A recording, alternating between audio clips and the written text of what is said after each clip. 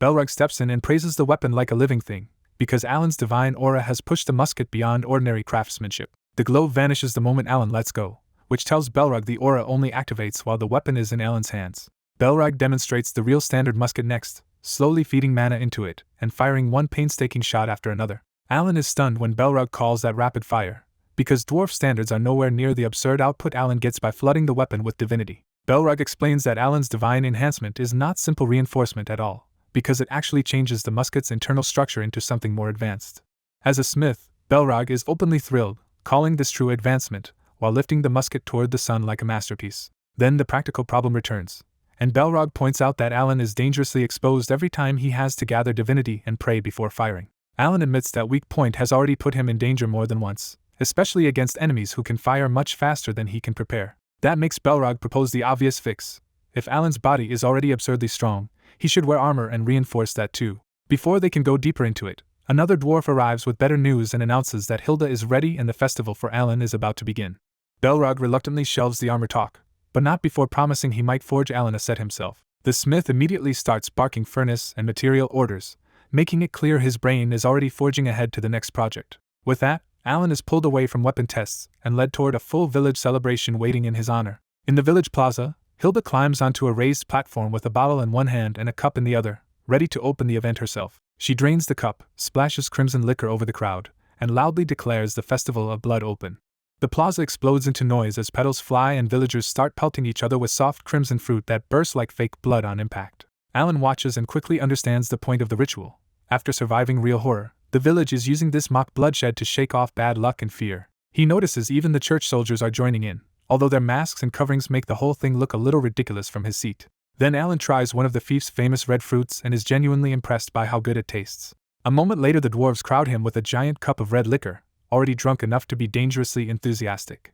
They fill the cup to overflowing and insist Alan drink, leaving him no real escape except an awkward smile. Alan downs it and gets hit by a brutal mix that tastes like soju and ground tomatoes, strong enough to spin his head almost immediately. The crowd roars for another round, and now villagers join the dwarves in topping off his cup again and again. Instead of resisting, Alan finds himself loosening up with the village, because their laughter feels less like protocol and more like a way of surviving together. He realizes the easy mood starts with Hilda herself, because she is not acting like a stiff princess at all but like one of the villagers hosting the party.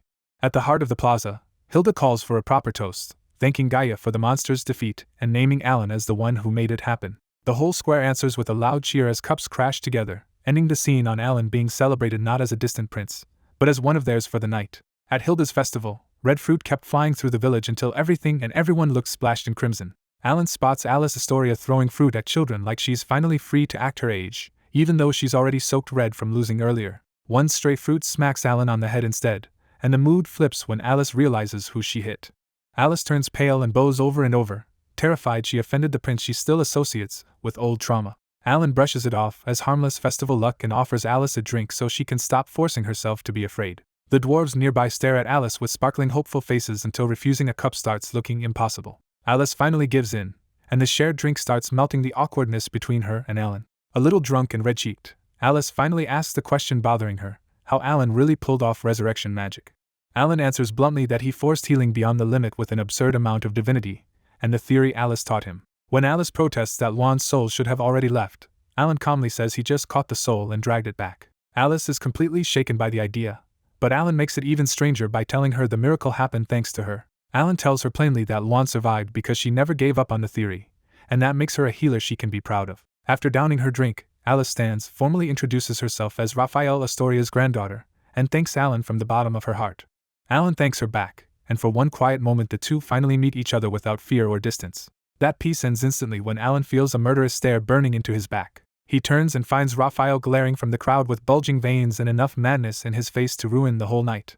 Elsewhere, Charlotte travels east with the Holy Emperor's recommendation until she reaches Humite near the Aslan border. Carrying a letter for Humite Academy, Charlotte follows an address to a humble house and steps inside to meet the man she came for.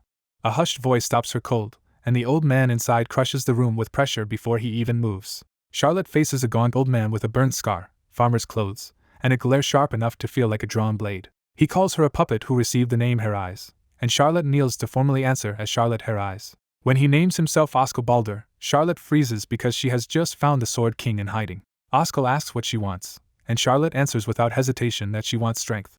She swears that strength will be used to serve and protect the seventh prince, even if the debt costs her life. Askell tests the limit of that loyalty by asking what she would do if the prince ordered her to die, or even to kill him. Charlotte can accept her own death, but she refuses to say she would kill Alan just because he commanded it. Askell explodes at her hesitation and drills in the doctrine that imperial puppets must obey any rightful heir without doubt, pity, or conscience. Then he decides that her resistance just makes the job more satisfying, and promises to turn her into a proper monster if she survives. He coldly congratulates Charlotte Hereyes on becoming a puppet of the imperial family, and her training begins with a threat instead of a lesson. On a different night, a red-robed figure with a beard and a huge sack bounds across dark rooftops hunting for children. The creature spots a child still outside, drops from above, and stuffs the victim into the sack in one practice motion. Inside the sack, other kidnapped children are already trapped and screaming as the abductor runs again. Neighbors throw open their windows just in time to see the red creature cackling on a roof under the moon before it vanishes. Panic spreads through the street as the residents scream that the red devil is real and rush to hide their children. A month after the festival, Alan finally returns from Hilda's territory to the capital and fixes the palace with a murderous stare of his own. He ignores the full welcoming line of servants, summons a musket on the spot, and marches straight for Luan's quarters with the Crimson Cross at his back. Alan kicks open the door and catches Luan in bed with 3 naked maids, turning his brother's luxury into the worst possible timing. Luan tries to play the gracious older brother until he notices the gun in Alan's hand. Alan orders the women out, and his knights cover them with robes before clearing the room for what comes next. Once the door shuts, Alan pours divinity into the musket and tells Luan this healing bullet probably won't kill him, but it will hurt. Then Alan fires his bottled-up anger straight into Luan's forehead. Afterward, Alan leaves Luan groaning on the floor and dumps all of his own duties onto him as payback for the leak and hunt deception. Luan accepts the punishment with infuriating good humor and still welcomes Alan home like nothing happened. Alan decides his revenge break will be spent studying magic instead, now that his divinity control is finally improving. Book after book, Alan absorbs magical theory almost like learning game skills, though harder grimoires still demand real effort and practice. But even in the library, Alan suddenly notices the same intense old stare waiting for him beyond the open door. From that point on, Raphael starts appearing everywhere in the palace, quietly shadowing Alan at every hour of the day. Alan first suspects revenge or overprotective grandpa behavior, but Raphael's stare carries something worse: naked greed. Even the private bath is not safe, because Raphael calmly slips into the water across from Alan like this haunting routine is perfectly normal. When Alan finally asks what he wants, Raphael at last reveals the point of the stalking. He wants Alan to learn magic from him. Later, Alan vents to Luan that he wanted a month of rest, not private lessons with the continent's most unsettling old man. Luan tries to frame Raphael's offer as an honor, but Alan flatly refuses because books and Alice already teach him enough without that nightmare tutoring. Their tea break is interrupted when a maid whispers urgent news into Luan's ear and his mood shifts at once. Luan brushes it off as more trouble from the Black Order, and that single name makes Alan's mind jump straight to Morgana. Inside the Imperial Palace, Alan searches for necromancy books and comes up empty, which immediately tells him the palace is useless for the knowledge he wants. While Alan digs through the shelves, Luan explains that the Black Order has resurfaced in Humite, a dangerous choice because noble heirs live there. Alan cuts straight to what he cares about and asks Luan if the Empire keeps any books on necromancy at all. Luan tells him the palace keeps no such ominous material, but Humite Academy stores plenty of grimoires under the magician's care. That answer lights Alan up, because his priest powers have limits and a trove of necromancy grimoires sounds like exactly what he needs to fill the gaps. Alan quietly judges that if he could handle Morgana and even a vampire, the Black Order should be manageable too. So Alan makes his pitch to Luan. He will wipe out the Black Order if he gets a little vacation in return. Elsewhere, Holy Emperor Kelp reads a report that confirms the Black Order has moved in Humite and even their familiar, the Red Devil, has been sighted. Kelp curses their nerve, because setting up in Humite means provoking the Empire right under Askell's nose. He knows the Black Order is weaker than the Empire, but their secrecy is the real problem, since even tortured captives reveal almost nothing. That makes Kelp think of Alan, the prince who already hunted down Lycans with frightening ease. After hearing Raphael's testimony, Kelp has already decided the real Imperial contenders are Luan, Hilda, and Alan, while the rest have fallen behind. A second report derails him again by hinting that the missing crown prince may have been spotted in a southern marketplace. The thought of his vanished son leaves Kelp bitterly helpless, because the man disappeared so completely that he cannot even confirm whether he is alive or dead. Then another report arrives to make the day worse, warning that Aslan's necromancer corps is moving suspiciously. Kelp grimly suspects Aslan and the Black Order may be working together, and the Empire's endless troubles are piling into one giant headache. Just then Luan enters, and Kelp immediately pushes a pile of work onto him before asking what brought him here. Luan explains that Alan wants to go to Humite himself and volunteered to deal with the Black Order. When Kelp hears Alan has a score to settle, he immediately links it to Morgana's attack and the prince's growing interest in forbidden power.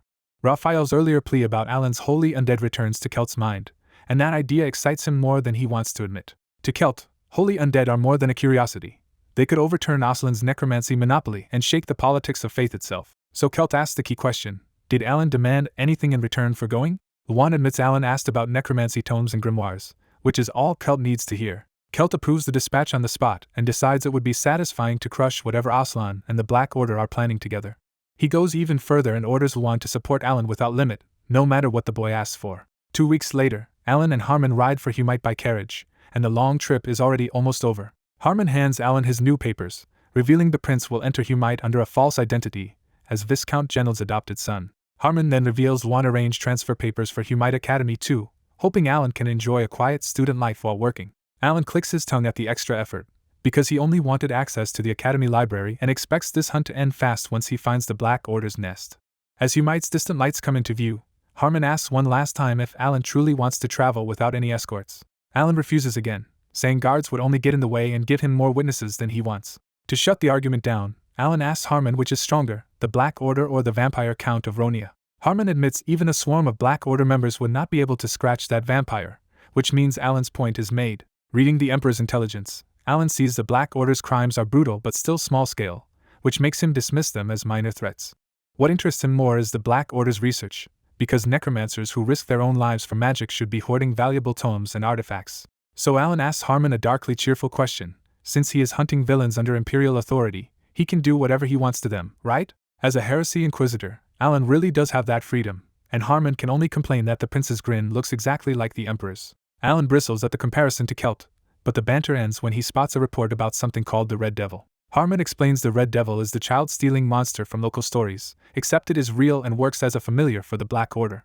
The description sounds so much like Santa Claus that Alan is thrown for a second by how absurd this world can be. Harmon adds that the Red Devil is made from stitched zombie parts, stronger than it looks, and nearly impossible to notice unless it is right in front of you. That stealth creates a real problem for Alan, because necromancers hide behind familiars and he cannot simply track living enemies by scent the way he can undead. So Alan reaches a new conclusion: if he cannot find the kidnappers easily, he needs bait to make them come to him. He remembers the victims are 10 to 16 years old, then abruptly realizes he is 16 himself.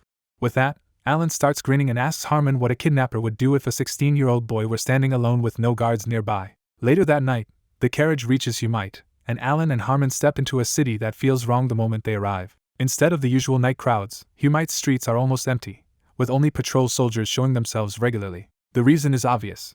After the Red Devil's appearances, people are too scared to stay outside after dark. A wall covered in warning notices and missing child posters drives that fear home, turning the Red Devil from rumor into a citywide nightmare.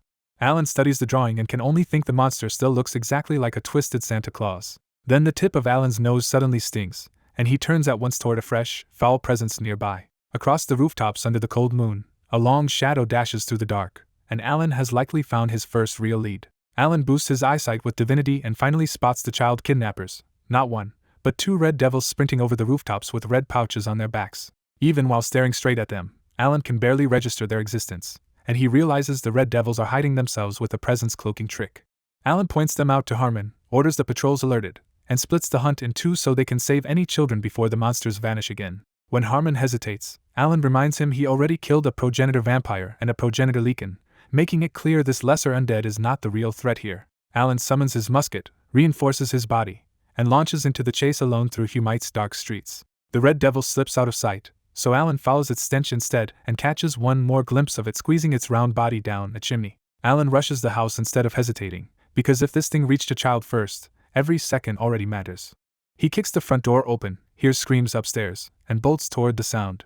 Upstairs, Alan finds the fake Santa in front of the fireplace with a bloody machete, 2 parents already cut down, and a child trapped inside the red sack on its back. The child's muffled cries suddenly fade, and Alan realizes the red devil can shut sound away too, making the abductions even harder to catch. The undead lunges first, but Alan ducks the machete and answers with 1 point-blank musket shot to the head. With the monster down, Alan tears open the pouch and a sobbing little boy immediately throws himself into his arms.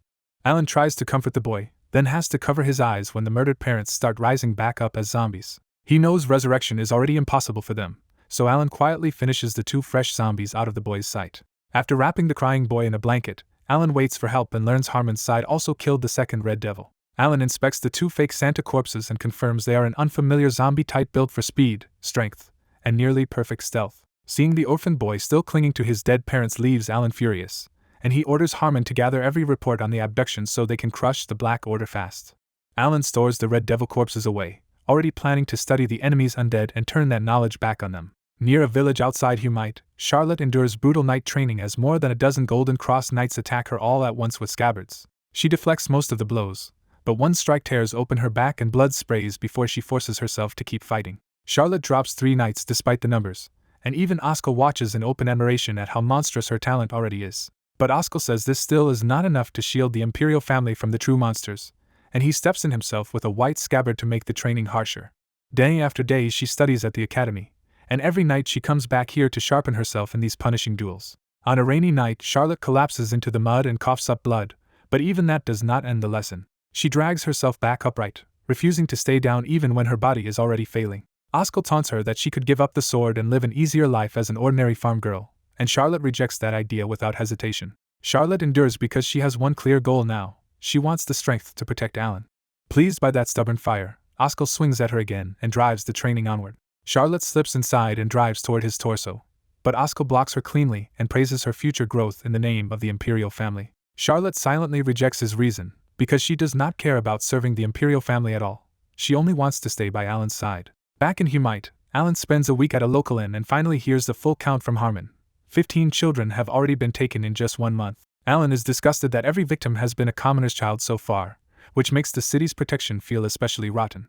Harmon explains the nobles protect their own heirs with private guards, and even the Black Order avoids provoking noble houses into flooding the city with troops. When Alan asks what force is strongest nearby, Harmon answers with the one name that matters: the Golden Cross is stationed close to Humite. Even with that elite order nearby, Harmon says this kind of covert hunt is the wrong job for them, and calling them in now would only scare the Black Order deeper underground. Alan agrees and refuses to mobilize them, because flushing the enemy into hiding could also doom any children still alive in their nest. Believing the kidnappers will strike again soon, Alan pulls the 2 Red Devil corpses out onto the in-room floor to start dissecting them himself.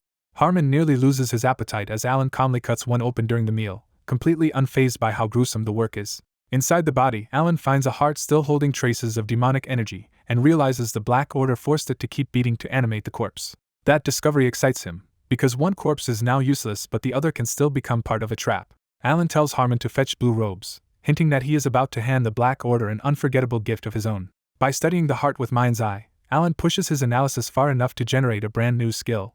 About 2 weeks later, another Red Devil returns to Humite at night, convinced the humans have grown lazy again after the lull in kidnappings. The creature thinks this is just human forgetfulness at work, the perfect moment to restart the old nightmare and snatch another child. Its eyes settle on a lone boy in a shabby blue robe standing in the plaza, easy prey who looks just small enough to fit in the sack. The Red Devil dives on him, but the moment it lands, the boy turns his head and smiles because Alan was waiting for exactly this. Alan is even relieved there is only one target this time, but the Red Devil starts feeling that something about this victim is badly off.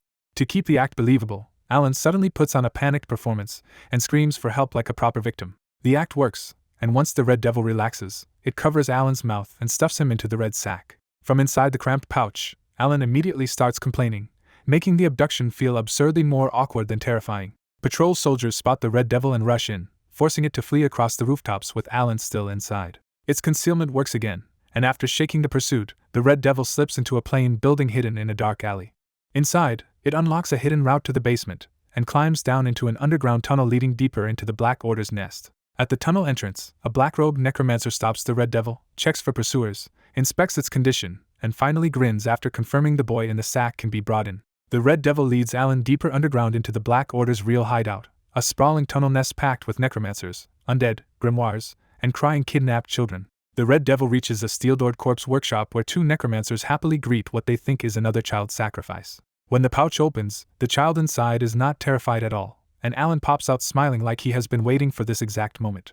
Alan cheerfully admits he used himself as bait for days because he was afraid the kidnappers might slip out of Humite before he found them. The necromancers decide to silence the weird boy anyway, and the Red Devil starts toward Alan with its machete drawn. Instead of panicking, Alan theatrically announces a gift from Santa and reaches into the pouch for his own surprise. A full-sized blue-clad corpse suddenly comes out of the tiny pouch, and the necromancers freeze when they realize Alan somehow brought in a twisted holy version of their own Red Devil. Alan pumps divinity into the blue corpse, turns its dead eyes on, and reveals his real gift, death for necromancers who toy with corpses. The newly awakened blue-clad undead moves first, and cleanly takes the red devil's head before the monster can touch Alan. Alan casually orders the blue-clad undead to kill them, and the two necromancers are butchered before they can cast a spell. With the workshop secured, Alan studies the room and realizes he has found an entire factory full of red devil bodies ready to turn into his own blue-clad undead army. Since Harmon already supplied enough blue robes, Alan decides Christmas can happen here after all, just with death delivered to the bad side. Elsewhere in the tunnels, overworked necromancers grumble that the Black Order seems to be preparing a huge coordinated attack across Humite, and maybe the whole empire. Their talk dies when heavy banging starts on a steel door nearby, and the sound alone tells them something is very wrong. The door finally blows off its hinges, and multiple blue-lit eyes appear in the darkness beyond it. Blue-clad undead in matching winter clothes shuffle into the hall, and at first the necromancers step closer in curiosity because the corpses look almost like improved red devils. That curiosity turns to panic when they sense divinity instead of demonic energy coming off the bodies. The front blue devil answers by splitting a necromancer's head open, and the hallway instantly becomes a slaughterhouse. Alan steps out from the middle of the blue devils like a delighted MC and announces that Santa has arrived with exactly the present these death-obsessed necromancers deserve. The moment Alan says his gift is death, the blue-clad undead rush the hideout, and the massacre spreads through the tunnels. Screams and laughter echo together as the blue-clad undead hack necromancers apart and drag down anyone who tries to run. Alan uses the chaos efficiently and orders his undead to find the kidnapped children and strip the hideout of every useful item and document. The remaining necromancers finally try to fight back with spells, but Alan moves even faster and turns every corpse and skeleton in the hall into holy undead.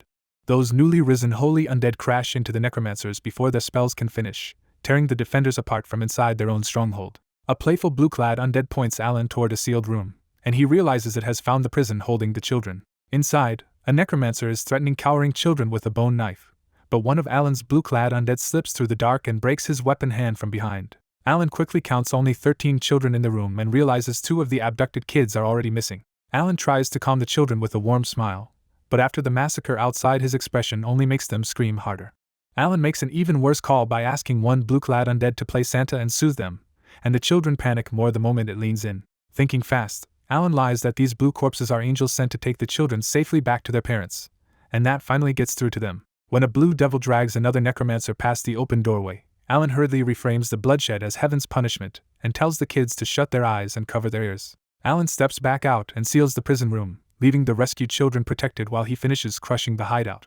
A commanding necromancer tries to rally the defense behind a line of skeletal mage guards, but Alan lights up when he sees what valuable specimens they are. Rather than kill the leader, Alan orders one of his blue-clad undead to take him alive because he wants the man's necromancy, an undead under his control. Once the fight is firmly in hand, Alan calmly sits down in the middle of the blood-soaked hall and starts reading through the confiscated papers. Among the papers, Alan finds the Chaos Plan and realizes the Black Order is not just hiding here, but preparing coordinated terror attacks across multiple Imperial cities. That discovery is too big to sit on, so Alan immediately sends one of his blue-clad undead to bring Harmon down to the hideout. He then looks over the captured necromancers and decides their real value is not in dying quickly, but in being kept alive until he learns everything they know. Up in Humite's Central Plaza, 10 blue-clad undead suddenly appear with the rescued children, and the soldiers freeze because the monsters are escorting hostages instead of attacking. The blue-clad undead kneel and gently pat the children before vanishing into blue light, leaving the soldiers to rush in and the kids to insist Blue Angels and Grandpa Santa save them. Watching from a distance, Harmon silently follows another blue-clad undead into a deserted alley and down to Alan's hidden battlefield. The moment Harmon enters the hideout, he is hit with the full aftermath: blood everywhere, holy undead hauling corpses, and the stink of bodies already being burned. In the center of that carnage, Alan has surviving necromancers blindfolded and bound in front of him and starts asking the question that matters most: what happened to the 2 missing children? When the prisoners only tremble and beg, Alan coldly asks if they already devoured the children to fuel their demonic magic. Alan rejects their pleas and makes his verdict clear: the dead are done, but the living necromancers will be worked without rest until he learns necromancy through them. After crushing the Black Order hideout, Alan mocks the captured necromancers for whining about dying when they chose a path that was always headed for death anyway. The moment Harmon arrives, Alan forces his rage behind a polite mask and says he has a new job for him. Alan hands Harmon the Black Order's Chaos Plan, and Harmon is stunned by how recklessly insane it is. Harmon says the plan would collapse within hours, but Alan points out that even 2 or 3 hours of chaos could still be enough for the Black Order's real objective. Alan explains that the raid uncovered a wider network, with more Black Order cells still hiding in Humite and other major cities across the Empire. Even Alan admits the Black Order is not cowardly but outright insane, because they were ready to burn themselves down just to strike at the Empire. Alan orders some of the surviving necromancers sent to the Imperial Palace so the Crimson Cross can tear the rest of the truth out of them. Harmon worries that sending them to Inquisitors will expose Alan's holy undead, but Alan says the Archbishop and probably even the Emperor already know something is off. Alan tells Harmon to warn the palace, reinforce all key cities, and extend his stay in Humite because he still has unfinished business there. Harmon leads away a group of prisoners, leaving Alan behind with the rest of the Black Order members. With Harmon gone, Alan flashes an evil grin and starts another round of questioning to hunt down every remaining hideout in Humite. Far from Humite, a lonely house near the Aslan border hides another Black Order base where executives receive bad news from the field. The report is brutal. Humite's group has been wiped out, priests and paladins are being deployed across strategic cities, and the Chaos plan will likely fail the moment it starts. The executives rage because Humite was the key piece of the whole operation, and now the Empire is clearly moving before they can. When they hear the Heavenly Army has already been stationed near Aslan's border, the room realizes their timing advantage is gone. Their real assignment had been simple but vital: flood the Empire's key cities with undead terror for a few hours and pin down the Golden Cross near Humite. Instead of launching the plan, Aslan now wants it postponed and will send an envoy to deny any connection before the Empire decides to invade. The Black Order leaders curse the collapse of their chance to seize fertile Imperial land, especially after Humite's mistakes ruined everything before it even began. Then a cold voice cuts through the room and rejects the word failure outright. The founder of the Black Order steps out as a lich, and every necromancer immediately drops to their knees before him. The lich orders the envoy informed that the plan is only delayed, not cancelled, and declares that he will personally cover the loss of Humite's forces. He also commands them to uncover who exposed the Humite hideout, promising to personally erase that enemy and Humite with it. A month later, Humite looks completely different, with lively evening streets full of families, travelers, and children staying out without panic. An elderly necromancer named Besham slips into the city under a hood, looking for any survivors from Humite's destroyed Black Order branch. Then a child suddenly shouts about Santa, and Besham turns to see what everyone is pointing at. Perched on a chimney is a blue Santa, and Besham instantly realizes it is a red devil-type undead dressed in a different color. What unsettles Besham even more is that the city treats the blue Santa as a blessing instead of a nightmare. Besham remembers the rumors that these blue Santas return kidnapped children and even leave money behind, turning them into strange guardian fairies of Humite. The blue Santa suddenly locks eyes with Besham, identifies him through its master's power, and quietly says it found one. Besham bolts into an alley and runs hard, desperate to shake off whatever just marked him. When no one seems to be chasing him, he cautiously checks his surroundings and tries to convince himself he lost the thing. Still panting, Besham pulls out a map and heads for another hidden safe house where Humite's survivors should be waiting. He reaches an unmarked steel door, gives the password, and hears fear in the guard's voice before he is finally let in. The guard hurriedly pulls him inside, already acting like a man who expects death to follow right behind the guest. As Besham is guided below, he finds the surviving necromancers filthy, hollow-eyed, and broken by fear. When Besham enters the inner room, the survivors immediately ask whether the Black Order sent help or a rescue team. Besham bluntly tells them there is no rescue coming because he only came for information, and that answer pushes them even closer to panic. Confused by their behavior, Besham asks if heresy inquisitors are hunting them, but they say the real problem is a monster still searching for them now. The survivors spread documents on a table and insist they piece together a pattern from old rumors and recent massacres. They claim the slaughter of vampires in the capital and the Leakin hunts were all early signs of a new weapon being developed by the Theocratic Empire. In their minds, the butcher of vampires and lichens is the same being now haunting Humite, a terrifying angel created by the Empire. Besham laughs the whole thing off as paranoid nonsense, but the survivors insist they even have witnessed stories from children who said an angel saved them. Trying to humor them, Besham asks whether this angel is just another name for the blue devil he saw outside. The room goes cold when Besham casually admits that one noticed him on the street before he came here. A survivor explodes at him in fury, calling him an idiot for coming straight to the hideout after being seen. That accusation breaks the whole room, and the remaining necromancers start packing their documents in blind panic. They decide to scatter the moment they leave because they are convinced the angel is already on its way here. Besham tries to stop one of them and demand an explanation, but the man can only scream that the creature is coming. Then the hideout is rocked by a violent explosion, proving the survivors were right too late. A blast tears open the steel door of the necromancer's hideout, and the people inside freeze as a small armored figure steps out of the smoke with heavy metallic footsteps. Blue rune-like light spreads across Alan's white armor as divine aura flares, and the necromancers instantly realize the angel of Humite has come for them. The necromancers burn their own lifespans to summon zombies and skeletons, but the angel just keeps walking as his divine aura melts every undead body that gets too close. Alan raises the musket and unleashes spread shot, turning the tight passage into a brutal storm of bullets, ricochets, and explosions. When the smoke clears, the blue Santas begin searching the hideout for kidnapped children and loot, while the angel keeps marching deeper inside. He switches to burst fire and calmly guns down fleeing necromancers one after another, making it obvious this angel shows no mercy to death magic users. One legless necromancer begs for mercy, but Alan pins him underfoot and coldly promises to send him to hell with the goddess's grace. He kicks down another heavy steel door and finally reaches the larger chamber where Besham and the remaining necromancers are waiting. Besham is stunned that the monster terrorizing Humite is so small, but the others still order a full attack before fear can swallow them. Their combined curses, fire, poison, and frost slam into the angel's shield hard enough to wreck the room, yet he comes through the barrage completely untouched. The angel's glowing eyes and steady advance break their nerve, and even Besham starts panicking as the entire room runs out of strength before doing any damage. As Besham desperately prays to Udai, Alan studies their spellwork in real time and loads the same kind of fire magic into his musket.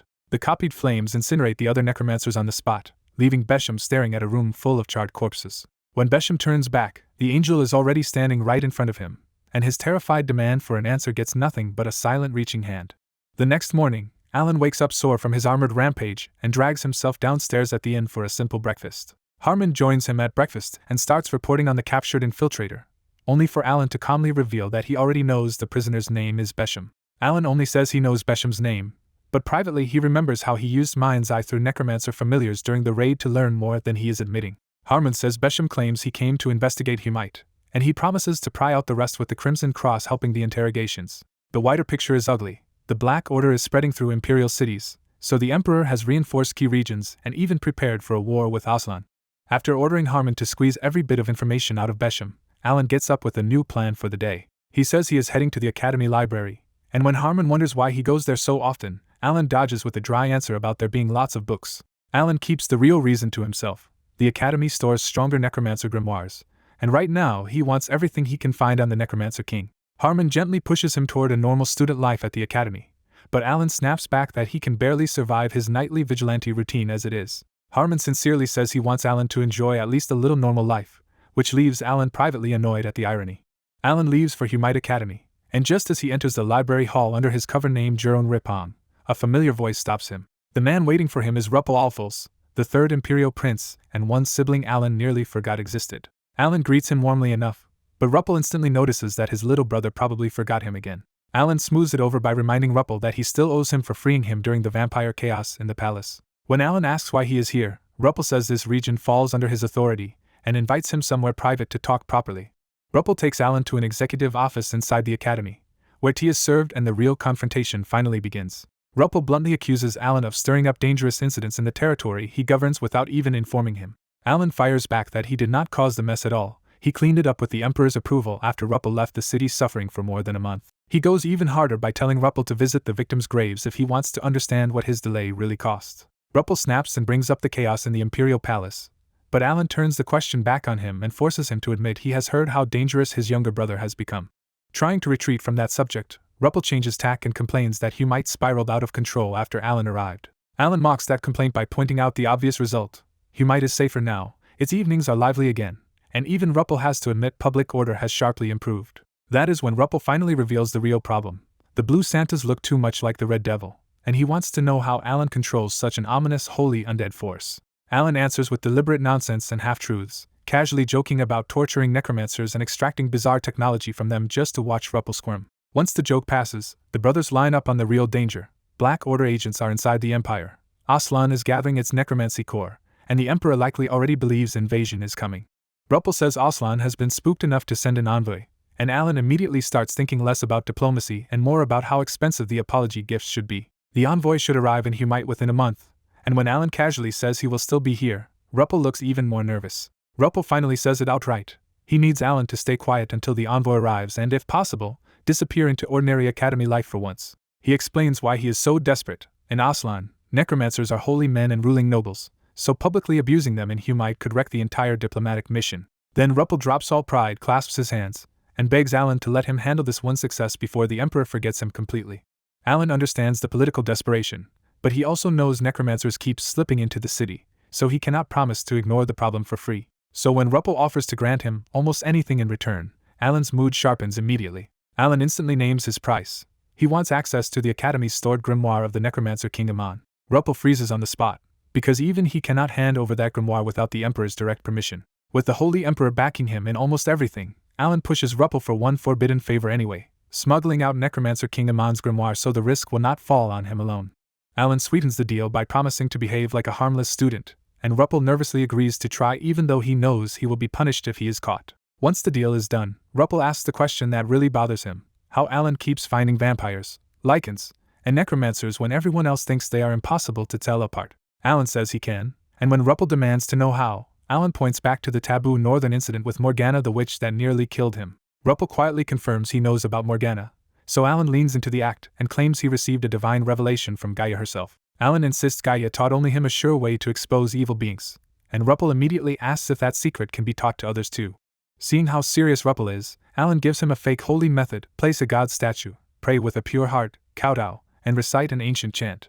Alan finishes the prank by teaching Ruppel a mangled piece of Buddhist scripture as if it were an ancient divine hymn. After leaving the office, Alan hears Ruppel already mumbling the chant inside and realizes his joke has landed perfectly. Alan privately wonders whether the gods will ignore Ruppel or put him through the same miserable trials Alan has endured since insulting Gaia in this body's past. His mood shifts when he checks the transfer document Ruppel shoved into his hand and remembers he is now supposed to lie low as a student until the envoy arrives in 1 month.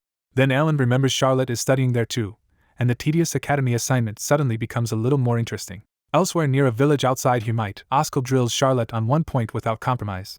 As a Golden Cross agent, she must obey the Imperial family without question. Charlotte swears she will follow His Highness, but Oskel snaps and corrects her to His Majesty, making it clear that her loyalty must point to the Emperor alone. She swallows the urge to quit because she knows this brutal place is making her stronger, and Oskel immediately declares that from today her training will be twice as harsh. The next day at the Academy cafeteria, Charlotte arrives covered in fresh bandages and dried blood, drawing uneasy stares from every table around her. Hayes approaches carefully, asking if she is alright and trying to offer concern to the girl he once insulted back in Ronia. He even offers a rare potion for her wounds, but Charlotte rejects it flatly because Oskel taught her to endure pain and keep moving even when hurt. Hayes is left staring at her in quiet awe, struck by how composed she stays despite injuries that should have left anyone else barely standing. When Charlotte stands to leave, Hayes hurries after her, still looking for a reason to stay close. But Charlotte's exhaustion catches up to her, and the world abruptly drains into monochrome as dizziness nearly makes her collapse. Someone catches her before she falls, and Charlotte thanks the stranger automatically while trying to pull herself away on instinct. Then she hears the familiar voice, looks up, and freezes as Alan appears in front of her inside that dim, colorless haze. Charlotte blurts out his title, but Alan quickly hushes her and warns that she cannot call him that here. With a bright grin, Alan introduces his cover name as Jeroen Ripang and tells Charlotte he will be attending the academy for a short while. Now living that cover full-time, Alan quickly finds academy life unbearable because the classes are too easy, too dull, or too useless for survival. He decides there is no chance he will endure a whole month like this, so he starts skipping class and hides out in the library instead. At lunch he runs into Charlotte again, and now that he sees her up close, her injuries look so serious that he fears she may be getting bullied for being a commoner. Charlotte recovers herself at once, sets down her tray, and formally greets him as young Master Jeroen without slipping once. Her careful distance stings Alan for a second, but then another surprise lands when she introduces herself with the old noble's surname Herais. Alan recognizes Herais as one of the old houses destroyed by the Necromancer King, one tied to a lost military force that once served the Imperial family. Before Alan can dig deeper, Hayes spots him from behind, drops his tray, and recognizes him as the saint on the spot. Hayes immediately drops to his knees and prostrates himself in front of everyone, loudly paying respect and wrecking Alan's plan to stay unnoticed. Since lunch hour gives them freedom to leave, Alan escapes the mess and heads to the market in Humite's center to eat somewhere less public. That piece lasts about 5 seconds, because Charlotte sits on one side of him and Hayes on the other, turning a simple meal into a painfully stiff three-way lunch. Alan goes straight back to the issue bothering him and asks Charlotte what really happened to all those blunt force injuries. Charlotte quietly says they came from sparring, but Alan does not buy it and bluntly asks if she is being ostracized. Hayes jumps in at once to deny it, and Alan turns that suspicion on him instead by asking if he had anything to do with her condition. Alan presses harder by bringing up the maid assault rumor from Ronia, and Hayes is horrified enough to finally explain himself. Hayes insists he was not the rapist at all. He says higher-born boys planned the attack, he tried to stop them, and the whole punishment was dumped onto him instead. He even admits his vile act in Ronia was mostly bluffing, because he thought acting like a dangerous count's son was the only way to survive among the convicts there. Alan accepts that for the moment and circles back to Charlotte, still trying to understand who is hurting her. He even wonders if Grill has turned into a child beater, and that finally makes Charlotte snap up in alarm to defend her foster father. Charlotte says Grill is caring and that they still exchange letters, but after that brief defense she closes up again and refuses to reveal anything more. Then Charlotte makes her real intention clear at last. She wants to become a paladin and serve Alan personally. Her words hit hard enough that Hayes drops his food in shock, while Charlotte ignores him completely, and keeps her focus fixed on Alan. Charlotte rises from the bench, kneels in the middle of the public street, and pledges herself as Alan's sword and shield. As the crowd whispers around them, Alan looks down at Charlotte and weighs the gravity of her vow, knowing full well that the path to becoming a true paladin demands a monstrous body, mind, and faith. Alan accepts Charlotte's wish to serve him, but he immediately tells her a paladin at his side should not look this broken. Charlotte says she needs the will to endure pain and rise again, but Alan dismisses that grim mindset as pointless. Alan tells her she never needs to fear injury under him, because he will simply heal whatever happens to her. To prove it, Alan pokes Charlotte's forehead and quietly pours divinity into her body. Charlotte's bruises and old scars fade away in front of her eyes as Alan continues healing her face. Alan unwraps the bandages from Charlotte's head and promises that even if she suffers a terrible wound, he will leave no scar behind. Alan goes even further and says that if Charlotte dies, he will drag her back to life himself. When Alan pushes her untouched burger toward her and asks for her answer, Charlotte finally breaks into a bright, genuine smile. That night at the training ground, Oscar immediately notices that Charlotte has changed in a way simple healing cannot explain. Charlotte's body moves more smoothly, but what really shocks Oscar is the new fire in her eyes. As she remembers pledging herself to Alan, Charlotte hardens her resolve and decides she will never give up. She unleashes a brutal upward slash that explodes through a golden cross knight's guard and smashes him into the trees. Divinity shines along Charlotte's blade so brilliantly that even Oscar is left staring in stunned disbelief. Excited by her talent, Oscar rushes forward and starts talking about how far she could grow for the Imperial family. Charlotte cuts him off cold and says she has no intention of pledging loyalty to the Imperial family. Even when Oscar warns her about duty and obedience, Charlotte insists she will move by her own will and never live as anyone's puppet. Charlotte goes all in and tells Oscar that if he wants to turn her into a puppet, he can try to break her first. Oscar says someone without loyalty cannot stay in the Golden Cross, and Charlotte answers that she only needs one lord. She names Alan Alphonse as the only lead she will ever serve, and the whole field goes still. When Oscar says Alan is not emperor, Charlotte answers with an even more dangerous vow: then she will make him the next holy emperor. After making sure everyone heard her, Oscar unexpectedly bursts into laughter instead of condemning her on the spot. Oscar admits she cannot remain in the Golden Cross while openly defying the Holy Emperor, even if he thinks she could have been his ideal successor. Then Oscar orders the others to bring him the Sword of Her Eyes, and the mood shifts from discipline to inheritance. Oscar formally expels Charlotte from the Golden Cross and throws the white-sheathed sword to her feet instead. But the blow turns into a promotion when Oscar assigns her to the forgotten sixth force of the Imperial family, the White Cross. When Charlotte draws the sword, she realizes she is being recognized as the new head of House Herai's Lost Order. Oscar takes up his own sword and orders Charlotte to kneel, treating her not as a child to scold but as a leader to appoint. He taps her shoulders and head with the blade, charging her to follow and protect the man she chose. Oscar declares Charlotte his equal as head of Marquis Herai's line and reveals the Emperor's secret order to make her the strongest being in the Empire. The ceremony ends as a challenge when Oscar points his sword at Charlotte and promises to forge her into a true paladin by force. 3 weeks later in Humite's marketplace, Alan spends lunch on a bench while Harmon quietly warns that necromancers have been growing active again. Alan grumbles that killing one necromancer only makes more appear, especially around Humite's outskirts at night. Harmon explains the Black Order is likely throwing away its weak, short-lived necromancers as disposable pieces. That answer only convinces Alan that the Black Order's chaos plan is still moving, even though he still has no clear lead on what they are trying to do. Harmon adds that Aslan's envoy is still coming and still denying everything, which leaves Alan wondering whether war is really on the table. Their discussion is cut off when a beautiful noblewoman suddenly recognizes Alan in the middle of the marketplace. Harmon nearly chokes when he realizes the woman is Rose Darina, the crown princess consort and mother of Ruppel. Alan reads her with mind's eye and is thrown by how unstable and obsessively fixated she really is beneath the polished exterior. Rose asks why Alan is in Humite, and he smoothly answers that Ruppel recommended the academy to him. Rose reacts oddly and starts talking about her son as the second imperial prince, which instantly confuses Alan. Alan quietly asks Harmon who this supposed second imperial prince is, and Harmon clearly does not want to answer in public. Before Harmon can explain, Ruppel arrives in a carriage and rushes over in alarm at finding his mother here. Rose immediately hugs grown-up Ruppel in public and fusses over him with overwhelming affection, leaving him visibly embarrassed. Alan almost sees it as simple family warmth until Rose starts praising Ruppel as the second imperial prince and her beloved first son. Alan bluntly asks what that means, and Ruppel shoots Harmon a hard glare before Harmon stalls for time. Ruppel gently gets Rose back into the carriage, but she still throws Alan one last nasty glare before leaving. Before shutting himself away, Ruppel tosses Alan the sealed bundle he promised him, the chained grimoire of Necromancer King Amon. Alan is too distracted by the family mystery to enjoy the prize, but Ruppel shuts him down and leaves without another explanation. Once the carriage is gone, Alan turns on Harmon and orders the truth as both prince and heresy inquisitor. Harmon finally gives in and warns that this is the kind of imperial scandal even the court avoids speaking about. Harmon explains that Rose loved the Imperial Crown Prince deeply and became his second wife, expecting a child she had already named in her heart. Then he drops the real tragedy. The child who was supposed to be the second Imperial Prince died in Rose's womb before birth. Alan blurts out in shock as Harmon adds that even the priests at her side could not bring the dead baby back to life.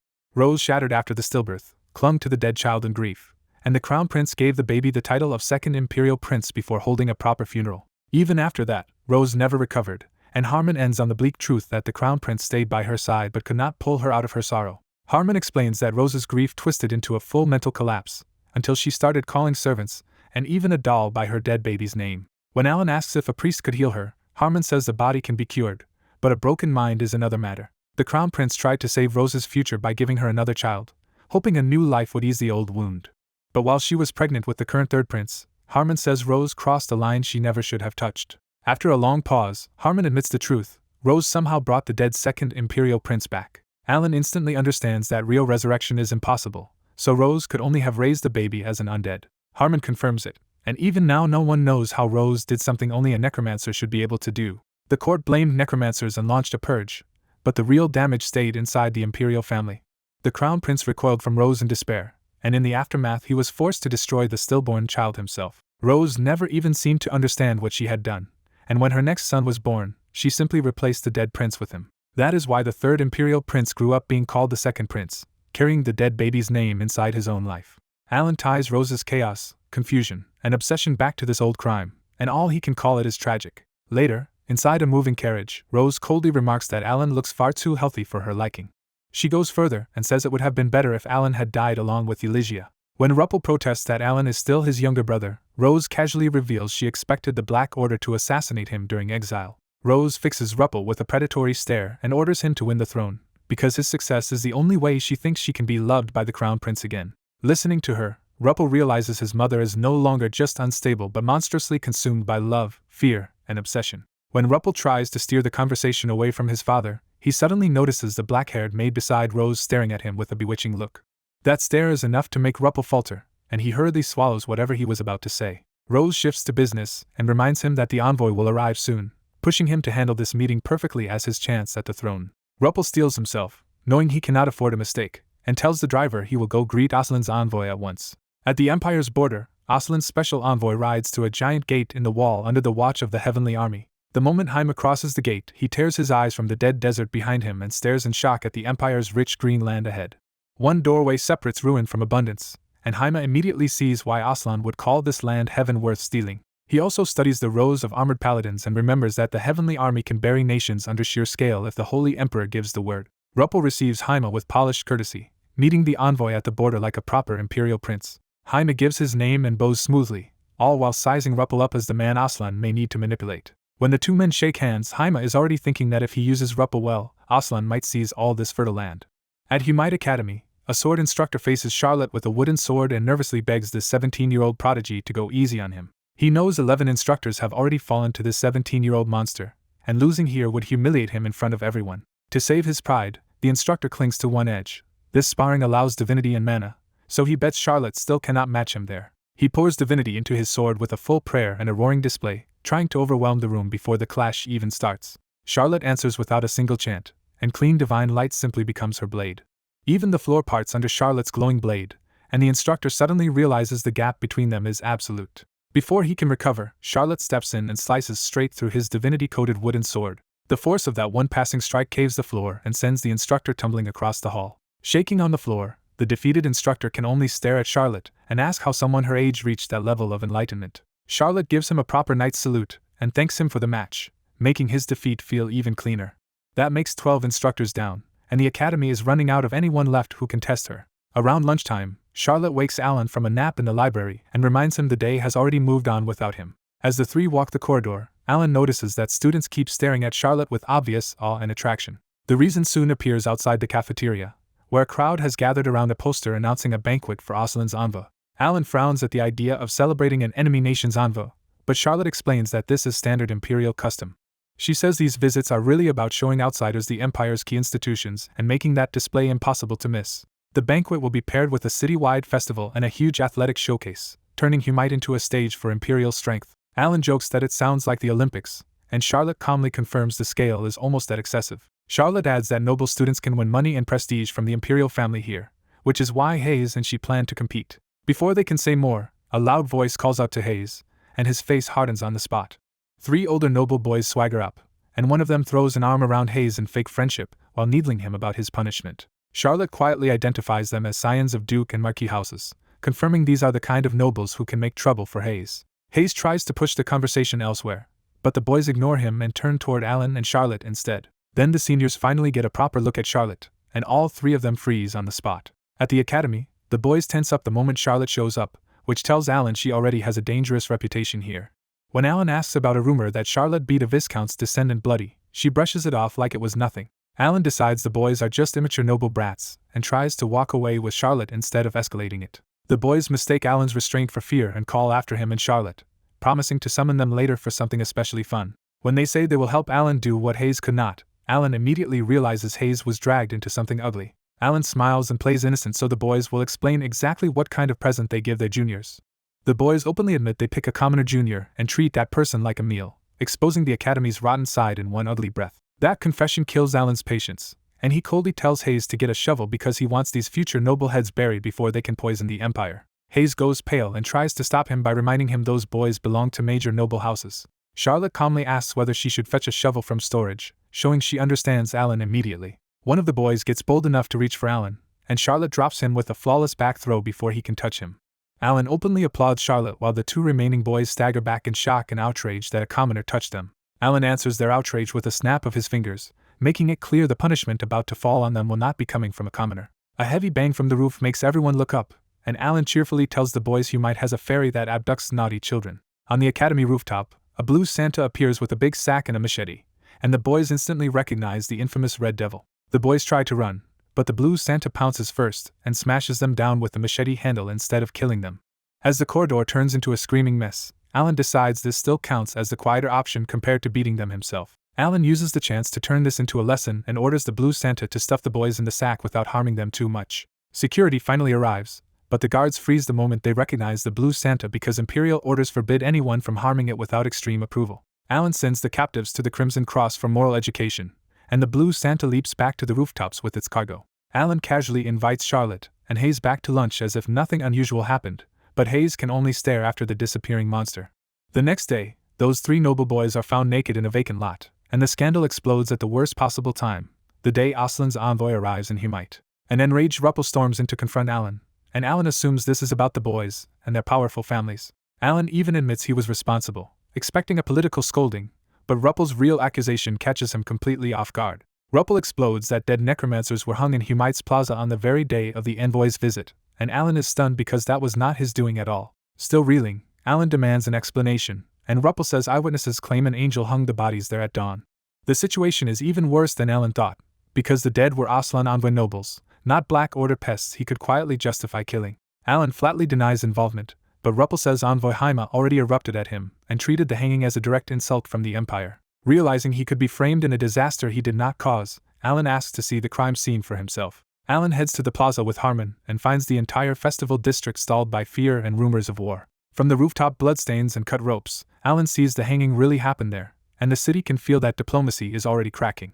Harmon reports that the imperial family likely did not order this, because murdering foreign nobles as a warning would be madness before open war. There are no real eyewitnesses either, which means the killer was skilled enough to leave bodies in the heart of the city almost out of thin air. Alan and Harmon briefly consider whether Aslan staged the killings as a pretext for war, but the envoy's genuine outrage makes that theory shaky too. That leaves a third party, and before Alan can chase the thought any further, a demonic stink and crushing pressure suddenly slam into him. Alan turns toward a nearby alley and spots a hooded figure there, while a voice speaks straight into his mind instead of out loud. When the hood lifts, Alan sees a white skull with burning crimson eyes, and the Lich calmly identifies him as the angel who ruined Humite for its side. Alan triggers Mind's Eye and realizes the skull-faced monster is a Lich steeped in destruction, black magic, and necromancy. Realizing this Lich is the real culprit and far beyond an ordinary undead, Alan instantly draws his musket to kill it before it can do worse. Alan starts charging his musket with divine power and summons all the blue Santas in Humite before Harmon even understands what enemy he has sensed. As Alan prays and stacks more divine power into the long-range shot, Harmon scrambles to evacuate the nearby citizens. Alan fires a fully charged bullet of light across the plaza at the Lich, trying to erase the threat in one long-range shot. The Lich counters with Amon's staff and a demonic barrier, and Alan's holy shot detonates against it in a violent clash instead of piercing through. The cracked barrier proves Alan's shot was terrifyingly strong, but the fact that it still failed to kill the lich leaves him badly shaken. Alan immediately swings his musket back onto the surviving lich for a second shot, but the enemy decides fighting him now is too costly. Before retreating, the lich throws Alan a telepathic promise that next time they meet, it will definitely kill him. With that threat still hanging in the air, the lich dashes deeper into the alley and escapes before Alan can finish it here. The instant the lich tried to flee, Alan realized this enemy meant to come back for him later, so he rushed straight into the alley after it. While running, Alan offered another prayer and poured divinity into his musket for one clean killing shot. Alan's blue Santas swarmed the escaping lich first, but Nasu's crushed them with terrifying ease. Nasu's flooded his staff with demonic power, and the blue Santas trying to block him either burned to ash or rotted apart on the spot.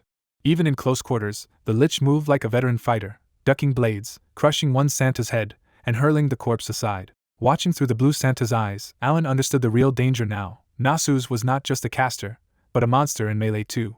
Nasu's finally ran out of road at a dead end, only to find blue Santas on the rooftops and Alan stepping in behind him. Alan leveled the musket, called it checkmate, and fired before the lich could bring up its staff. The holy bullet blasted straight through Nasu's skull and exploded the top of his head into scattered bone fragments.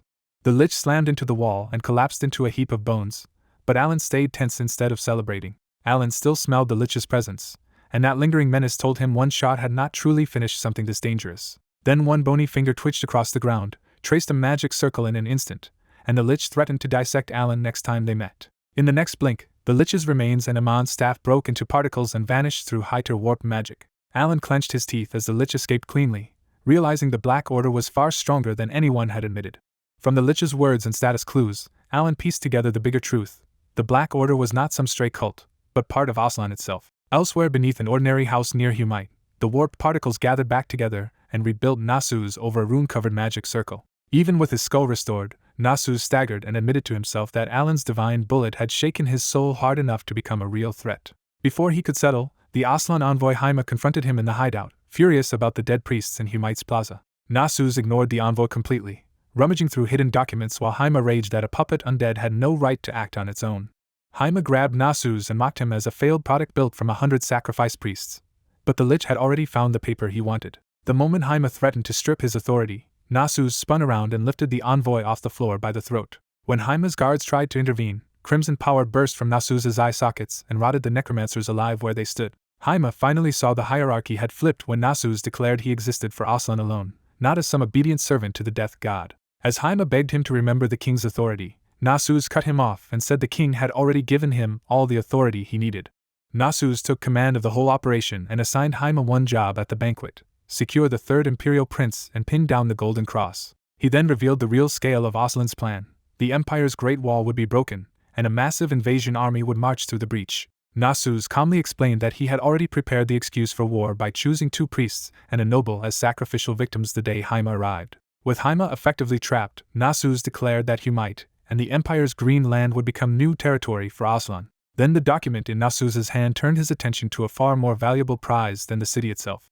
The old Black Order request named Alan Alphals, and the client was Rose Darina, the mother of the third imperial prince. What should have been a simple hit on a powerless child had instead led Nasu's to a contradiction Aslan could not ignore. To Nasu's, Alan was an angel-like being who used divinity for necromancy, a terrifying bridge between life and death that could shake both religions. By the end of that thought, Nasu's had made his decision. Aslan needed to secure Alan no matter what. Back on the Empire's side, Harman reported everything to the imperial family, but the Holy Emperor still ordered the banquet to proceed and told them to maintain diplomatic contact. Alan was stunned that the old Emperor would keep this event alive even with a war threat hanging over Humite. Hoping to stop the banquet another way, Alan called Ruppel to the Academy's executive office for a direct argument. But when Ruppel arrived, he calmly confirmed that the banquet would still happen in 2 weeks along with an even larger festival. Alan could not believe it, especially when Ruppel explained that Haima had apologized and wanted to clear up any misunderstanding through dialogue at the banquet. Ruppel snapped back that throwing out Aslan's envoy now would make the Empire look guilty of murdering foreign nobles and starting the war first. Alan tried to drag the talk back to the real problem by reminding him that an undead lich had already shown up in Humite. Ruppel admitted that much, but he leaned on one reassurance: Oskel Baldur of the Golden Cross was in the city, and even stronger than Archbishop Raphael. That still did not solve Alan's real fear, because this was no longer about one enemy but about tens of thousands of civilian lives. Alan decided the only sensible move was to go straight to the Imperial Palace and report everything to the Holy Emperor himself. Ruppel shut that down immediately, because Haima had specifically asked for Alan, the man who led the hunt against the Black Order. Alan saw through it at once and called it what it was, a stupid excuse likely cooked up by the Lich. Ruppel answered with cold reality. They all knew it smelled wrong, but they had no continent-wide proof that Aslan controlled the Black Order. He kept pushing the same bitter logic, without proof that even other kingdoms would accept. Dialogue was the only option left if they wanted to preserve peace. Alan finally agreed to attend, but only with a dangerous twist. He would also use his own authority as a heresy inquisitor. Ruppel instantly feared Alan meant to arrest the envoy, but Alan said no, he intended to stop whatever Aslan was preparing instead. Then Alan dropped the real move on him. He would deploy the Empire's army to the Aslan border before the enemy could act. Ruppel blurted out that such a thing should be impossible, until Alan reminded him he could combine his authority with Luan's and Hilda's as well. Alan called Harmon in at once and began issuing rapid-fire orders to gather every force he could reach. He ordered messages sent to Luan and Hilda, called for the Crimson Cross, requested the Verdant Cross and the Dwarven Legion, and even demanded troops from Viscount Genold. Alan did not stop there. Ordering paladins gathered and the 3 young musketeers' corrupt families investigated so their private forces could be confiscated and conscripted too. Harmon simply bowed and accepted, making it clear Alan's war readiness was already in motion.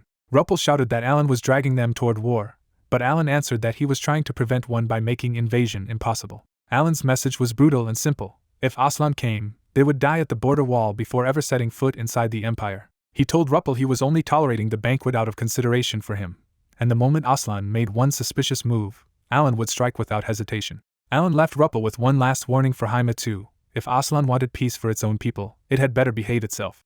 Outside the office, Alan kept moving and gave one final order to Harmon. Bring Oscar Balder to him for a face-to-face talk. Alan's letter set the whole Empire moving, and Luan, Hilda, and Genold all sent troops without hesitation. The Empire used the crisis as cover to expose corrupt nobles, seize their private soldiers, and swell the invasion force at the Aslan border. While more than 26,000 soldiers massed at the frontier, Harmon spread paladins through Humite, and the Golden Cross locked down Ruppel's residence under the excuse of protection. When Haima learned how much force the Empire had gathered in just 10 days, his face went white. Haima snapped at Ruppel, demanding to know why friendly diplomacy had turned into a military noose. Keeping his voice low under the paladin's eyes, Haima warned that if Ruppel really wanted war, he still had time to dismiss the army. Ruppel could only admit that he no longer had the authority to stop any of it. The truth was simple and worse for him. With Luan, Hilda, and Alan all involved, the right to move that army now rested with Alan. As Ruppel trembled, he finally understood why those powerful figures trusted Alan so easily. Each of them owed him a miracle, or a victory. For the first time, the wild rumors about Alan slaughtering vampires and butchering lichens no longer sounded like nonsense to Ruppel. Still rattled, Ruppel asked if they should postpone the banquet. Haima rejected that immediately, saying Aslan had already prepared too much to turn back now. Then Haima leaned in with a new plan and said they only needed to stop the Order of the Golden Cross from moving. Whatever Haima whispered next made Ruppel's face harden on the spot. Elsewhere, Humite itself had turned into a powder keg, with citizens panicking over war signs and Aslan's ominous moves. Even with princes moving armies on their own, the Holy Emperor stayed focused on a different battlefield, the rot inside his own court. In a dim prison chamber, Kelt faced a sight meant to break even a vampire. Fomer's body had been ripped apart, pinned with silver, and burned non-stop by holy water. Kelt had waited for hard proof that someone powerful inside the Empire had deliberately let vampires into the palace. After endless torture, Fomer finally broke and confessed who helped him infiltrate the palace and murder Euligia.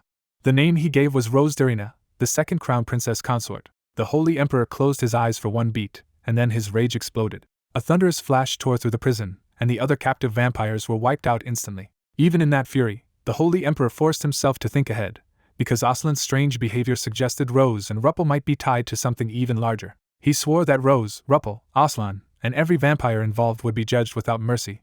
The Holy Emperor ordered the Palace Crimson Cross to leave the capital to Luan and warn Oscar Balder to seize Rose or Ruppel the moment either of them moved suspiciously. He made one last thing clear: if needed, Oscar could take their limbs, because the Holy Emperor intended to judge them personally. In Humite Academy's executive office, Oscar Balder arrived and immediately found himself stunned by Alan's presence. Alan looked smaller than expected, but the pressure in his eyes reminded Oscar of a young Celt Alphals instead of any spoiled prince. Seeing Charlotte standing so obediently at Alan's side only deepened Oscar's interest in him. Oscar silently ran through Alan's record, from exposing palace vampires to healing Luan, killing a progenitor Leakin, and hunting necromancers as a heresy inquisitor. To a man who loved watching the imperial family do insane things, Alan looked less frightening than entertaining. Alan thanked Oscar for coming, and Oscar smoothly returned the courtesy while testing the mood. When Oscar asked what task Alan wanted this time, Alan surprised him by asking if he could fight an undead lich. Oscar casually said 1 or 2 liches were manageable, and even recalled breaking through a monster horde to escort Kelt and Raphael. Alan stared at him and called him a monster, which only made the old knight more amused. Then Alan finally revealed the real request. He wanted Oscar to look after Ruppel. Alan explained that he could handle 1 lich himself, but not while also protecting Ruppel. He had already noticed the key clue. The banquet had been moved into Ruppel's residence even after the golden cross surrounded it. To Alan, that could only mean Haima had hidden combat power near the house, and the envoy himself might even be sheltering the lich. That was why Alan wanted Oscar there, not to pressure Ruppel, but to keep him alive. Oscar accepted the order at once, quietly aware that Ruppel had to stay alive until Kelt arrived to punish him in person. As the meeting wound down, Oscar asked where Charlotte would be stationed. He casually revealed that Charlotte had been training under him and was currently staying at his place. Alan immediately asked if Oscar was also the one who had injured her. Oscar brushed it off as training, and Charlotte calmly backed him up, saying she owed him a great deal. Alan accepted it for now and assigned Charlotte to protect Humite with Harmon, while saving her seat at the final banquet beside him. Oscar bowed and promised to protect Ruppel exactly as Alan ordered. Before leaving, he told Charlotte he would prepare a present for her later, and she answered with a small bow. Outside the office, a tense Harmon stood waiting for him. After confirming Harmon would be guarding Humite with Charlotte, Oscar casually told him to make sure he followed her commands well. In the corridor, Oscar finally spells it out for Harmon. Charlotte is no ordinary knight anymore. Oscar tells him Charlotte was made a marquis and the head of House Herais, which also makes her captain of the White Cross. He makes the hierarchy plain. Charlotte now outranks Harmon, and the Holy Emperor wants that secret buried for now. After leaving a dazed Harmon behind, Oscar heads off with another job in mind, sealing off Ruppel's residence so no one gets out. Time jumps to the envoy banquet, where Humite turns festive with a parade, competitions, and nobles filling the city streets. Charlotte and Hayes take part in the public events, but Charlotte keeps most of her attention on protecting the nobles in the crowd. Meanwhile, Alan watches the banquet from a first-floor balcony in Ruppel's residence while Ruppel and envoy Haima handle the diplomacy below. What catches Alan's eye is not the food but the image crystal fountain, which is projecting live scenes from around Humite like magic holograms. Haima is openly impressed, and Ruppel smoothly turns that wonder into a deal to share the Empire's magic technology for the right price. The mood stays outwardly friendly until Ruppel notices Oscar practically glued to his side as a guard. From the balcony, Alan knows the polished banquet is hiding something, because a thick undead stench is hanging over the residence. The smell is so heavy that Alan starts wondering if necromancers and hidden undead are already somewhere close to the residence. Ruppel comes over to ask how Alan likes the banquet, but Alan barely bothers to hide how bored he is. Alan explains why he cannot relax. He already screened every noble who entered and had the Golden Cross search the residence grounds. Ruppel tries to steer him back toward diplomacy by saying Haima wants to speak with him, but Alan shuts that down immediately. Instead of dropping it, Ruppel brings up Alan's old vampire test again and asks if the method really works. Alan realizes Ruppel is actually serious, and that only makes the prince's nervousness feel stranger. Then Ruppel points Alan toward the maid standing beside his mother and asks, with obvious strain, what he thinks of her. Alan sizes the maid up at a glance and reads her as human, ambitious, and dangerously manipulative. Alan tells Ruppel she is neither a vampire nor a necromancer, just an ordinary human maid with a bad nature. Alan goes further and says Sharon is the type who would sell out her own country and use blackmail to get what she wants. Ruppel's strained talk about repaying his debts only makes Alan suspect the maid is holding some serious leverage over him. Before Alan can press further, Haima steps in and quietly tells Ruppel that it is time. At that exact moment, Nasuza's voice booms straight into everyone's heads and welcomes the humans to the banquet hall. Elsewhere at the festival, Charlotte sits waiting for her event and opens the large box Harmon delivered to her. Inside is a custom white armor set for women, and the sight leaves Charlotte staring in open surprise. Harmon explains the armor was commissioned by the Holy Emperor right after meeting her and forged by dwarves from Hilda's territory. Harmon says the gift shows how much the imperial family values her, and Charlotte feels conflicted because they are not who she wants to serve. Sensing that conflict, Harmon reassures her that the court already knows where her heart is, so she does not need to feel crushed by the gesture. The moment Harmon says she can show it to the prince later, Charlotte lights up and hurries off to try it on. Once she is gone, Harmon's smile fades and his real fear surfaces. If Charlotte's true background comes out, his whole family could be destroyed with him. He decides the only way to survive is to take Charlotte's secret with him to the grave. Back in Humite streets, the festival looks harmless again as runners and spectators laugh through the citywide events. That calm breaks when one exhausted runner stops, looks into a nearby alley, and sees something impossible. What he sees is a grotesque chimera, a lamb's head on a lion's body with a snake for a tail, surrounded by black-robed handlers. The crowd barely has time to understand what it is before the chimera lunges into the street and starts slaughtering people. As screams erupt, the black-robed necromancers finally drop the act and announce that their chaos plan has begun. Then the necromancers pour demonic energy into their staves and slam them into the ground to spread more chaos through the city. At Ruppel's residence, Alan, Ruppel, and Oscar all go tense as Nasu's psychic greeting leaves the banquet stunned. Alan already knows where the rod is coming from when Nasu strides in through the front gate with necromancers at his back. The Golden Cross grab their sword hilts on instinct, but they hold position because Oscar has not given the order yet. The nobles panic at the sight of a lich, but the attacker's calm entrance makes it obvious they came to speak before killing anyone. Then the trap closes from inside too, as more necromancers pour out of the residence and cut off escape. The biggest shock comes next. Haima draws a short dagger and puts it to Ruppel's throat, taking the Imperial Prince hostage in plain view. Beside Rose, the black-haired maid flinches and hides behind her, but Rose herself smiles through the chaos. Haima orders everyone to stay still if they want Ruppel alive, turning the banquet hall into a hostage scene. Oscar studies the scene and is briefly thrown off, because the Black Order is suddenly treating its supposed collaborator like disposable bait. But he quickly settles on a colder answer. Ruse or not, Ruppel's treason already makes him expendable. Remembering the Holy Emperor's order that Ruppel only needs to stay breathing, Oscar closes his hand around his sword hilt anyway. The Golden Cross follow Oscar's lead and start drawing their swords, and both Haima and Ruppel flinch at the failed hostage bluff. When Haima yells for them to stop, Oscar answers with a grin and calls it what it is, an open declaration of war. He points out the ugly truth Haima missed. With witnesses everywhere, and the image crystal recording the banquet, Aslan just handed the Empire a perfect reason for war. Haima tries to push the blame back, claiming the Empire murdered Aslan's nobles first, but Oscar tears that excuse apart and pins the whole thing on Aslan's side instead. Haima finally drops the mask and spells the plan out: blame everything on the Black Order, destroy the footage, and leave no survivors. Oscar scoffs at the idea that they can kill him so easily, and then Nasu's answers from the side before Haima can.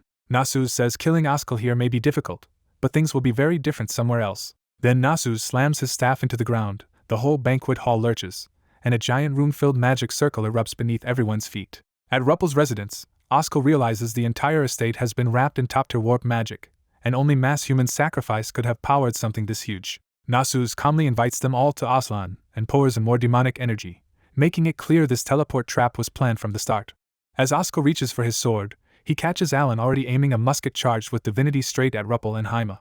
Haima orders everyone not to move, and Ruppel panics when he sees Alan really is about to fire at his own brother. Haima twists aside on instinct, but Alan still pulls the trigger without a trace of hesitation. The holy bullet punches through Ruppel's torso and tears into Haima's shoulder, and Haima spits blood because demonic energy was already running through him. Oscar uses that opening to snatch Ruppel away, trying to drag the prince clear before the warp finishes.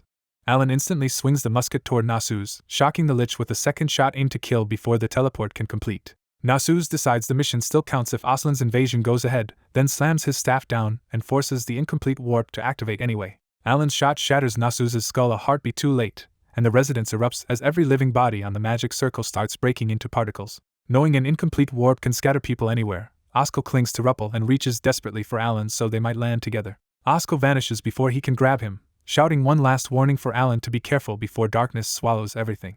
When Alan comes to, he is standing alone in a different place entirely, his body reformed on a vast altar in a dim, blood-soaked chamber. He quickly realizes the warp was fueled by slaughter, because the altar is littered with dozens of withered necromancer corpses used as sacrifices. Beyond the altar, more than 100 living necromancers surround the platform while over 1,000 starving slaves are packed behind iron prison bars. Alan asks where he is just as Nasus and the wounded Haima begin reconstructing beside him from swarming particles. Haima screams in pain from the holy wound, and nearby necromancers rush him away for treatment. While rebuilding his shattered skull, Nasus rages that Alan even shot through his own hostage brother, and Alan flatly says Ruppel would not have died anyway. Alan brushes off Nasus' accusation, explaining the bullet carried healing magic and only wrecked Haima because demonic energy was inside him. Nasus answers the bigger question next and reveals they have been warped straight into the Black Order headquarters in southeastern Aslan. Now seeing the scale of it, Alan takes in the elite necromancers and the sea of captive slaves that powers this hidden base. Nasus trembles with fury and says they sacrificed 30 noble necromancers for a plan meant to destroy Humite and kill Oscar after dragging him here. With the ambush ruined, Nasus vows to rip Alan apart and dissect him to steal the secret behind his power. Alan barely listens, because he is already studying the temple, the staff, and the crowd, realizing the side getting dissected will be them instead. Then Alan pulls Amon's skull from his item storage, and the entire room stiffens at the sight of a relic they instantly recognize. He puts the skull on and summons Amon's grimoire, making it clear he is done holding back. With a grim smirk, Alan declares that he is the Legion and Gaia's inheritor. The trap had been built to kill Oscar with 150 necromancers, thousands of slaves, Nasus, and Haima, but they had brought in the wrong monster. Nasus suddenly screams for everyone to get back as a storm of divinity crashes down around the altar. Necromancers caught in that sacred storm are torn into bloody pieces and purified out of existence on the spot. Haima, Nasus, and the survivors scramble off the altar, then stare back up at what Alan is unleashing. Holy water starts pouring from the altar like a sacred waterfall, washing the death stink out of the sealed temple as it spreads across the floor. The necromancers panic like poison is filling the room, yanking on masks and leather boots while backing away from the sacred flood. From that shallow holy water, an undead army begins rising: skeletons, mangled zombies, banshees, dullahans, and bone golems armed for war. Then the holy undead start chanting a hymn in spirit speech, and the sound alone shatters the necromancer's nerve. At the altar's center, Alan stands in skull and grimoire as holy water jets from beneath him, and even that sight already feels wrong enough to stop the room cold. Alan says that since they prepared so thoroughly for Oskel, he will go all out too. Skeletons suddenly break apart and cling to Alan's body, swirling around him as divinity hardens them into a towering suit of white bone armor. The finished form rises over 2 meters tall, and 12 long bone arms unfurl from its back like grotesque angel wings. Haima forgets to breathe, and the necromancers can only stare because the thing before them looks exactly like Necromancer King Amon returned from the dead. But Nasu sees something even worse, not Amon reborn, but a holy master of death wearing the image of an archangel. That realization chills Nasus to the bone, because if Alan remains in Aslan, he could destroy the kingdom from the inside by turning its death worshippers away from their own faith. Then Alan's voice is engraved straight into every mind, blaming them for dragging him into this and promising consequences.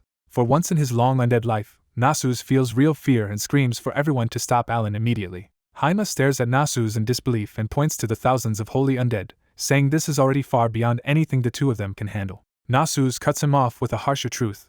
If Alan escapes and keeps growing, he will become a calamity even worse than Amon and a direct threat to all of Aslan. Even wounded, Haima still says it is impossible, because the 2 relics in Alan's hands have already turned him into something they cannot match. Nasus makes the final call anyway. If they sacrifice their own lives and burn through the slaves for demonic energy, he can open a path through the Legion. Nasus lays out the desperate plan: break through the holy undead, reach Alan at close range, and kill him there before a priest like him can fight back in melee. Nasus locks eyes with Haima and demands proof of loyalty to Aslan, promising his king will reward Haima's family forever if he dies for this charge. Haima hears the Archangel's declaration and freezes, torn between survival and the chance to become Aslan's greatest hero if he wins here. After one hard breath, Haima commits and shouts that they will fight for Aslan. Nasus instantly backs him, roaring for the Black Order to summon their own undead legion before the angel wipes them out. The shaken necromancers finally move, pouring out demonic energy and summoning everything they prepared for a war against Oskel Baldur. Soon the temple is packed with 2 full armies, holy undead around the altar and demonic undead crowding the floor below. Nasus decides they cannot kill the Archangel, so he gathers all his power for a sealing plan and bets that at least one survivor can warn Aslan. With Haima's order, the demonic undead charge across poison-neutralized ground toward the altar. Alan does not flinch. With a tiny finger flick, his holy undead move as one and lock into a perfect killing formation. Divine arrows slam into the charging undead, while the shield wall stops the rest cold. The back line answers with fire and ice, but even that is blocked by holy skeleton mages, turning the air into non-stop explosions. Even with more soldiers, more summoners, and over 1,000 slaves feeding them power, the Black Order still cannot push Alan's army back an inch. Realizing brute force is failing, Nasus steps in personally and starts draining the slave's life to cast a stronger spell. A sun-like fireball explodes inside the holy formation and finally tears open a gap. Haima seizes that opening and charges in with Nasus, dragging the whole attack deeper toward the altar. But the damage means almost nothing, because shattered holy skeletons rebuild themselves and fresh undead keep climbing out of holy water. Nasus realizes Alan's divinity may as well be endless, and that makes the boy even more dangerous than he feared. Haima and Nasus still grind forward little by little, forcing a path toward Alan under heavy support from the rest of the Black Order.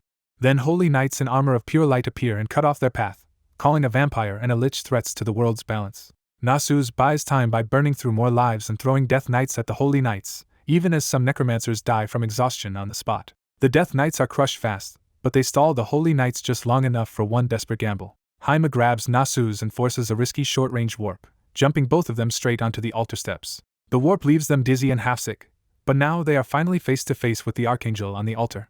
Alan's amused, dismissive stare snaps Haima's nerves, and Haima decides this is the one chance to kill him while he is casting. Haima reinforces his body with demonic energy and leaps at Alan, while Nasus throws up barriers and summons a Death Knight to join the rush. Only then does Alan move, and the 12 hands on his back pull 12 muskets from empty air and aim them all at Haima. Divinity floods the 12 guns, and Haima can only spit out a stunned curse as he stares at the impossible sight. The barrage tears through the Death Knight, shatters Nasus's barrier, and turns Haima's body into a bullet-riddled corpse. When the dust clears, Haima lies dead on the altar steps and Nasus is left to face Alan alone. Nasus still refuses to yield and declares that this terrifying angel must be buried here before he matures any further. To make that happen, Nasus offers up his own soul and starts sucking the remaining life force from more than 1,000 slaves. Wrapped in black shadow, Nasus transforms into a Grim Reaper and names himself the one who will deliver Alan to death. The Reaper form blitzes straight to the altar and swings first, trying to overwhelm Alan before he can respond. Alan blocks the scythe with one divine sword, and his 12 back arms instantly switch from muskets to a whole arsenal of different weapons. The altar erupts into a close-range duel as Nasus deflects strikes from every angle and even bats away a musket shot behind a fresh barrier. Nasus counters with a sealing spell, raising shadowy hands from a rune circle to drag Alan down where he stands. As Alan is dragged to his knees, Nasus thinks this is finally the opening to kill him, or at least cripple him for Aslan later. Nasus rushes in for the finish, ready to drag the angel into hell with him. Then Holy Knights strike from behind and bind Nasus in divine chains before he can land the blow. At the same time, Banshees loose a storm of arrows that shatter Nasus's barrier and punch into his Reaper body. Looking around in panic, Nasus sees the battlefield is already lost, with most necromancers dead and the few survivors trying to run. Nasus curses them as cowards, furious that they broke just before the one chance he thinks Aslan had. Alan answers with a cold insult and raises 12 muskets at the trapped Reaper all over again. Nasus panics and thrashes against the chains, but more of them keep wrapping around him and leave him nowhere to escape. Alan fires, and the holy barrage blasts Nasus out of the air and down into the floor. The moment he falls, countless holy undead swarm over him and bury the Reaper under a writhing mound of bodies and blades. Nasus keeps fighting from inside the pile, but every undead he destroys is instantly replaced by more. Alan walks toward the trapped Reaper by stepping across the bowed backs of his own undead like they are a staircase. Nasus finally understands he cannot be captured here, because if no warning reaches Rahama then Aslan itself could fall. Alan leans over the trapped Reaper and bluntly tells him he is definitely going to hell. One of Alan's back arms hands him a simple shovel, and in front of Nasus's eyes the holy skeletons reshape it into a deadly bone-like stake. With divine breath leaking from beneath the skull mask, Alan tells Nasus to become part of him and thrusts the stake forward. In Humite's panicked streets, Harmon orders the civilians evacuated while paladins and city guards hack through undead that just keep coming. A chimera crashes into Harmon, and even after blocking with a divinity-charged sword, he feels just how monstrously strong it is. Harmon spots necromancers chanting from inside a building, and the real problem hits him. The hidden Black Order force inside the city is far bigger than he expected. Before Harmon can decide what to do, Charlotte steps forward and calmly says she will handle it herself. Harmon tries to stop her, but Charlotte launches herself forward before he can even finish warning her not to go alone. She reaches the chimera in an instant, and cuts clean through it with a single spinning slash of holy light. The chimera burns away into ash, and Harmon can only stare at how absurdly strong Charlotte has become. That stunned silence breaks when a guard captain rushes in with urgent news about a lich-led attack on Prince Ruppel's residence. Charlotte tenses to run at once, but the next report hits harder. Everyone inside the residence has already vanished. Barely holding herself up, Charlotte asks about Ruppel, and the captain can only tell her the teleport spell is too advanced to trace yet, so he may already be a hostage. Before anyone can recover, the guard captain adds another disaster. More than 100,000 Aslan troops have reached the border. Harmon immediately grasps the enemy's plan, sees the imperial princes as hostages and forces the empire into surrender talks after war breaks out. Since Ruppel and the other prince cannot be found, Harmon decides the border has to come first and starts preparing to move out. Then the guard captain blurts out the last impossible report.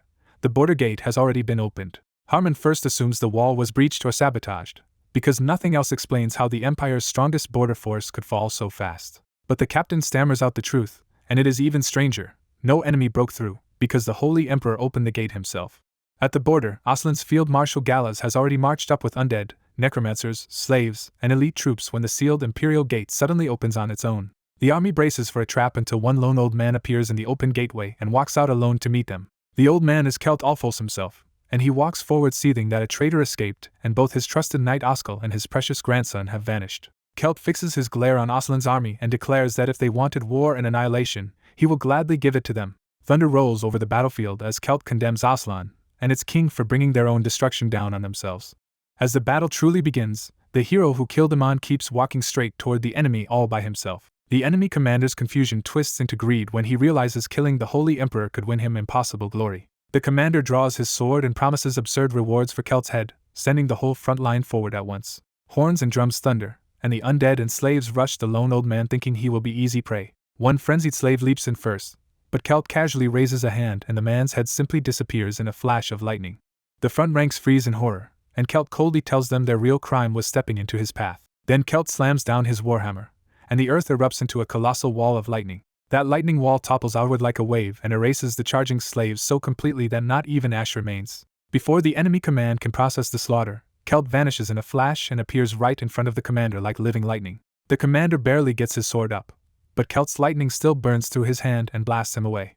As necromancers scramble to treat him, the enemy commander finally screams the truth his army missed: Celt is a monster. The Necromancy Corps changes tactics on the spot, canceling the lesser undead and pooling their power to summon elite Death Knights instead. Those Death Knights close in through the storm, tough enough to endure the lightning long enough to surround Celt with blades, spears, and maces.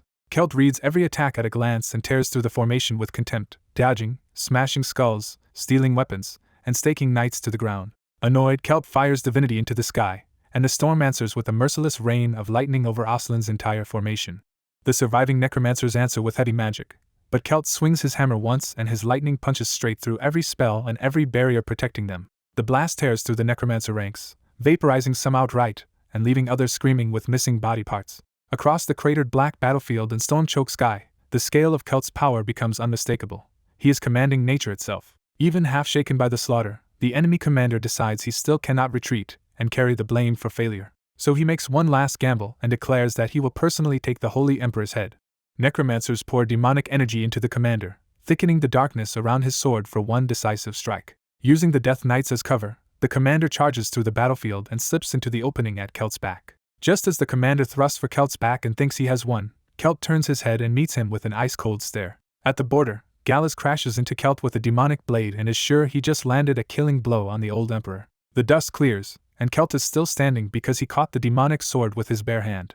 Celt coolly tells Gallus that even Aslan's king and all 12 feudal lords together might only have a chance to kill him. Then Celt crushes the blade, brings the warhammer down, and blows Gallus apart in one overwhelming strike. Aslan's soldiers watch their field marshal die instantly, and go rigid with fear as Celt glares back at them with only a light wound. Celt feels his age and fatigue hit him, but the enemy is already too terrified to move. Realizing he no longer needs to fight alone, Celt turns and leaves the rest to the heavenly army waiting behind the border wall. The paladins roar their oath, level their lances, and launch a full cavalry charge at the invading army. With Gallus dead and Celt still alive, the Aslan soldiers break and start screaming for retreat. While the cavalry rushes past him, Celt calmly walks back toward the wall like the battle is already decided. A paladin captain dismounts to greet him, and Celt immediately orders a message sent to Aslan's leadership to prepare the Empire's advance. Celt gives Rahama one last chance through the captain: return the abducted imperial princes and surrender, or the Empire will keep trampling Aslan. He makes the threat even harsher, warning through the captain that if the princes are harmed at all, he will burn an Aslan's city to the ground. That cold order marks the true reopening of war between the theocratic empire and Aslan. Far away at the Black Order headquarters, surviving necromancers finally flee the temple and scramble onto camels across the barren wasteland. Holy Skeleton cavalry chases them down almost immediately, and skewers them before they can get away. Back inside the prison, the slaves cower at first, until a sweet scent spreads from the holy water and their ruined bodies start healing. Damon is stunned as his crippled, aged body starts recovering, and he calls Tina to witness the miracle. Tina, a scarred dark elf girl broken by experiments, slowly rises as the same healing power reaches her body too. Damon realizes their stolen lifespan is being restored and erupts into awe, calling it a miracle no necromancer should survive. When Tina and Damon look past the bars, they see the source of it all, the angelic figure slumped on the altar. Damon drops to his knees and declares that salvation has finally come for Tina. Seeing an angel who heals with divinity yet commands the dead, Damon becomes convinced Alan is a true archangel born from both gods. As Damon keeps exalting the angel, the other slaves turn toward the altar, and the whole temple mood shifts from fear to reverence. Alan's bone armor fades away, the undead vanish, and the people finally see a sleeping boy where the terrifying archangel had been. On the ceiling opposite him, the Grim Reaper remains pinned in place and slowly loses its demonic power, proving the angel really killed it. One by one, the rescued slaves kneel around the holy water-soaked altar and start praying to Alan. Tina is completely captivated and starts believing this angel may have come to save her. Damon urges Tina to pray and tell the rest of Aslan she is Rahama's successor, pushing her toward a destiny she never dared imagine. Tina kneels with the others and prays as hard as she can, hoping the angel will notice her. In that shared prayer, a new faith quietly takes root around Alan, unlike anything in either the Empire or Aslan. The story shifts to Tina's past. As Rahama's 30th child, she was born not from love but as raw material for necromantic experimentation. When Rahama finally sees her years later, he only cares whether she can become a stronger necromancer than ordinary soldiers. Tina summons only 10 skeletons, and Rahama explodes in rage because even a regular necromancer can do better. Damon tries to defend her slow growth as an elf, but Rahama cuts him off because he wants weapons for invasion now, not later. Rahama decides Tina is useless to him and orders her sent to the Black Order as a lab rat instead. When Damon protests, Rahama condemns him too and orders both of them stripped of demonic power and sold off for Aslan's sake. That first meeting with her father leaves Tina with one final wound. Even at the end, Rahama never once calls her by name. Back in the present, Tina wakes in a dim sealed room inside the former Black Order temple as Damon gently calls for her. She gets washed, dressed in the cleanest robe they have, and steps out carrying a rough staff like the little princess the others already treat her as.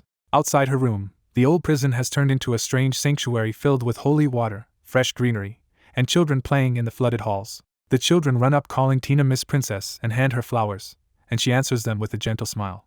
With the guards dead, the survivors now move freely, carry holy water where it is needed, and start building a life inside the temple. Damon calls everyone together for prayer, and the former slaves gather around the central altar in Black Order robes turned into religious garments. Tina climbs the altar steps and sees Alan still asleep 3 months later on a rough wooden throne, surrounded by flowers from the children. Damon had explained that Alan exhausted his divinity in the battle and will likely keep sleeping until that power fully recovers. Tina prays for Alan's recovery and gently places her own flowers on the goat's skull resting over his head. Watching from behind, Damon quietly tests his changed body and is shocked to find divinity gathering at his staff instead of demonic energy. The former necromancer realizes Alan didn't just heal him, he changed him so completely that he has become something like a priest. He decides a quiet life here would be enough, but one thought keeps tempting him harder than peace. Because Alan holds Amon's relics and feels like a true divine being, Damon starts believing Tina could rise all the way to Aslan's throne. Thinking of every insult Tina endured, Damon cannot help smiling at the idea of the girl he raised taking revenge by becoming the next ruler. He finally clears his throat, steps up beside Tina, and gently tells her it's time to go eat breakfast. Under a lonely moon, Aslan's necromancer spies crossed the wasteland by camel and finally spotted the Black Order's temple in the distance. Their mission was desperate because Nasus had vanished, all contact with the Black Order was cut off, and Aslan's scheme had already blown up in its face. After the Empire exposed footage of Prince Ruppel's hostage plot, Aslan's rulers fell into internal chaos and lost the excuse they wanted for war. Then the Theocratic Empire invaded for real, and the Holy Emperor himself led the assault hard enough to leave Aslan's cities in smoking ruins.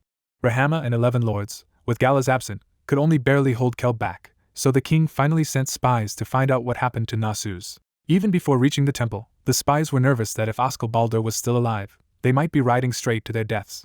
Inside the ruined temple, Tina was jolted awake when Damon rushed in and warned that necromancers had entered at last. Damon warned her to stay absolutely silent, but when Tina asked about Lord Angel, he grimly admitted they were probably already too late. Tina slipped out and hid behind a boulder as torch-bearing necromancers spread through the temple's wrecked interior and stared at the holy water filling it. Seeing free slaves and no sign of their own people, the spies quickly realized Nasus had failed and the entire operation had collapsed. When a few of them climbed the altar, they froze at the sight of a sleeping boy on a wooden throne wearing Amon's skull relic with a grimoire and staff beside him. Their shock turned greedy almost instantly when they recognized the legendary relics of Amon and reached out to take them. Tina jumped in front of the throne and fiercely warned them not to touch Lord Angel's belongings. The necromancers tried to brush her off as just a powerless slave child, so Tina declared her full identity as Tina Aslan, daughter of King Rahama, and ordered them to step back. Instead of obeying, they laughed at her as Rahama's discarded demi-human daughter and mocked the king's cruelty and his many unwanted children. When they reached for the relics again, Tina slammed down her staff and unleashed plant roots from a rune-carved altar to stop them. The necromancers easily blocked the roots, but their sneers faltered when they sensed Tina had used divinity instead of demonic energy. They called her insane for talking about an angel, summoned skeletons, and decided they might as well drag all the slaves back along with Tina as a test subject. Then a cold, irritated voice came from the throne behind Tina, asking who these noisy fools were calling Lord Angel. As slaves began emerging from the shadows in awe, Damon realized the truth at last. Alan Alphonse had finally opened his eyes after 3 long months.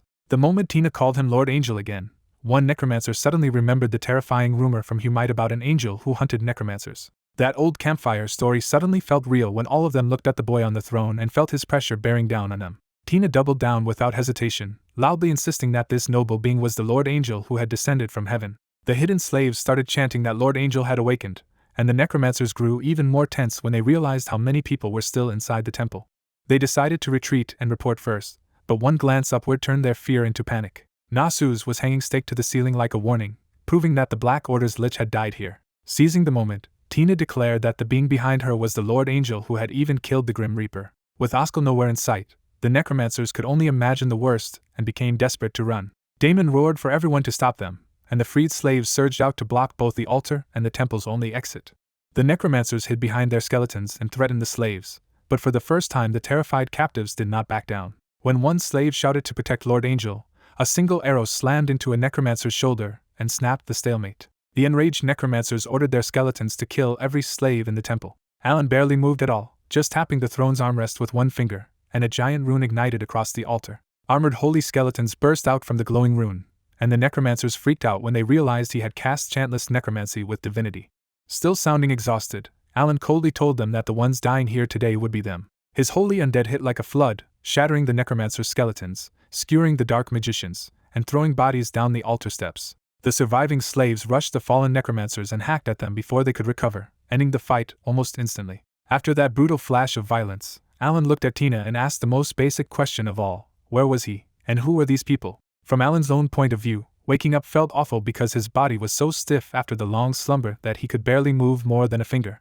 He recognized the Black Order headquarters, but its whole atmosphere had changed into something strangely alive and full of holy energy and plants.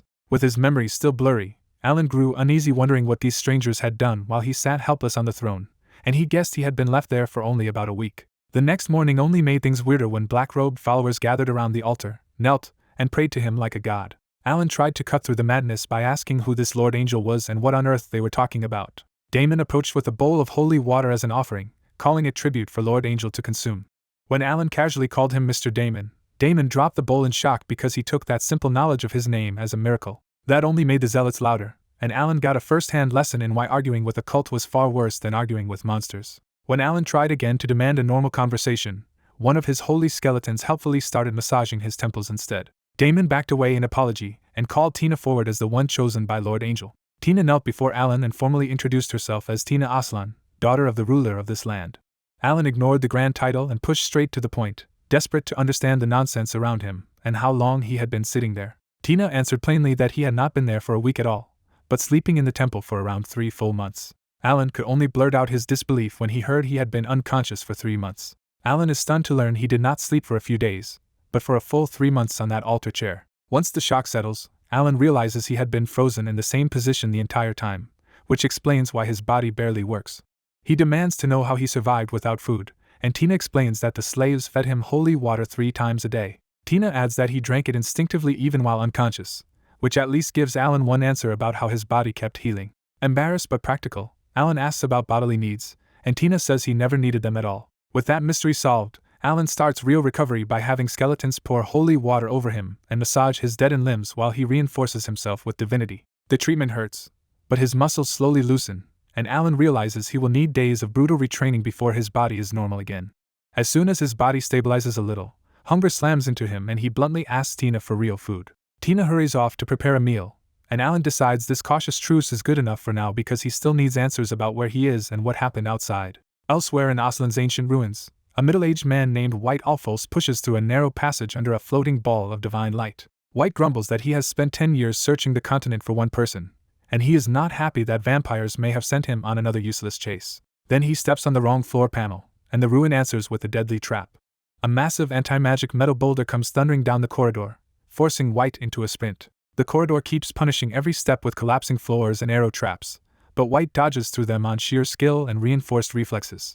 His enhanced vision finally catches the next threat lurking in the dark, a wall of giant poisonous spiders blocking the tunnel. Cursing the vampires again, White summons dozens of divine light swords and tears the spiders apart in one sweeping attack. Even after that, the ruin saves one last trick as the walls start closing in and White throws himself through the final opening.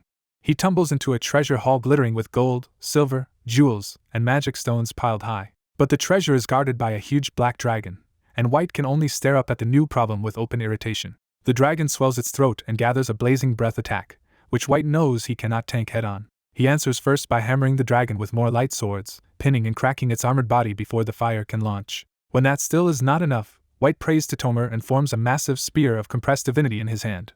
He throws the spear straight through the dragon's chest and blows scales and blood across the chamber. Even that brutal hit fails to finish it, and the maddened dragon keeps trying to fire its breath. White gives up on killing it cleanly and races for the only visible exit while covering his retreat with more flying swords. He slips through the opening just as the dragon's breath detonates behind him and blows the structure apart. White bursts out of the pyramid-like ruin, tumbles down the outer slope, and barely escapes the collapse and fire behind him. Dusting himself off in the sand, White decides the whole expedition was another dead end. The narration finally reveals who he is, White Alphonse, a former crown imperial prince and emperor now wandering the continent to find his missing son. With no solid leads left, White checks his map and thinks about returning to the Theocratic Empire, especially now that his father Celt is rampaging again. A week after Alan's awakening, Tina has become his constant attendant, bringing food and helping him through every miserable step of recovery. Because Alan can summon holy undead now, skeletons handle most of the hard labor by carrying him around when his own body refuses to cooperate. The freed slave children crowd around Alan with concern, but he waves them off because even talking to them feels exhausting. When the children still cling to him, Alan calls out a blue-clad devil familiar to scoop them up and keep them entertained instead. Tina quietly smiles because, despite all his grumbling, Alan is obviously taking care of the children. Alan throws himself into what he calls revival training, squatting by the holy water pool and forcing each movement out of his ruined body. He manages to stand for a moment, but the effort leaves him wobbling so badly that Tina has to catch him. The blue-clad devil familiar arrives late and awkwardly offers itself as a living seat, which shocks Tina because this undead clearly understands people. Alan has Tina massage his aching body, and she gently begs him not to push himself so hard when they are willing to help. Alan refuses to slow down because he plans to leave the temple within a week, and Tina is shaken by the thought that he might abandon them. When Tina asks if they did something wrong, Alan flatly says no, but admits their extreme kindness still makes him suspicious. He clears up the misunderstanding by saying he only wants to check the outside world for himself, since no one here knows what happened during those 3 missing months. Alan asks Tina to prepare supplies for the trip, but that only leaves her more uncertain about what will happen to everyone left behind. Damon steps in with a proposal. He and Tina want to accompany Alan instead of hiding in the temple forever. Damon argues that the temple is no longer safe after the necromancers found it once, and someone must locate a real homeland for the hundreds of freed slaves. He makes the offer even humbler by saying Alan can discard them later if they become a burden. Alan finally gives a reluctant yes on the condition that they split up later when the time is right.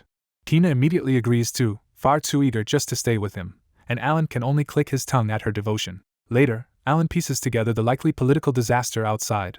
Ruppel was taken hostage, Nasu's warped him here, and the Black Order's chaos plan must have already moved forward. From that, Alan narrows the outside situation to 3 ugly possibilities: war inside the Empire, war inside Aslan, or negotiations built around him and Ruppel as hostages. More than a week after leaving the temple, the 3 are still wandering Aslan's wasteland on camels with no idea where the nearest settlement is. Alan complains openly about the endless march, but Tina and Damon can only admit they do not even know where the temple was hidden in the first place.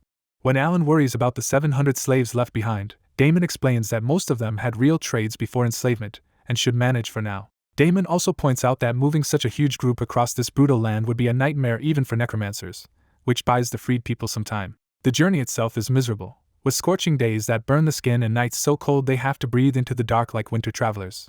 After seeing how awful Aslan really is, Alan finally understands why the kingdom is so desperate to invade the lush lands of the Theocratic Empire. Then a scream cuts through the wind from beyond a sand dune and snaps the whole group to attention. Tina listens with her elf senses and confirms that humans and orcs are fighting nearby.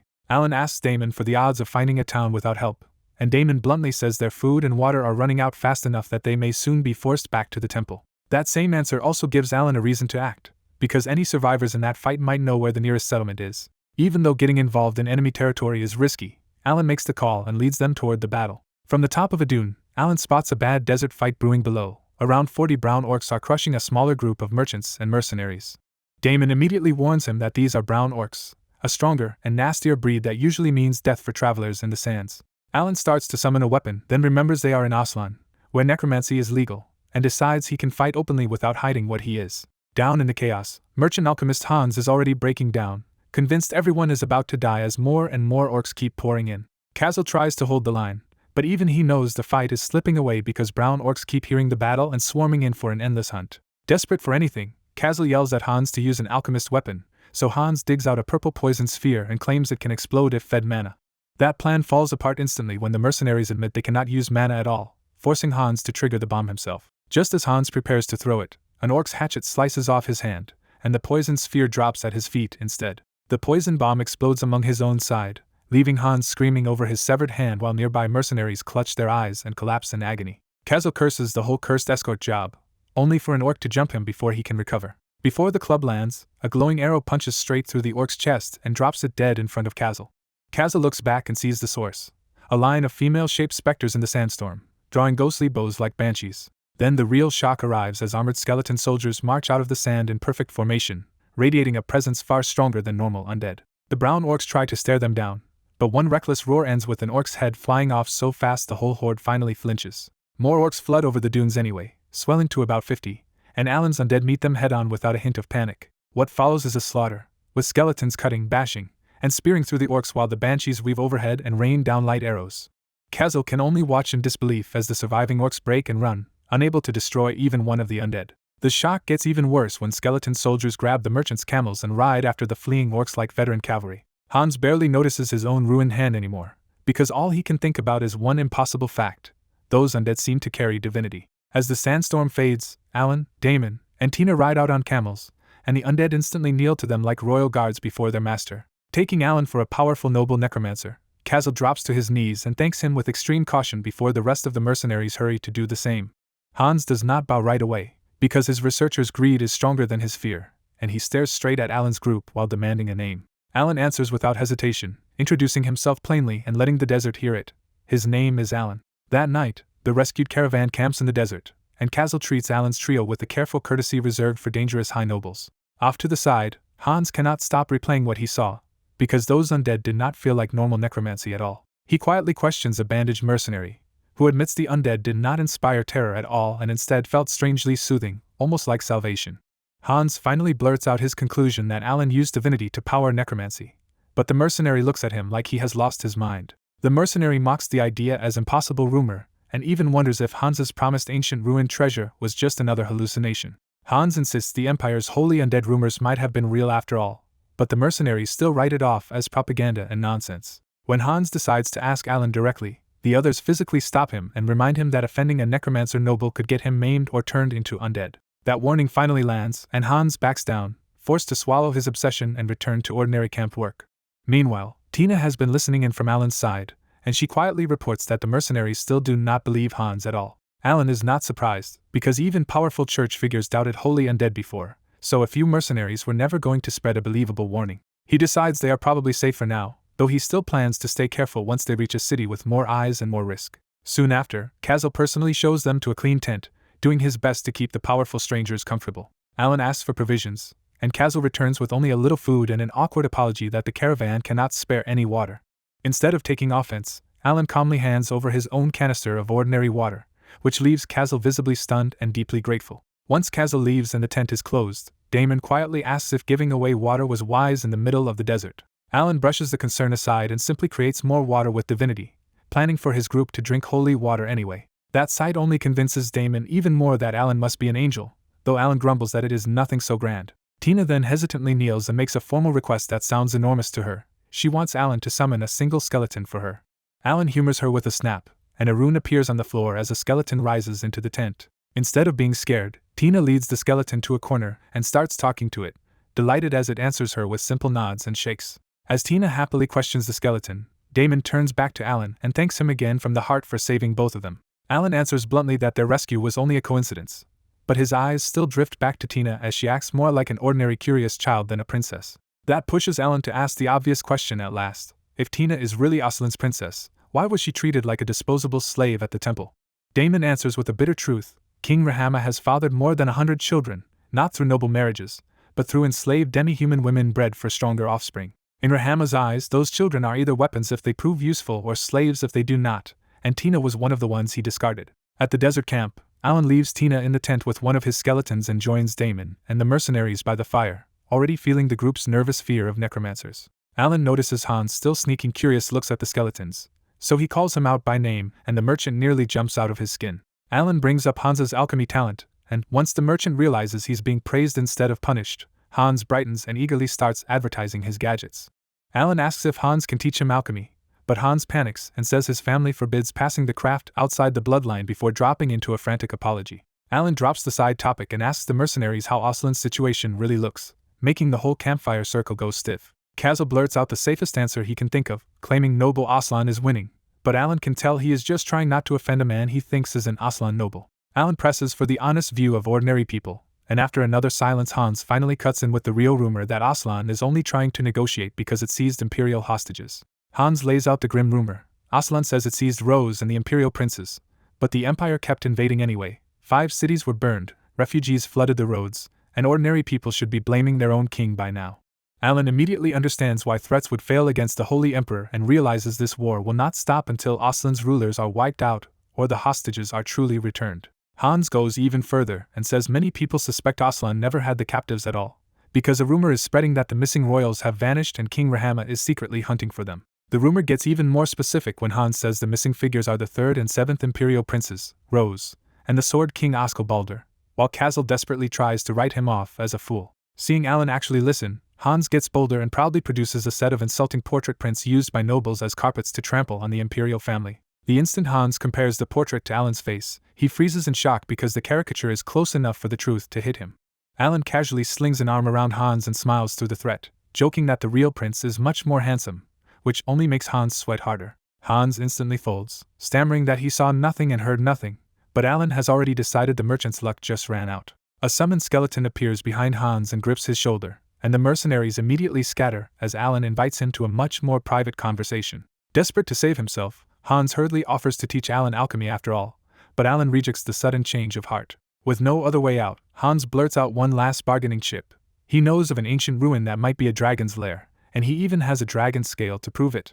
Back inside the tent, Tina studies Alan's skeleton directly and asks if it is a living soul, only for the undead servant to shake its head no. When Tina asks what makes the skeleton exist, it writes one startling answer in the dirt: divinity. Tina pushes further about its soul, and the skeleton writes that it is a newly created existence with no soul, only will that obeys its master. The skeleton adds that divinity, mana, and demonic energy all carry will, and that answer leaves Tina staring at Alan's power like it belongs to something beyond normal magic. As Tina thinks it through, Alan's miracles stop looking human to her at all, and her reverence swells into the belief that he is using the god's power of creation itself. Before Tina can ask more, Kazel calls from outside the tent and awkwardly asks the slave girl to save Hans, because if their employer dies the mercenaries will lose their pay. Outside in the sand, Alan has already escalated the private talk into a full scare tactic, cheerfully digging a pit while his skeletons hold Hans stripped naked, bound, and gagged nearby. The skeletons lower Hans into the pit, and once his gag slips off he begs for his life and swears he will never reveal Alan's identity. Alan plays the hoodlum and coldly points out that a blabbermouth promising anything under pressure is exactly why he cannot be trusted. When Alan jokes that Hans can die and serve as undead instead, the skeletons start shoveling sand back into the pit, and Hans breaks down completely. Trying to redirect Alan, Hans frantically argues that the black scale alone is priceless, and that the ruin he found should hold a treasure hoard full of items like it. Alan demands the location, and only when he orders the burial to continue does Hans finally scream out that the place lies northwest of the camp. Tina and Damon arrive at the pit, and Damon immediately suggests Hans may have stumbled onto an ancient Aslan royal tomb rather than a simple dragon den. Damon backs it up with an old history book from Hans's wagon, explaining that ancient kings hid their palaces and tombs from grave robbers so well that even later generations lost the locations. Tina adds that the records are so ancient most of those royal tombs were swallowed by the desert long ago, which makes a hidden ruin in the sand believable. Damon turns to an illustration of an ancient king with a small dragon and points to an old tale that a dragon still guards its master's tomb, making Hans's scales suddenly sound plausible. Alan asks if ancient Aslan really raised dragons, and Tina confirms that at least in those old eras, they did. Damon pushes the practical angle next, saying that if the place really is an ancient tomb or palace, all its hidden defenses could make it a safe refuge for Alan's people. Alan is not sold yet, because to him a dragon is still a dragon, and walking into its home sounds like volunteering for a deadly headache. When Hans claims a living dragon might be inside the ancient ruin, even he sounds shaky because dragons are supposed to be gone from this age. Damon backs up the rumor, saying only dragon bones and scales are found these days, which means real dragons might still exist somewhere unseen. Hans insists the man who sold him the dragon scales swore he saw and even wounded a living dragon in the ruin, but Hans himself clearly does not believe that part. Alan immediately pokes the hole in the story and asks why anyone would hand over news of a treasure hoard instead of keeping it. Hans explains that he once found the man half dead in the desert and saved him with water, so the scale and the information were given as repayment. Even that cheap bargain emptied Hans's life savings, which makes the whole deal sound less lucky and more reckless. When Alan points out that the original owner could have returned later, Hans says the man was searching for missing family and planned to leave Aslan soon. Hans repeats the stranger's warning almost word for word: the ruin was too dangerous, so he should just sell the location to a noble and stay away. That warning only makes the story stranger, because telling someone else to walk into a dragon's lair is insane no matter how you frame it. Hans admits he gambled anyway after ruining his finances, sold what goods he had left, and hired mercenaries for an expedition. He convinced himself there was probably no dragon, and any monsters inside would be manageable, so the ruin looked like a gamble worth taking. Alan notices Damon and Tina are silently waiting for his choice, and the idea of finding a hidden safe shelter for escaped slaves starts pulling him in. Hans adds one more push by saying the ruin lies on the way to the nearest settlement, and would even cut their travel time in half. When Hans asks if Alan is tempted, Alan just stares at him and realizes this absurdly lucky merchant may actually be useful. With no better option, Alan leads the group northwest and puts his trust in Hans's directions toward the ruin and the nearest village beyond it. After several hard days in the desert, they finally find it, a giant pyramid-like ruin half buried under the shifting sand. Hans is stunned that the ruin really exists, and the mercenaries instantly light up now that this trek might actually pay off.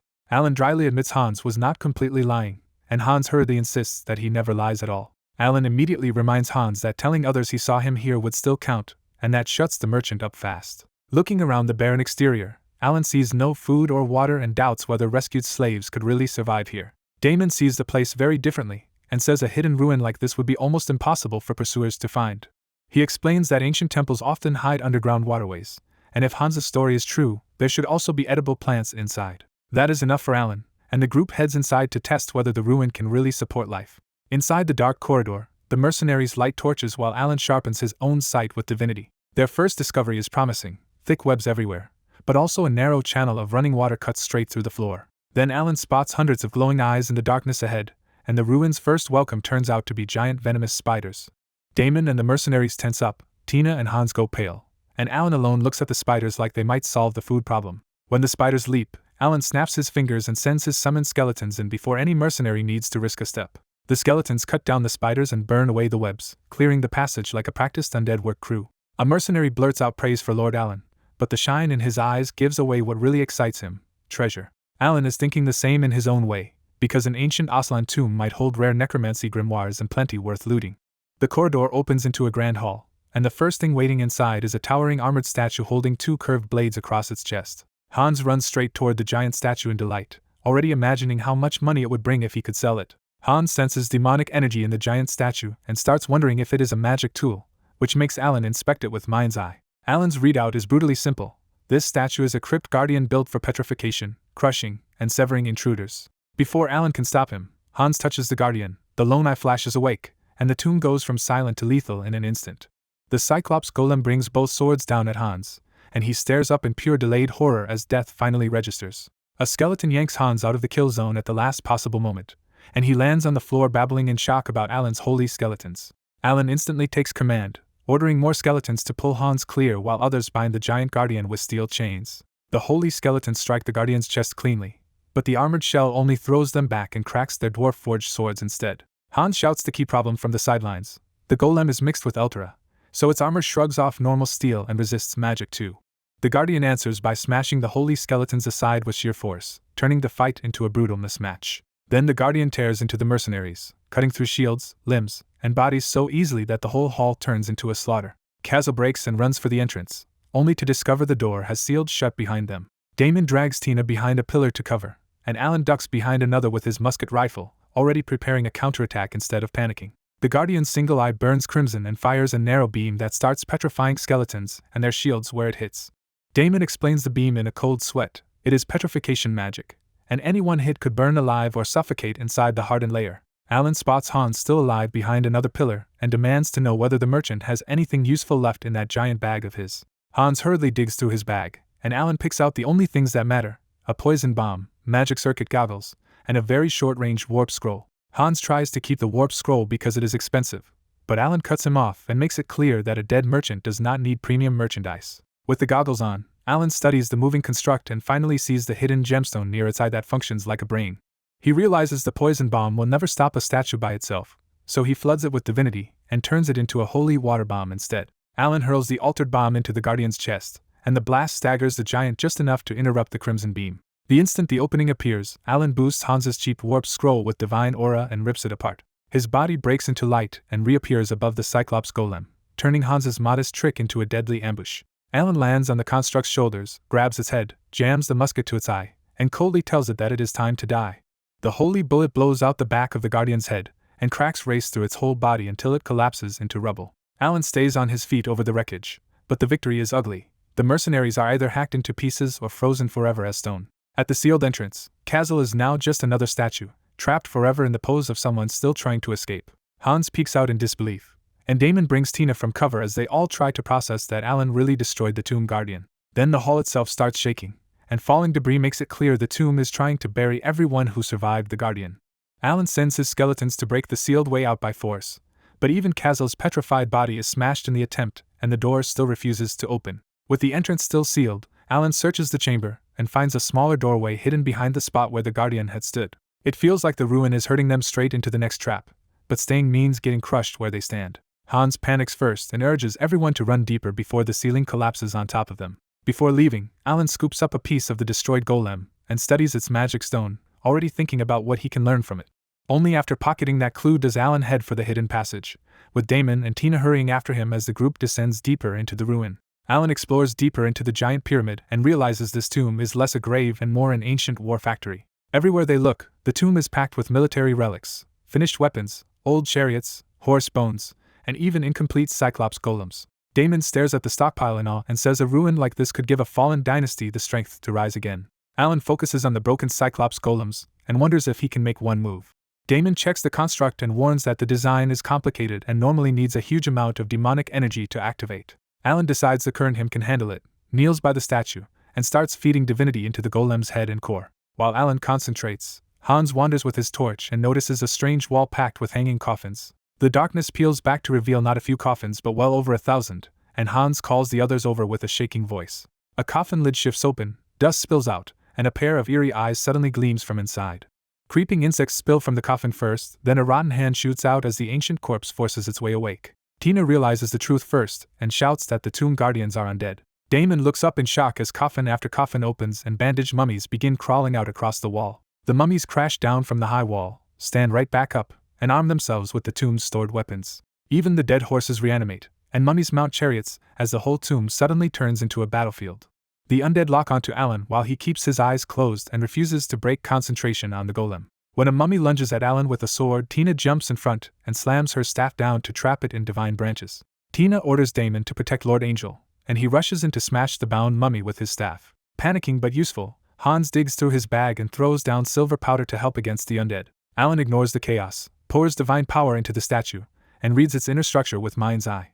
At last the Cyclops golem's single eye lights up, and Alan successfully takes control of it. A skeleton horse chariot barrels straight at the group so fast that Tina, Damon, and Hans barely have time to react. The newly awakened Cyclops golem steps in, hurls aside the horses, and flips the chariot before it can crush them. The statue stomps the remaining horses and the mummy rider into pieces, wiping out the charge in one brutal move. Perched on the golem's shoulder with a wicked grin, Alan declares that round 2 is starting now. The Cyclops golem fires its petrification ray and starts turning the mummy army into stone, while their weapons fail to even scratch it. Just as the fight swings their way, a monstrous roar tears through the ruin and freezes everyone in place. A gigantic shape starts stepping out of the darkness, and even Alan has to crane his neck up from the golem to follow it. The tomb guardian fully reveals itself as a massive black dragon, and Alan can only stare at the absurd boss waiting for them in round 2. Alan checks the monster and is stunned to learn this black dragon is starving, fatally wounded, and still terrifying. Alan spots the cracked back and the huge hole in the dragon's belly, and Hans's old traveler story suddenly feels horrifyingly real. The dragon gathers a breath attack in its maw, and Alan instantly realizes a direct hit would kill them. Alan jumps off the golem and yells for it to block just as the dragon unleashes its breath. The golem's petrification ray collides with the dragon's breath, but the flames overpower it and drive straight through. The Cyclops golem shields Alan with both hands while its ultra armor starts melting under the dragon's overwhelming heat. Alan pumps divinity into his own body just to stay conscious and grimly weighs whether using Amon's relics might cripple or kill him afterward. The breath finally stops, but Alan sees the dragon gather both fire and freezing magic at once, which looks even worse. Alan desperately yells for time as the half-melted golem turns and fires again, trying to interrupt the dragon's casting. The ray starts petrifying part of the dragon's skin, but the answering fireballs and ice spears blow the golem's chest apart. With no time left, Alan pulls out Amon's grimoire and boosts it with divine aura and prayer, ready to risk the backlash to survive. Before Alan can finish, a stray ice spear from the dragon screams toward him and catches him completely exposed. Tina saves him in the last instant by using plant magic to yank him away while her vines pin nearby mummies at the same time. Dragged back to safety, Alan thanks Tina, and the exhausted girl still answers with determined loyalty. Alan orders Tina and Damon to hold the mummies back for as long as they can while he prepares something bigger. When Hans asks what he should do, Alan snaps out the one thing that matters now: hand over every warp scroll.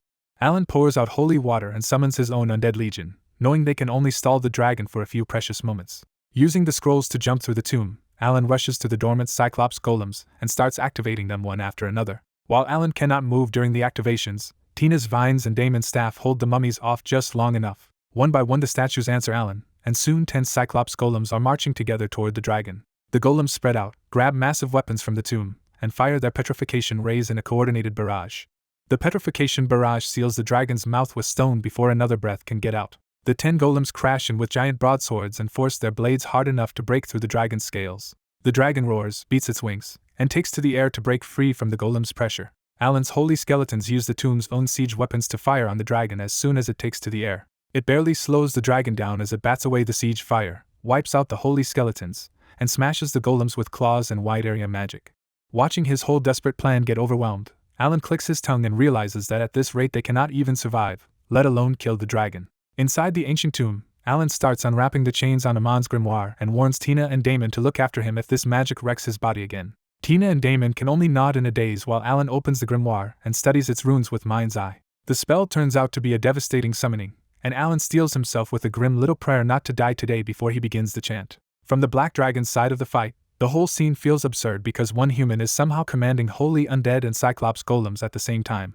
Ordinary weapons barely matter against the dragon's scales, but the tomb's anti-invader siege weapons are strong enough to keep hurting it. The nearby holy water also cripples the mummies, leaving the dragon's side even more vulnerable. What really pins the dragon down are the Cyclops golems, which grab its limbs in midair and keep firing petrification rays until its wings start to stiffen. The dragon crash lands, and the golems swarm it with heavy blades until its fury finally boils over. In a rage, the dragon unleashes breath, melts the golems in front of it, and hurls one wrecked body toward the holy skeletons. Even after that, the dragon is exhausted, still carrying wounds from the last intruder, and it decides the real answer is to kill the human controlling all of this. Then the dragon senses a terrifying concentration of divinity and snaps its head toward Alan, Tina, and Damon by the holy water. Realizing Alan is preparing something even worse, the dragon takes off again and gathers another full breath to stop the spell before it finishes. The surviving Cyclops still fire petrification rays, and Tina and Damon throw up defenses, but the dragon knows none of that can stop its breath. But the instant the dragon fires, Alan shuts the grimoire and speaks the spell's final words, the Undead King. A colossal bone stake erupts from the ground and punches straight through one of the dragon's wings, throwing its breath wildly off course. The tomb catches fire, but Alan stays still in the holy water with his eyes closed as something massive starts rising behind him. A crushing wave of divinity floods the ruin and overwrites the necromantic tomb itself, turning the whole place into a sacred temple-like space. A divine spirit speech booms through the structure, asking whether the dragon fears death and declaring itself both master of death and bringer of life. The enemy mummies cannot endure that holy voice and begin melting apart where they stand.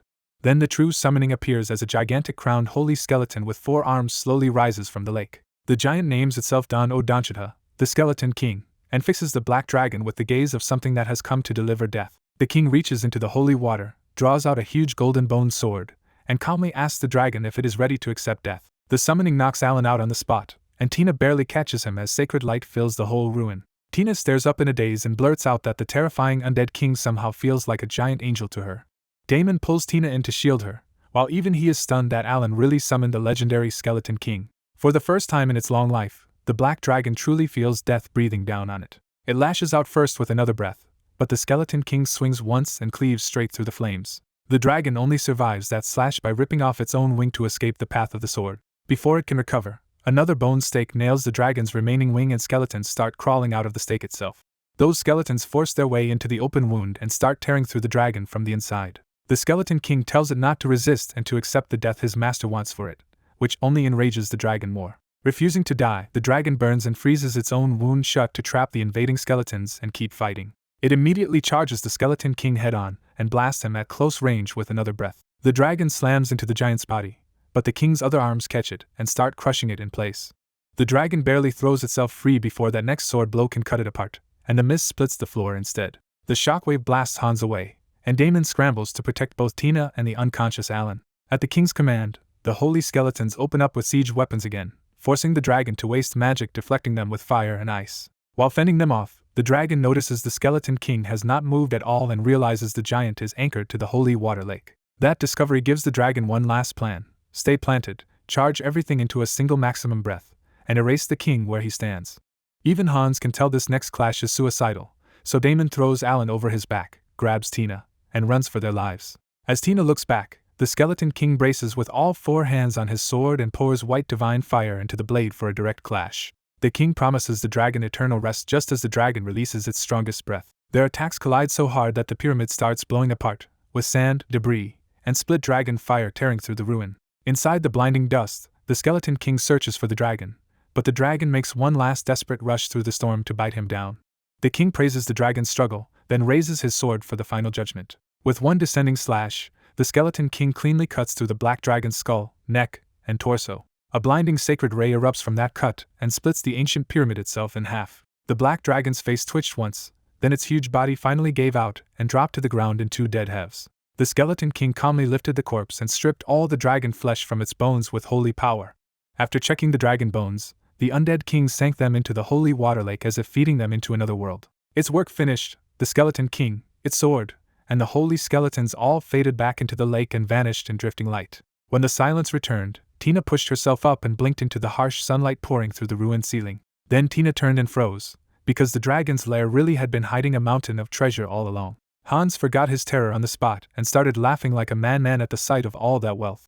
Damon looked past the riches and stared at the dragon's hollow carcass, shaken by the fact that Alan had killed the dragon through sheer overwhelming power. Remembering the Reaper, the holy water, and the temple turning green, Damon became convinced Alan and Tina might really save Aslan. While Damon was having that revelation, Tina anxiously checked Alan's forehead and relaxed when she found no fever. Damon examined Alan and said the good news was that he seemed to be only sleeping, though nobody knew for how long. After surveying the ruined chamber and the new holy water lake, Damon decided this ancient tomb was secure enough to become their new base. He went a step further and proposed building a religious order here for Lord Angel. Tina brightened at once and asked Damon to bring the people still at the Black Order Temple over to this new refuge. Much later, Alan drifted through a dark, nauseating dream of strangers shouting about a machine overload, fire, and a black hole. Alan snapped awake from that nightmare and found himself surrounded by familiar former slaves in robes. He quickly realized the tomb was being repaired around him, and Tina had fallen asleep beside his rough little throne while guarding him. Alan's relief lasted only a second before he worried about how long he had been unconscious this time. Damon rushed over in shock, and Alan learned he had slept for around 10 days. When Alan looked behind him, he finally saw the split dragon corpse and realized what had been left behind after the battle. The corpse had not rotted at all, and Alan noticed a strange demonic glow buried inside the dragon's chest meat. With some effort, Alan lifted the flesh aside and uncovered a giant organ steeped in demonic energy, the dragon heart itself. Far away in Evilium, the infamous city of slaves, fighters and monsters were thrown into a coliseum where survival meant wealth for owners and freedom after 10 wins for slaves. One young slave stood there in a daze with shackles on his arm and a sword in hand, staring at the brown orc he was supposed to fight. Ruppo bitterly remembered how a traveler he trusted had rescued him in the desert, led him around for months, and then sold him for the highest price. A necromancer unlocked Ruppel's restraints, and coldly told him to survive 10 battles if he wanted his freedom. Only then did the terrified slave's identity hit full force. This was Ruppel Alphos, once the third imperial prince of the Theocratic Empire. Ruppel quietly begged for anyone to save him just before the brown orc lunged. At the same time, Aslan's army camp had become a miserable field of wounds, hunger, and collapse after repeated defeats by the Empire. With his army cut from 50,000 to barely 30,000, Rahama had finally been forced to ask the Theocratic Empire for a ceasefire. Rahama already knew this was his defeat, because the Holy Emperor had proven far worse than expected and even Nasus had gone silent. When the communique reached him, Rahama opened it expecting terms, but what he read made his head tilt in disbelief. His rage exploded so fast that he snapped a nearby slave's neck and drained the life from the body on the spot. The Holy Emperor's answer was no ceasefire at all, but total submission, surrender, 10 years of tribute, and Rahama kneeling naked to kiss the Emperor's feet. Rahama tore the message apart and understood the truth. Kelt Alphos was not negotiating, he meant to erase Aslan completely. After forcing himself to calm down, Rahama remembered the 100+ Hashishin children he had raised for assassination and necromancy, and saw one last chance to keep fighting. He even considered the unthinkable, that if the invasion stalled from exhaustion, they might have to assassinate the Holy Emperor himself. Then a second report arrived, and Rahama took it personally the moment he heard it concerned the missing Imperial science. The report said a man resembling Ruppel Alphos had been found in the slave city of Evilium. The real shock came next. The report also suggested White Alphos, the Holy Emperor's long-missing son, was somewhere in the same city. That news sent him over the edge again, and he crushed the scout's head before the man could even finish speaking. Rahama instantly grasped the nightmare forming around him. If White, Osco Baldur, and the Imperial princes joined forces inside Aslan, the capital could be struck from every side. For one ugly moment he nearly considered bowing to the Holy Emperor, but his pride snapped back and he swore he would rather die first. So Rahama gave a new order instead: mobilize the troops and move on Evilium. He marched to the map and dragged Aslan's markers toward the slave city, announcing that Evilium would be burned down. When one lord tried to protest that this war may have begun from their own nobles being sacrificed, Rahama shut him down with a murderous glare. Rahama ordered the entire city surrounded and every living thing inside slaughtered before White or the princes could react.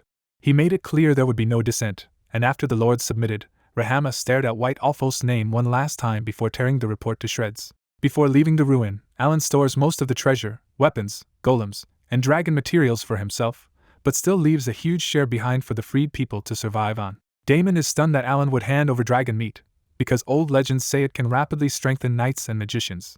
Alan brushes that off and tells him food matters more right now. Then Damon bows deeply and vows to become useful to him one day. Hans takes over as Alan's guide, and Alan summons skeleton horses and undead helpers to hitch a recovered chariot for a fast departure.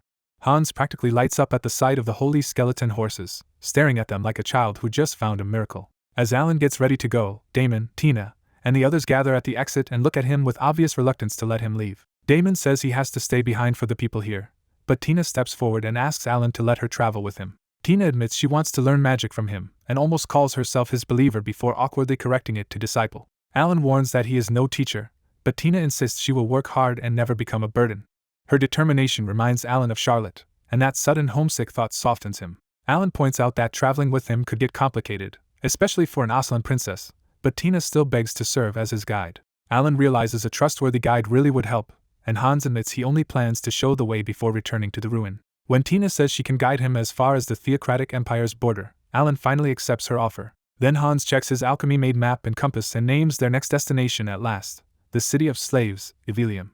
Elsewhere in Ivelium, Crown Prince White Alphonse walks through streets packed with tents and slave dealers barking out their wares. White quietly reflects that traveling through Aslan is miserable, because the wasteland is so empty and dangerous that getting lost can mean death. He stops at a wall of public flyers and notices a merchant departure notice beside an arena poster promising fierce combat and a vampire slave as the grand prize. An old beggar by the street notices his interest and starts talking, tempted by the arena's prize and payout system. The beggar reveals his own ruined leg under the blanket as proof that surviving the arena can still leave a person broken for life. White says he is actually in a hurry, though a vampire would be useful because he is searching for someone tied to a messy family matter. Their talk is interrupted when the beggar points out a fresh line of surviving arena slaves being marched through the street in chains by necromancers and skeletons. White first notices one young slave because he looks painfully similar to one of his sons. Then the shock hits him full force when he realizes that slave is not a lookalike at all, but his own son Ruppel Alphonse. After that ugly surprise, White decides he needs the hidden truth about Aslan more than ever and asks the beggar for deeper stories, not just war rumors. The beggar grins and asks for payment in exchange for juicy secrets about the arena and Aslan's hidden schemes. White has no spare cash, so he quietly offers something far more valuable by placing a hand on the beggar's crippled leg and channeling divinity into it. The miracle works instantly, and the beggar stares in disbelief as feeling returns to the leg he thought was ruined forever. White hushes him and asks again for every secret he knows, and the old man eagerly promises to spill everything. Later, Alan's chariot races across the wasteland behind 4 skeleton horses while Hans turns pale and violently seasick from the ride. While Hans recovers, Alan pulls out a cheap warp scroll and admits he has been thinking hard about how strange warp magic feels. Hans explains that even a 3-meter warp scroll is rare and expensive in theory, just too impractical for most people to buy. Alan pushes the subject further and asks the real question bothering him: can warp move something between different dimensions? Hans surprises him by saying it is not impossible, and points out that summoning undead already works like a kind of interdimensional warp for souls. But Hans quickly warns that moving a living body is completely different, because bodies are heavier, more complex, and much harder to transport than souls. He goes on to describe multiple layered realms, including the human world, purgatory, the Titan realm, and the spirit realm, all stacked close or far across dimensional walls. In the end, Hans says crossing those walls with a living person should be possible only with a terrifying amount of power, basically something on a godlike level. That answer leaves Alan impressed, and Hans proudly launches into the truth about himself. He is a self-taught alchemist chasing the secrets of the world, not just a treasure-hungry merchant. Hans explains that talent alone means little in a corrupt world, because nobles will not fund a brilliant alchemist from a poor background with no connections. Alan responds with a serious offer: if Hans comes to the Theocratic Empire later, he will support his research from the imperial court. Before Hans can recover from that shock, Tina calls out that they have finally reached Ivelium. From the desert, they finally see the hardened sand city of slaves standing ahead of them. At the gate, Alan dismisses the skeleton horses, stores the chariot away, and the 3 of them slip into the city with a simple bribe. Inside, Alan is hit by the full ugliness of Ivelium's market, where merchants shout about selling demi-humans and skilled slaves like common goods. Tina answers Alan's uneasy reaction with a sad smile, reminding him that in this place even a princess can end up as a slave. Alan gently pats her head, and Tina clings to the little potted weed from the ruin as her symbol that hope can still grow here. Still determined to learn, Tina asks Alan what summoning holy undead feels like, because she wants more than theory. Alan does his best to explain it simply, saying he imagines the undead's form and power, spends the divinity, and calls out until a responding ego answers him. Tina immediately tries to copy that feeling for herself, setting down her pot, lifting her staff, and forcing divinity and mana together despite how impossible the task should be. Then a loud crowd nearby catches Alan's attention when gamblers cheer about a slave from the Theocratic Empire winning 9 rounds in a row.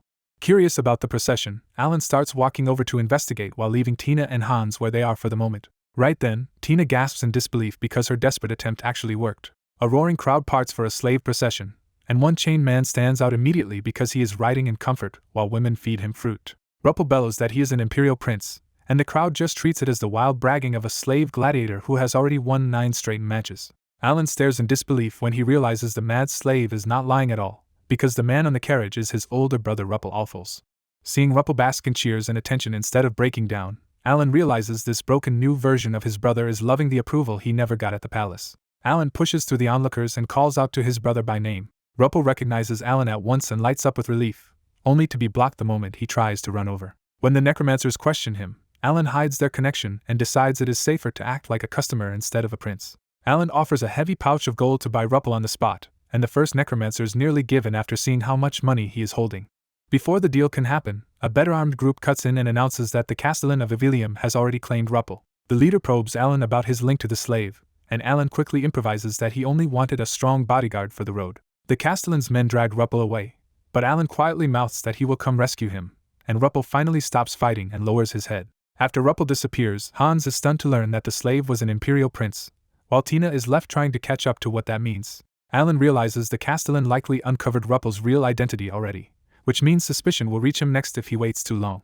So Alan makes the call right there. They will break Ruppel out and flee the city before the enemy can move first. With a hard look at the fortress on the hill, Alan warms up his body and decides this rescue is going to start with a rampage. Far away in the Theocratic Empire camp, Raphael and Alice grind through another brutal day of healing wounded Aslan refugees by the dozens. The calm breaks when a half-dead old man reaches the guard line with a golden sword as his cane and orders the paladins to move if they want to keep their heads. Raphael rushes over and recognizes the survivor at once. The lost sword king Oskel Baldur has finally made it back. After food and water, Oskel explains that he survived 4 months in the desert by killing monsters, drinking from orc bladders, and avoiding desperate people whenever he could. He says he found no trace of Alan, and that he and Ruppel were torn apart in a monstrous sandstorm so violent he thinks Ruppel may have died in it. Even after that ordeal, Oskel refuses proper rest and heads straight to report to the Holy Emperor. Inside the command tent, the Empire's strongest commanders stand assembled before the Holy Emperor in full golden armor, waiting for Oskel's report. Oskel kneels and confesses that he failed both to seize the traitor Ruppel and to protect Prince Alan, and Charlotte flinches the instant Alan's name is spoken. Oskel reports one more critical clue. Rahama was personally marching Aslan's army toward Ivilium not to defend it, but to attack it. The Holy Emperor concludes that something in Ivilium matters more than the princes alone, and his answer is brutally simple. He hands full command of the army to Oskel and orders him to force Aslan's unconditional surrender or kill every last one of them. That same night in Ivilium, White Alfos waits at the arena to reclaim Ruppel after one last victory, until he notices he has already been quietly surrounded. White immediately understands that his cover is blown and guesses that Ruppel has already been taken into the fortress as a hostage. Instead of backing down, White decides he cannot let Aslan bully the Empire's image, so he cracks his neck and prepares to rescue his son himself. Back in Alan's perspective, he discards the slow stealth plan because searching the whole fortress would take too long and the city would be on his heels anyway. So he settles on a faster, uglier solution: make enough chaos that no one can spare attention for chasing him later. After nightfall, he walks straight up to Ivilium's hilltop fortress, where regular soldiers at the gate stop the ragged traveler and dismiss him at first glance. Alan casually tells them his older brother is imprisoned inside as a slave, and the guards burst out laughing because they think he is just some nobody commoner. He keeps smiling and calmly says his rank is actually very high, which snaps the guards out of their laughter at once. When the guards nervously ask which noble house he belongs to, Alan looks them in the eye and introduces himself as Alan Alfos, the 7th Imperial Prince of the Theocratic Empire. At Ivilium's gate, the soldiers hear Alan claim he is the 7th Imperial Prince and immediately break into mocking laughter. The guards treat Alan like a clown, toss him a coin, and even joke that they will cripple and sell him if he stops being amusing. Alan studies their arrogance and decides he has learned enough about how these men abuse commoners, so he stops holding back. He answers their insults with dry sarcasm, calling their words lèse majesté and offering to show them one cool trick instead. When Alan says the trick is to celebrate rescuing his older brother and advertise his new wares, the bored guards actually lean in to watch. Alan points to the darkness behind him, confirms they see nothing there, and carefully pulls every eye exactly where he wants it. He claps his hands with a bright tada, and the empty space suddenly fills with a waiting legion of mummies. Alan proudly presents the holy mummies as his newest undead and sentences the soldiers to death for insulting the monarchy. One mummy launches first, and the gate guards die before they fully understand the trick was never a joke. Panic spreads to the wall, but the mummies sprint up the 10-meter stone face and butcher the archers before they can organize. As his undead tear through the walls, Alan calmly summons his white armor and musket and arms himself for the breach. The defenders recognize Alan as the necromancer and rain arrows down, but his mummies snap into a layered shield wall around him. A fortress necromancer blows the defense apart with a fire spell, but Alan does not even flinch inside his magic-resistant armor.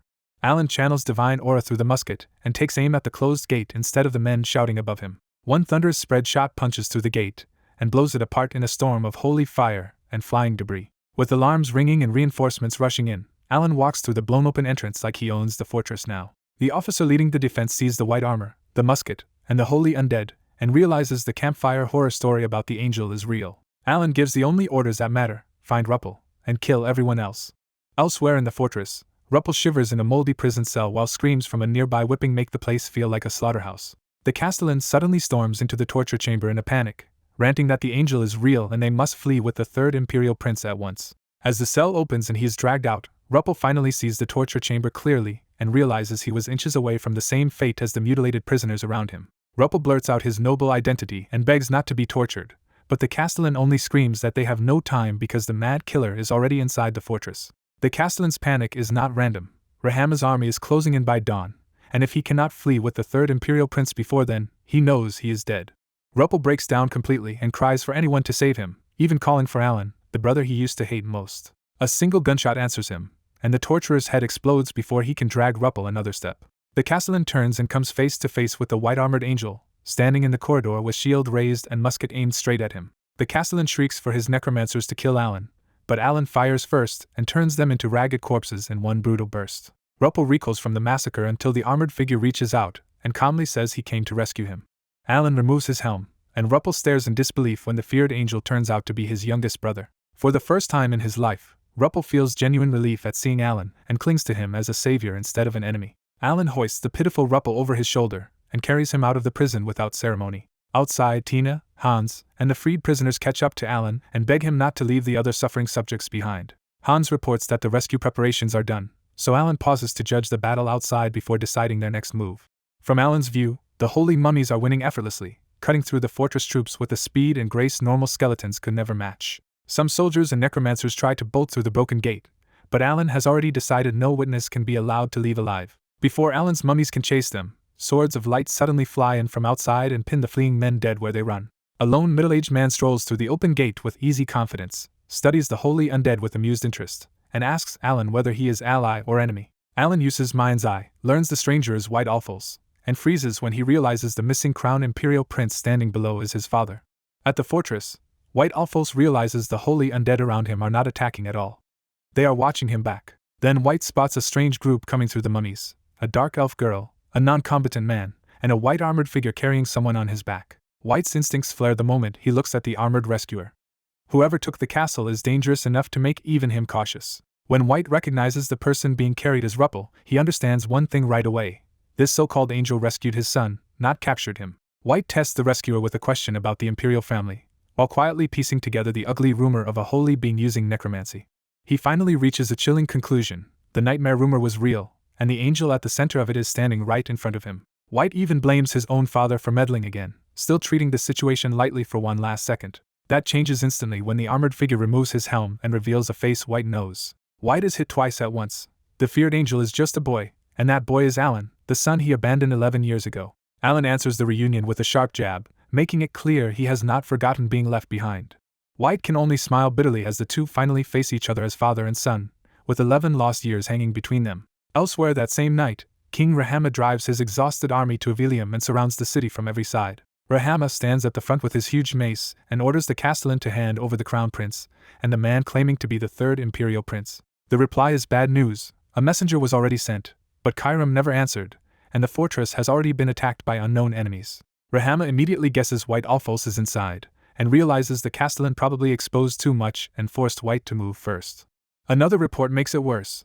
The crowned Imperial Prince and the other princes are still believed to be inside the fortress. Then the real pressure arrives.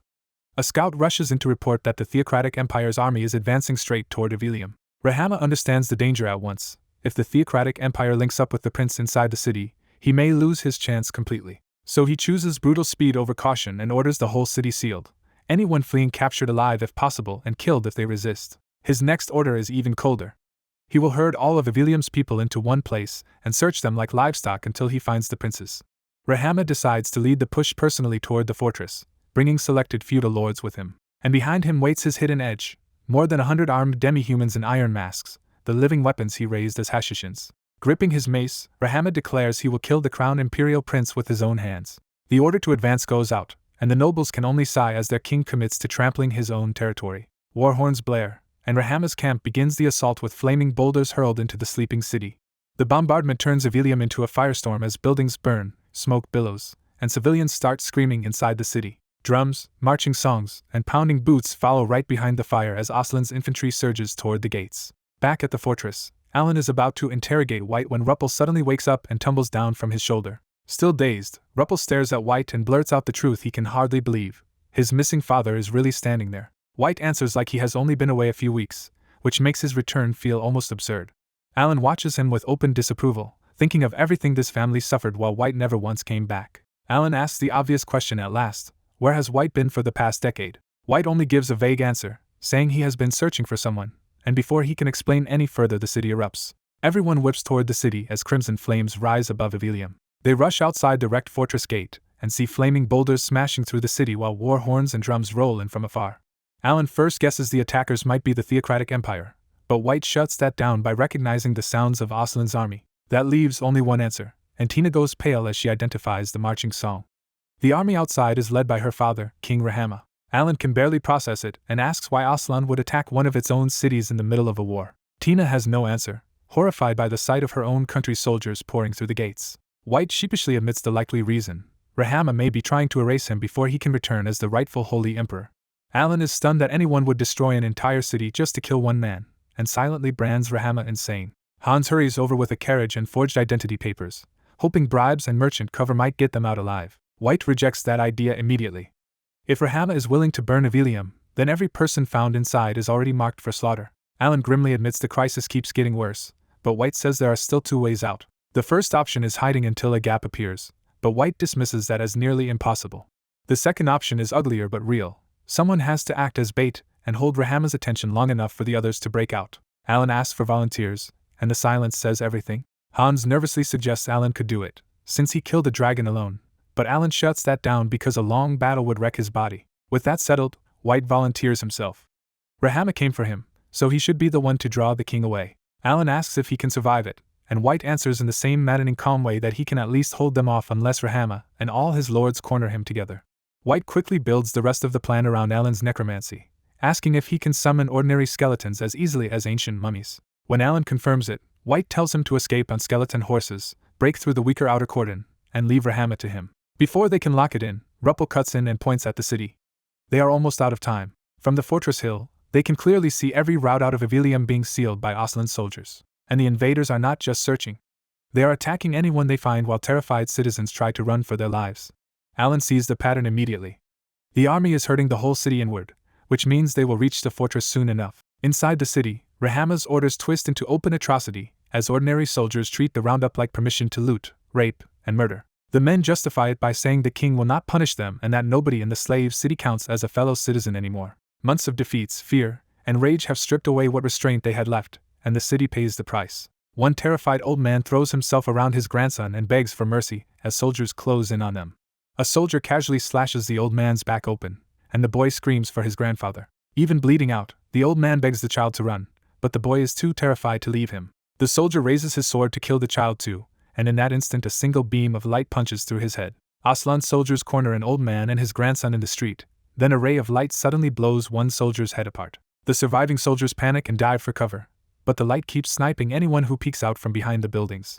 The boy realizes someone at the fortress is protecting them, and he desperately tries to drag his dying grandfather toward that only safe place. Then the same light pierces the old man too, and the boy freezes in horror for one awful second. Instead of killing him, the light heals the old man's shredded back so completely that not even a scar remains. The old man snaps out of his disbelief, grabs his grandson, and runs after the other citizens and slaves fleeing toward the fortress. On the fortress wall, Alan keeps pulling the musket trigger and drops distant soldiers one by one with snipe-enhanced shots. White Alphonse casually tries to chat with him, but Alan stays cold and tells him to help the civilians instead. White praises Alan like a future holy emperor, and Alan flatly rejects both the title and the fatherly warmth behind it. White finally backs off and heads down to help, while Alan keeps sniping and bitterly wonders how his life turned into protecting enemy civilians inside enemy territory. At the base of the wall, Tina calls up that the carriage is ready and the escape can begin. Alan climbs down, summons the skeleton horse, and hitches it to the carriage for a brutal breakout run. Before leaving, Alan asks White what he plans to do, and White says he will stay behind as bait because Rahama is really after him. White admits even he cannot take Rahama lightly, but he still intends to fight briefly and then slip away. Then White gently places a hand on Alan's head and regrets that fate is cutting their reunion short again. Alan finally calls him father, prays for his safety, and rides away while White tells him they will meet again back home. The skeleton horse tears out of the fortress and charges into Evilium's alleys, smashing through whatever blocks the way. As soldiers try to stop them, the skeleton horse simply tramples through, and Alan cannot shake the bitter thought that White stayed behind to protect both his sons. Once they hit a wider street, Alan notices masked figures keeping pace across the rooftops with impossible speed. Tina recognizes the pursuers at once. They are the Hashishins, Rahama's deadly children trained for assassination. One Hashishin fires a demonic flare into the sky, and more black-clad assassins begin converging from all over the city. Soon nearly 100 Hashishins are chasing the carriage, and their crossbow bolts rip straight through its wooden frame. Ruppel and Hans duck for cover while Tina throws up a barrier around the carriage to keep the next volley out.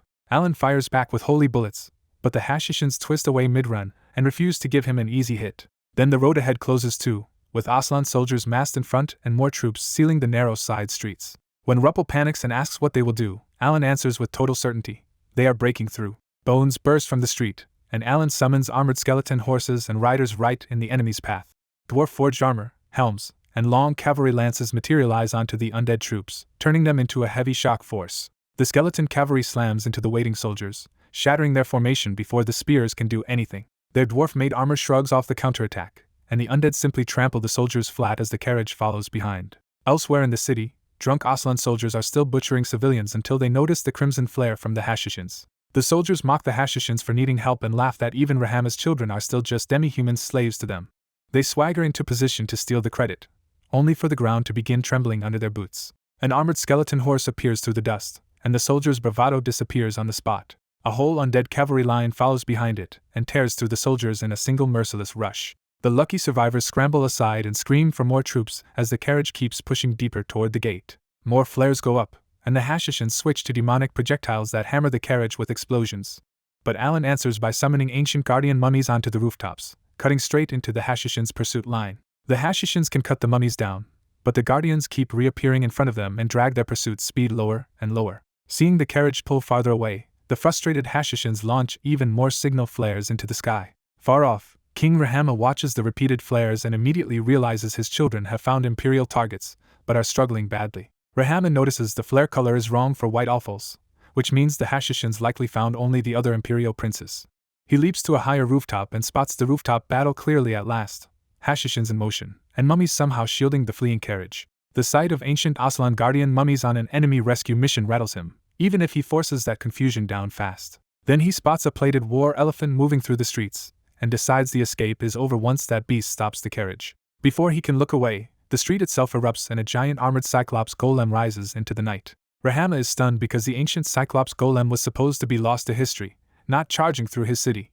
The golem sprints at the war elephant, scattering soldiers and tearing up the road with every step. Even the war elephant panics, but the golem grabs both tusks and lifts the massive beast completely off the ground. Then it hurls the elephant into Aslan's own troops, crushing soldiers and buildings in one catastrophic throw. Rahama watches the undead cavalry, the rooftop mummies, and the Cyclops golem tear Evilium apart, and for a moment he cannot even tell who is invading whom. What truly unsettles him is the logic of it all, because only a monstrously powerful necromancer could summon this much, and that kind of weapon should never be protecting the Imperial family.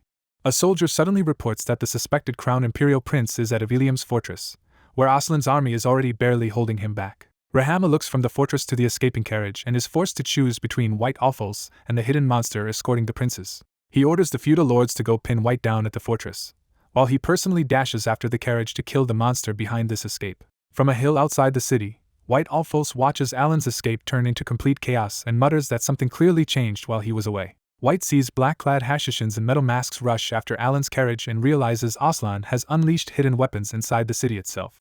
His worry eases for a moment when Alan's mummies surge back into the chase and tear apart the pursuit in a storm of dust and screams.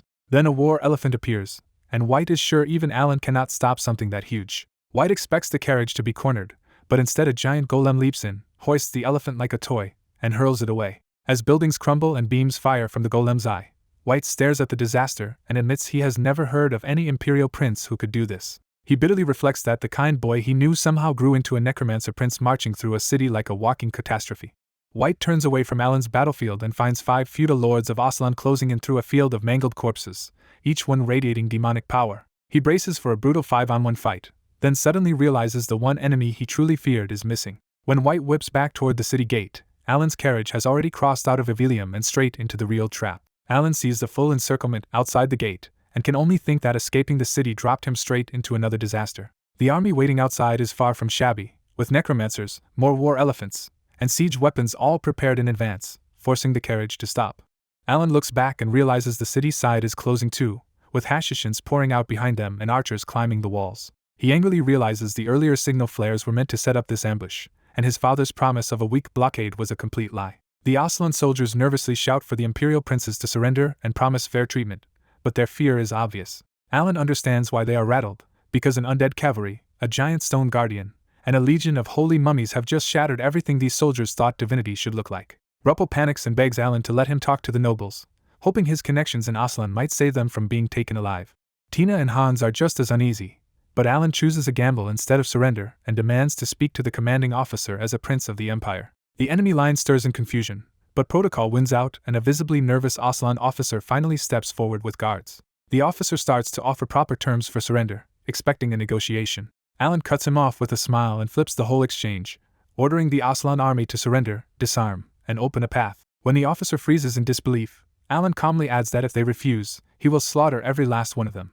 Alan raises his musket and slowly breathes into the loading chamber, smiling with his eyes while the officer's face drains of color. The guards reach for their weapons, but the undead around Alan instantly lock their glowing eyes on them and freeze the moment. Instead of bargaining, Alan starts a countdown on his fingers and leaves the officer staring at him like he has gone mad. At 4 and 3 seconds, Alan keeps aiming, and the officer finally breaks, screaming that the boy is insane. The officer turns and runs while trying to order the attack, but Alan reaches one and pulls the trigger first. The shot blows the commander's head apart, and Alan instantly tears one leader out of the enemy's chain of command. The surrounding soldiers are so shocked they can barely move, and Alan knows their fighting spirit has just crashed to the floor. To break through before they recover, Alan pulls out Amon's skull, the relic with the lightest cost he can still use without collapsing. The relic strengthens in Alan's hands, adding a bone armor skill, but he avoids the risky option that could make him pass out mid-battle. He reminds himself that living humans are easier to break than undead, because fear does half the work for him. Another officer screams for everyone to attack, and the entire Aslan force finally lurches into motion from every side. The Hashishans charge in from behind at the same time, sealing the trap and turning the standoff into a full battle. Alan places Amon's skull on his head, stares through its empty eye sockets, and declares himself the Legion. He follows that with one more claim, naming himself Gaia's inheritor, as he prepares to unleash a divine army no one here has ever seen before. The story jumps back to an old memory where King Rahama once dragged a slave soothsayer into his court just to entertain his boredom. When Rahama asks about Aslan's future, the soothsayer lights up with joy and declares that the kingdom will be saved. He rapturously describes Aslan's dead desert becoming a green and blessed land, with no more killing sun or freezing nights. Rahama enjoys hearing words that sound like praise, especially because he is already planning conquest and secretly dealing with the empire's third prince. He smugly asks whether history will remember him as the greatest conqueror, expecting flattery. Instead, the soothsayer asks what he is talking about and flatly says Rahama will be remembered as the worst king in Aslan's history. He warns that Rahama's ambition will burn cities, kill countless subjects, and drive Aslan to the edge of ruin. But the prophecy twists again when the soothsayer says Rahama will still shape history by calling an angel to Aslan and fathering the princess chosen by that angel. The slave all but laughs in Rahama's face, calling him foolish and arrogant even while praising the salvation he will accidentally bring. Rahama snaps, seizes the soothsayer by the throat, and accuses him of being an imperial spy. He breaks the man's neck on the spot, but the prophecy still does not stop. With milky prophetic eyes, the dead soothsayer keeps speaking and says a sacred legion is coming. He describes white-armored figures with glowing white eyes crawling up from the ground, guardians and saviors summoned by an angel. The prophecy grows even stranger, as he speaks of sacred hymns and a being beloved by the gods, a visitor from another world who will save it. Before the final words can finish, Rahama tears the soothsayer's throat out and finally silences him. Even then, cold sweat runs down Rahama's back, and he forces himself to dismiss the whole thing as the ravings of a fanatical man. Back in the present, that excuse collapses when Rahama stands on Avilium's outer wall and sees the impossible with his own eyes. Below him stands the White Legion from the prophecy, more than 1,000 undead in white armor breathing out blue-white divinity. Their shields rise, spears level, and maces and swords tighten in perfect order, looking nothing like the clumsy undead Aslan knows. Then the ground shakes as 10 Cyclops golems rise up, each one armed with a huge great sword and a single crimson eye. Rahama cannot find a single flaw in their movements, and for the first time he accepts that the prophecy was talking about the boy below. At the front of the army, Alan stands beneath the skull relic, summons a skeleton horse, and mounts it like the center of the whole omen. The Legion slams its weapons into the ground and unleashes a wall of monstrous screeches that makes the living army tense up all at once. Sweat runs down the Aslan soldiers as their breathing quickens and their legs start shaking under the pressure. Alan says nothing at all and simply points toward them, which somehow makes the silence even worse. In that dead quiet, the holy undead tilt their heads, their eyelights flare brighter, and the march finally begins. Only then do the Aslan officers snap back to command, shouting for combat positions and firing signal flares for more support. The first threat rushing in is the undead chariot and cavalry wing, already accelerating ahead of the slower infantry line. Aslan throws up a pike wall in a hurry, pairing soldiers on each long spear to stop the charge. Necromancers are ordered to slow the advance, and they send their own skeletons forward as disposable blockers.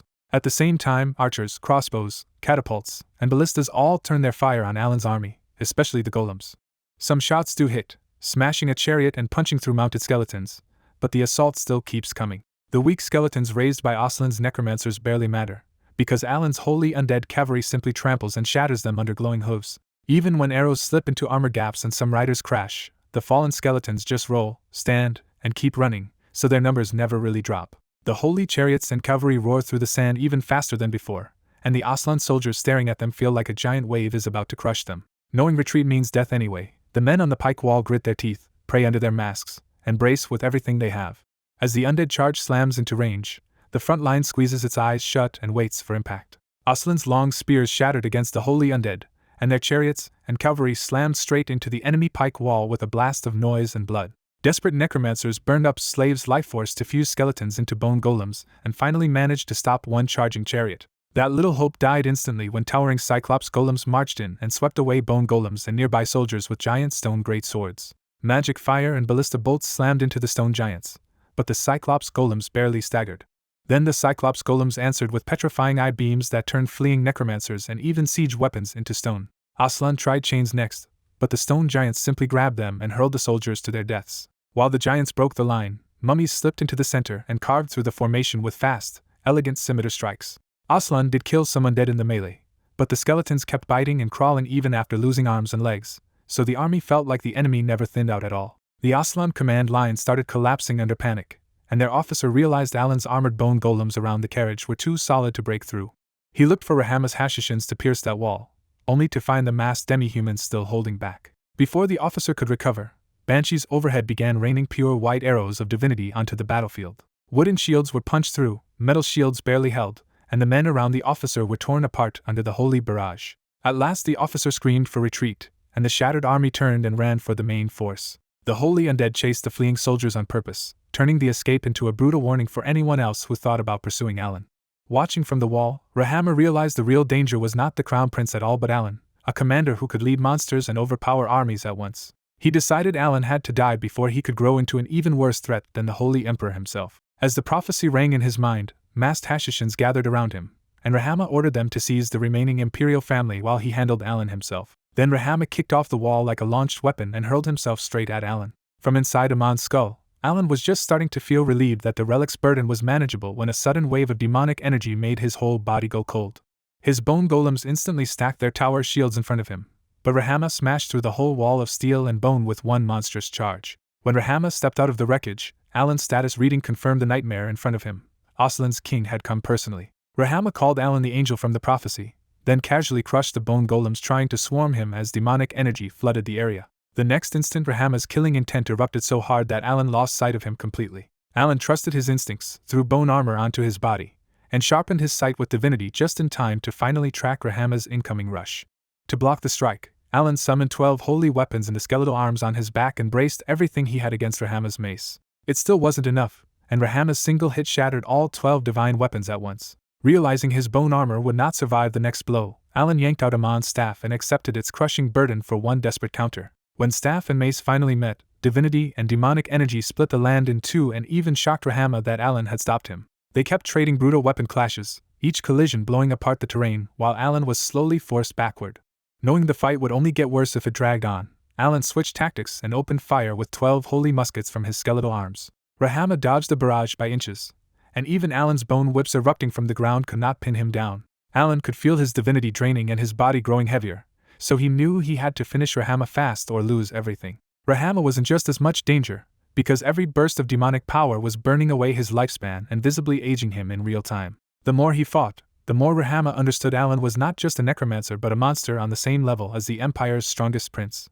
To tip the fight, Rahama ordered the Hashishins to sacrifice themselves, and 60 of them knelt down to feed him their dwindling lifespan. The sacrifice swelled Rahama's demonic output, but it also tore up his own body as he forced himself into an even stronger charge. Before Rahama could move, Alan beat him to the opening and rushed in to end the duel himself. Alan switched back from muskets to a storm of melee weapons, and every time Rahama shattered one, another instantly replaced it. Then Alan slammed Amon's staff into Rahama with a divine shockwave that blasted the king backward, made him spit blood, and ripped his body open under the follow-up weapon storm.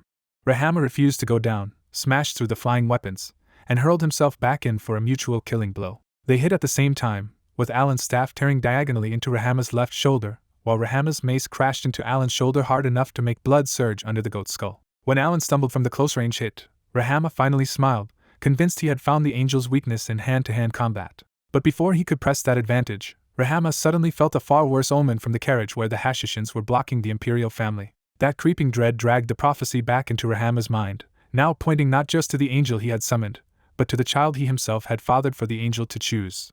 Cornered outside of Ilium, Ruppel panic-screamed his royal title and flailed his sword around, but the divine power pouring out of him was real enough to keep the Hashishins back. Hans was stunned that the useless mama's boy prince could actually fight, but Tina snapped him out of it because their group was seconds away from being captured. When Tina demanded any tool that could break the deadlock, Hans admitted he was no fighter and frantically dug through his bag anyway. The Hashishins tried one last time to pull Tina back in, telling her to surrender Ruppel and stop disappointing the father who had trained them all. Tina refused, because she wanted to keep living, even if that meant fighting the brothers and sisters she once trained beside.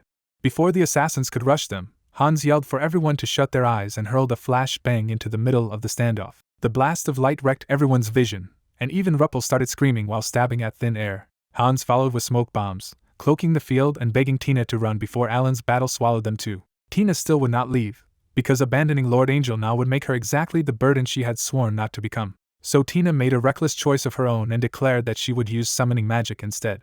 Hans thought she meant wholly undead, but Tina flatly admitted she could not summon Alan's pure version because her power was a mixed blend of mana and divinity. Instead of giving up, Tina set down her flower pot and tried to copy Alan's summoning method from memory, piecing together his lessons with Hans's talk about warp magic. As Tina imagined the spirit she wanted in exact detail, her mind slipped into a white space where childlike presences noticed her and hesitated at her outstretched hand. When those little spirits finally reached back to her, Tina snapped awake, and the summoning answered in a way she never expected. The flower pot exploded, roots ripped through the dead earth, and a giant humanoid tree burst upward where her tiny weed had been.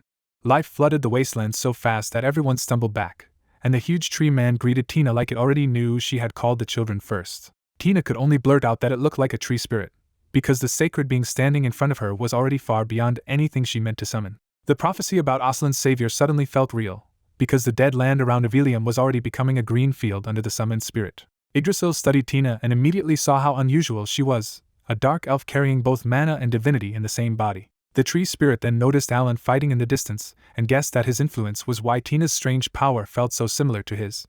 When Tina admitted she had actually been calling for nature spirits, Yggdrasil cheerfully confirmed it and let the little elemental children spill out from its leaves. At Yggdrasil's urging, the little spirits approached Tina like a new contractor they had been waiting 2,000 years to meet.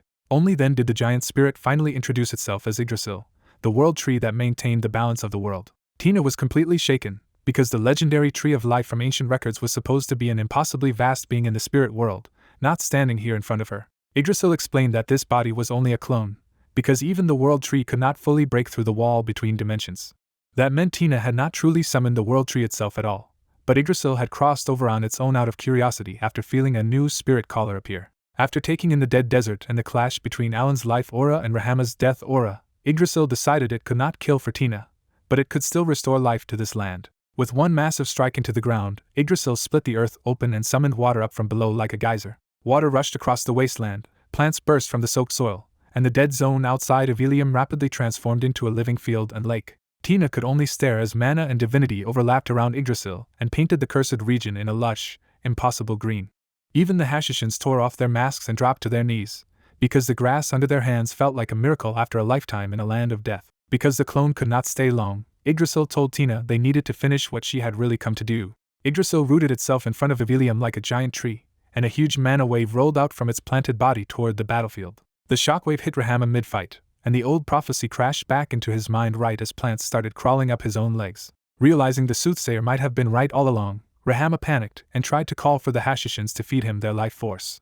But the Hashishans were already kneeling in prayer to the world tree instead of their king, because as demi-humans they instinctively revered nature and its spirits. Rahama looked back just in time to see living stems wrap around Alan's body as if the land itself had chosen to protect him. Inside that surge of nature, Alan felt the relic backlash easing off and his exhausted mind clear under the fresh scent of grass. When Alan turned toward Tina, he found her standing by the ancient tree with little spirits around her, and he finally understood that she had summoned spirits instead of holy undead. The little spirits did not stop at helping Tina either, because they crowded around Alan and happily offered to help him too.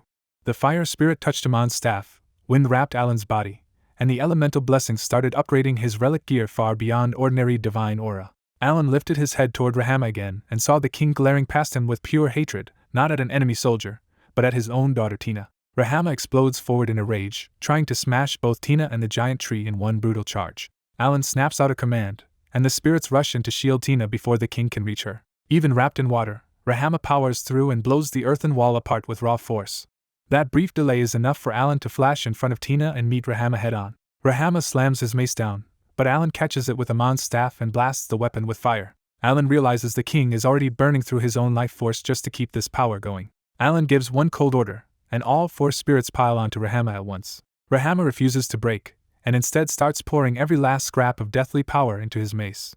As the attack charges, Rahama ages in seconds until the king looks like a skeletal old man making one last stand. Alan calmly decides this is the perfect moment to test the new skill hidden in his upgraded staff. Rahama screams for everyone to die with him, and brings the mace down in his final all-in strike. The moment their weapons meet, Alan's staff wipes out the attack completely with skill nullification. With the power gone, Rahama's mighty mace cracks apart like brittle junk.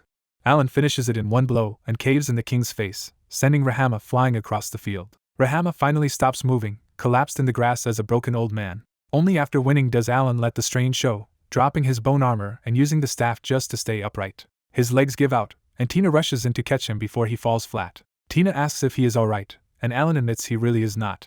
Knowing he is about to pass out, Alan quietly asks Tina to guard his body for a while. Tina promises he can leave it to her, and Alan finally slips into deep sleep. After the fight, Tina looks at Rahama's body and has to face the fact that the fallen king was once her father. The Hashishans gather around Rahama, and one look from them tells Tina the king is finished. Tina looks up at the rooted World Tree clone and realizes this dead land finally has a real chance to turn green again. That fragile relief ends when a Hashishan warns Tina that Rahama's main army has arrived. Tina sees the full force marching in with war drums, undead ranks, and feudal lords at their head, and all the color drains from her face. Hans panics and begs for a way out, but Ruppel just walks toward Alan in stunned silence. Standing over his younger brother, Ruppel can barely process that the prince everyone scorned just beat Rahama and summoned holy undead besides. For the first time in a long while, Ruppel feels a little hope and thinks Alan might actually change the future. Hans drags him back to the danger, but Ruppel suddenly says they do not need to flee after all. He points out that their reinforcement has finally arrived, and everyone turns to look. Another army appears from the side, and the Aslan commanders go pale when they recognize the theocratic empire. The imperial army marches in with priests, paladins, holy orders, dwarven troops, and more than 10,000 soldiers under sacred banners. At the center of that force ride Oskel Baldur and Charlotte Herais as the empire finally enters the battlefield. As the new clash begins, Oskel grins like an old war addict and asks Charlotte what she thought of the battlefield. Charlotte answers that war was horrible, and Oskel bluntly tells her she is still too green to understand it. To Oskel, the battlefield is something to enjoy, because breaking through wars and obeying the imperial command gives his life meaning. But that fevered devotion twists into rage when Oskel remembers he failed the Holy Emperor once already. He swears there will not be a second failure, surrender will be accepted, but refusal means death. War horns sound for surrender, and Aslan answers with silence. Taking that silence as rejection, Askell offers a prayer and floods his blade with divinity. He orders the flags raised and the entire imperial army to advance. Askell charges first, and the cavalry forms around him as the holy army roars for the empire and the slaughter of heretics. Aslan's feudal lords answer the charge with their own mounted rush, and both armies crash toward each other with pure killing intent. Askell erupts in sacred light so intense that Aslan's soldiers are blinded before his blade even lands. From Evilium's outer wall, a battered White watches the battle and wonders if it is already over. What he sees is not a battle at all but a one-sided imperial slaughter led by the still monstrous 100-year-old Askell. White's gaze drifts from the massacre to Alan sleeping in Tina's care beneath the giant tree. He also sees Rahama's shriveled body tangled in plant stems and has to accept that Alan really defeated the king. The more White thinks about it, the more Alan's growth stops looking like luck and starts looking like something monstrous. That thought leads him to a dangerous possibility. If the Empire can suddenly expose vampires, maybe Alan is actually a saint. White ends up apologizing in his heart, because instead of helping Alan, he may soon have to ask Alan for help. Back in the melee, silver-haired Charlotte cuts through Aslan's soldiers so cleanly that fear and awe spread around her at once. The soldiers start calling her the White Reaper as her divine blade and White Horse keep trampling the line open. Charlotte offers a prayer to Gaia and keeps slaughtering forward without even feeling the cuts anymore. Some Aslan troops break away and rush for Evilium, hoping to link up with the city and the Hashishins. Charlotte glances toward the gate to see what has them so confused, and the moving crowd finally opens her view. There, beside the giant tree, Charlotte spots Tina holding a sleeping boy and instantly recognizes the face she has been searching for. For Charlotte, the battlefield vanishes in that instant, because Alan Alphals, the savior she has longed to find, is finally right in front of her. Charlotte snaps back into her White Reaper frenzy and tightens her grip on the divine sword as Aslan troops rush from every side to stop her advance. She answers with a cold order to move, and a violent burst of divinity erupts from her blade and horse, blowing enemy soldiers apart. Her rampage freezes fighters across the battlefield, and Harmon instantly realizes Charlotte has lost control again. Knowing the whole enemy army will swarm her, Harmon rallies the paladins and charges in to protect the head of the White Cross. Charlotte keeps driving forward through the storm of weapons, even after her cheek is cut and a spear strikes her horse. She roars with spirit speech, smashes through a mass of enemies, and her white armor starts breaking under the accumulating damage. At last she tears free of the encirclement, and the terrified Aslan troops start backing away from the monster in white. With the way finally open, Charlotte pours divinity into her horse and sprints after the cavalry racing toward the city's outer gate and the giant tree. The cavalry panic at the sight of the White Reaper catching them, but turning around to fight only gets them cut down one by one. One desperate rider begs the Hashishins to kill Charlotte, but they only stare past him at the White Reaper closing in from behind. Before the man can even turn around, Charlotte beheads him and ends the last of the cavalry at the tree. Breathing hard, Charlotte finally sees Alan sleeping safely beneath the giant tree and goes still in relief. She dismounts and walks toward him, and when the Hashishins try to block her, Tina quietly tells them to stand aside. Tina watches the blood-drenched silver-haired knight approach, badly wounded but still refusing to waver. As Charlotte closes the distance, the weight crushing her chest finally starts to loosen. She notices Tina shielding Alan and understands at once that Alan must have protected the child first, just as he always does. Then she sees Alan's faint divinity and scraped face, and knows he pushed himself too far again to save someone. Standing over the sleeping boy, Charlotte remembers her vow to stay by his side whenever he broke himself protecting others, and the old guilt comes rushing back. Her cold mask finally collapses, and Charlotte drops to her knees to formally greet Alan as his first paladin. Harmon arrives just in time to see it, understands why she shouted so loudly, and leads the paladins in kneeling before the sleeping prince too. Charlotte gently takes Alan's hand, already thinking only of bringing him home to the Empire. Off to the side, Hans stares in shock as the truth sinks in that the boy really is an imperial prince. Ruppel feels the opposite, relieved that with the paladins here he can stop cowering and go back to his old princely life. He boldly orders Harmon to escort him at once, assuming the Empire has come to restore his comfort and status as a prince. Charlotte cuts him off with a voice so cold that even Ruppel realizes something is terribly wrong. With rage barely contained, Charlotte orders Harmon to arrest Ruppel as the traitor and instigator behind this whole disaster. Harmon understands he has to move instantly before Charlotte executes Ruppel on the spot, and Ruppel goes pale trying to protest. Harmon obeys without hesitation, puts his blade to Ruppel's throat, and arrests him for suspected high treason along with the missing Rose Darina. A month later, Aslan's capital beats with war drums as the conquered kingdom is forced into a new order. The nobles hurry to the palace through streets packed with imperial paladins and disarmed Aslan soldiers already on their knees. Inside the royal audience chamber, the nobles whisper in fear about surrender and succession, but the occupied palace gives them no room to resist. Then white-armored paladins march in and take control of the chamber itself, making the defeat impossible to ignore. When Alan is announced, the paladins force the nobles to kneel and bow before the Empire's seventh prince. Alan walks straight to Rahama's throne and sits on it, making the power shift plain to everyone in the room. Tina enters in royal robes as Aslan's new ruler, and the nobles glare because a dark elf girl now holds the throne with imperial backing. The nobles hate the choice, but the Holy Emperor purged Rahama's line and picked Tina precisely because a dependent demi-human queen would keep Aslan easier to control. Even while they fume that Tina sold the country into subordination, the nobles can only swallow it and pretend they might control her later. Tina walks to the throne, kneels, and greets Alan not just as prince but like a servant offering another prayer to her Lord Angel. From Alan's point of view, the whole ceremony feels like punishment for having an arrested brother and an absent father who should have handled this themselves. Charlotte quietly pushes him to continue, and Harmon tells him the job is simple, just read the Empire's demands aloud. So Alan reads out the harsh terms: yearly tribute, the release of imperial slaves, mining rights, and temporary command over Aslan's army. Alan knows Tina will take the blame for this one-sided contract, but he also knows Aslan now needs her too badly to cast her aside. That is because Tina has already begun changing the kingdom itself, bringing water, rivers, lakes, and fertile land back to Aslan's dead soil. The common people support her for giving them a future Rahama never could, and even the nobles will end up dependent on that power. With the politics settled, Alan officially declares Tina's enthronement and Aslan's acceptance of the subordination contract complete. The moment it ends, Alan rubs his temples in exhaustion, eager to leave, and Charlotte answers his quiet wish to go home with a faint smile. After leaving Tina to finish her speech to the Aslan nobles, Alan steps into the palace corridor looking worn out from the backlash of Amon's relics. Through the window, Alan spots Yggdrasil's giant branch now planted in the palace garden, already flooding the dead land with lush green life and thick mana. Alan realizes the tree is a priceless world tree branch that massively boosts a shaman's mana, and only Tina can properly tend it. Still recovering, Alan heads for the heavily guarded VIP chamber where his father and brother are being kept under watch. At the door, Sword King Oskel greets Alan respectfully and confirms that both White and Ruppel are inside. Inside, Alan finds Ruppel writhing under the bedsheets like he's trapped in a nightmare, even as he remains under arrest for suspected treason. White, on the other hand, is in absurdly good spirits, tearing into a roasted pig and praising Aslan's food like none of this is his problem. Alan sits across from White, already simmering, because this missing father left the Empire's disasters for everyone else to clean up. When Alan bluntly asks where he's been, White casually says he spent the last 11 years traveling from place to place.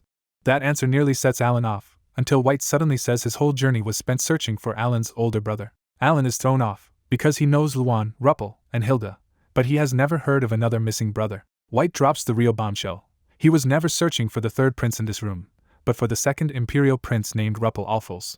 Alan freezes as White makes it explicit that the missing boy is the older brother of the current third prince, the stillborn child of Rose Darina. The story cuts to a dark cave where oversized glass tanks hold human children in fluid, turning the next reveal immediately grotesque. At the center of the lab, Count Timon, a monstrous hunchbacked progenitor vampire alchemist, furiously carves rune letters into the ground with a magic crystal. A bound priest lies inside the completed circle, bleeding into the runes while Timon crows that his 3001st warp test is finally ready. Timon pours demonic energy into the circle, forcing divinity out of the priest and making both powers crash together in a warped gate experiment. The balance breaks, and the priest explodes into gore, splattering Timon's laboratory with another failure. Timon rages at the mess, furious that a method which once worked keeps failing now. A ghoul shuffles in with a communique, and Timon's tantrum dies the moment he reads the shocking news. A red-haired boy steps from the darkness, and Timon tells him the impossible has happened: King Rahama is dead. The boy is stunned for a beat, then eagerly guesses that the one who killed Rahama must be the crown imperial prince, which would mean White is still alive. Timon pointedly calls the boy by his true identity, the second imperial prince Ruppel Alfils, but the boy laughs it off and says the imperial family no longer means anything to him. The boy goes even further, insisting his real father is now the king and vowing that anyone who refuses to acknowledge him will be forced to. Timon adds another piece of news: the current third imperial prince Ruppel Alfils has been arrested for high treason after serving as an unwitting link to Rose Darina. That immediately gives the boy a new idea, and bloodlust curls off him as he asks to take his younger brother's body as a replacement vessel. Back in the VIP chamber, Alan notices the Ruppel on the bed flinch under the blanket, proving he heard every word of that terrifying reveal. Alan struggles to process it and asks White if this can really be the same stillborn prince who was supposed to be dealt with years ago. White admits he meant to end the matter himself back then, but he couldn't bring himself to kill his own child. Instead, an archbishop named Walter offered to handle the funeral as his last act of loyalty before retirement. White trusted him, even though Walter was trembling and drenched in cold sweat the whole time. Walter later reported that the funeral was done and even showed White a mountain grave, so White had no reason to doubt him at the time. Years later, just before White's enthronement, he personally rode out to crush a reported bandit raid on the border and make an example of Aslan. But when he reached the village, there were no enemies left to fight, only heaps of dead villagers and bandits scattered everywhere. At the center of that slaughter, A small red-haired boy calmly devoured a corpse and greeted White with a quiet, almost familiar father. White immediately refuses the claim and points his sword at the boy's throat, because he knows vampires only see humans as livestock. The boy plays the abandoned child for a moment, acting wounded that his own father discarded and forgot him. Then the mask slips, and the boy cheerfully reveals that all the paladins around White are already dead. Blood-red spikes erupt from the ground and impale White's escort in an instant, even skewering White's horse and throwing him down.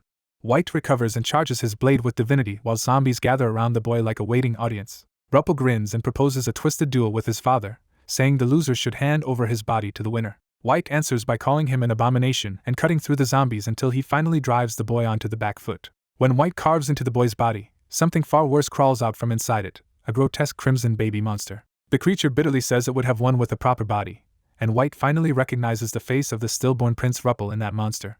Back in the present, White says he knew in his soul that thing was the real second prince, except someone had turned the undead baby into an intelligent progenitor vampire. That makes Alan think back to dark magic and unnatural progenitor creation, realizing this kind of horror is possible after all. White admits he still failed to kill the monster, because it escaped from that battlefield using warp magic. After that, White dug up the grave and found it empty, proving the funeral had been a lie from the start. When White went looking for Archbishop Walter, both the man and his daughter had vanished, and White concludes they were almost certainly silenced. White spread fresh vampire reports across the table and let Alan read everything he had gathered from the Imperial family and his own years of hunting. Alan stopped at the report on Euligia, and White grimly explained that rumors of her murder by vampires had reached him while he was far away in war-torn Lomé. Furious over Euligia's death and Juan's curse, White rushed back, infiltrated the palace, and secretly confirmed that the curse on the sleeping prince carried the same demonic energy as Ruppel. White pointed to Count Fomer's connection and said Ruppel had already been strong enough back then to join the palace attack with blood creations and escape alive. He added that Juan's curse was a warning trap, because anyone trying to heal the prince would have killed him instead. White says he kept hunting the second prince because Ruppel was the only lead that might break Juan's curse and expose the vampires hiding around the Imperial family. When Alan asked why he never told the Imperial family, White shot back that the court was already on the edge after Euligia's murder. White explains that if the public learned a prince had become a vampire and an archbishop was involved, panic and a full purge would have followed. He says Archbishop Walter's people and the entire Darina line would have been slaughtered, including innocents who had served the throne all their lives. That old choice feels rotten now, because the newest evidence shows Rose really had been working with the vampires the whole time. White finally breaks and snarls that Rose's jealousy drove her to curse her own son and turn him into a vampire. Alan quietly asks if White only learned that truth now, and White answers that if he had known earlier, he would have torn the culprits apart at Euligia's grave. Alan turns the talk toward Ruppel, and the sheet on the bed visibly twitches because the prince has been listening to every word. White says Ruppel was still a child then and was likely used by Rose, but he still intends to drag answers out of him and face the Emperor's wrath afterward. After forcing himself calm, White pushes the conversation wider and says the vampire problem has grown beyond anything one man can handle alone.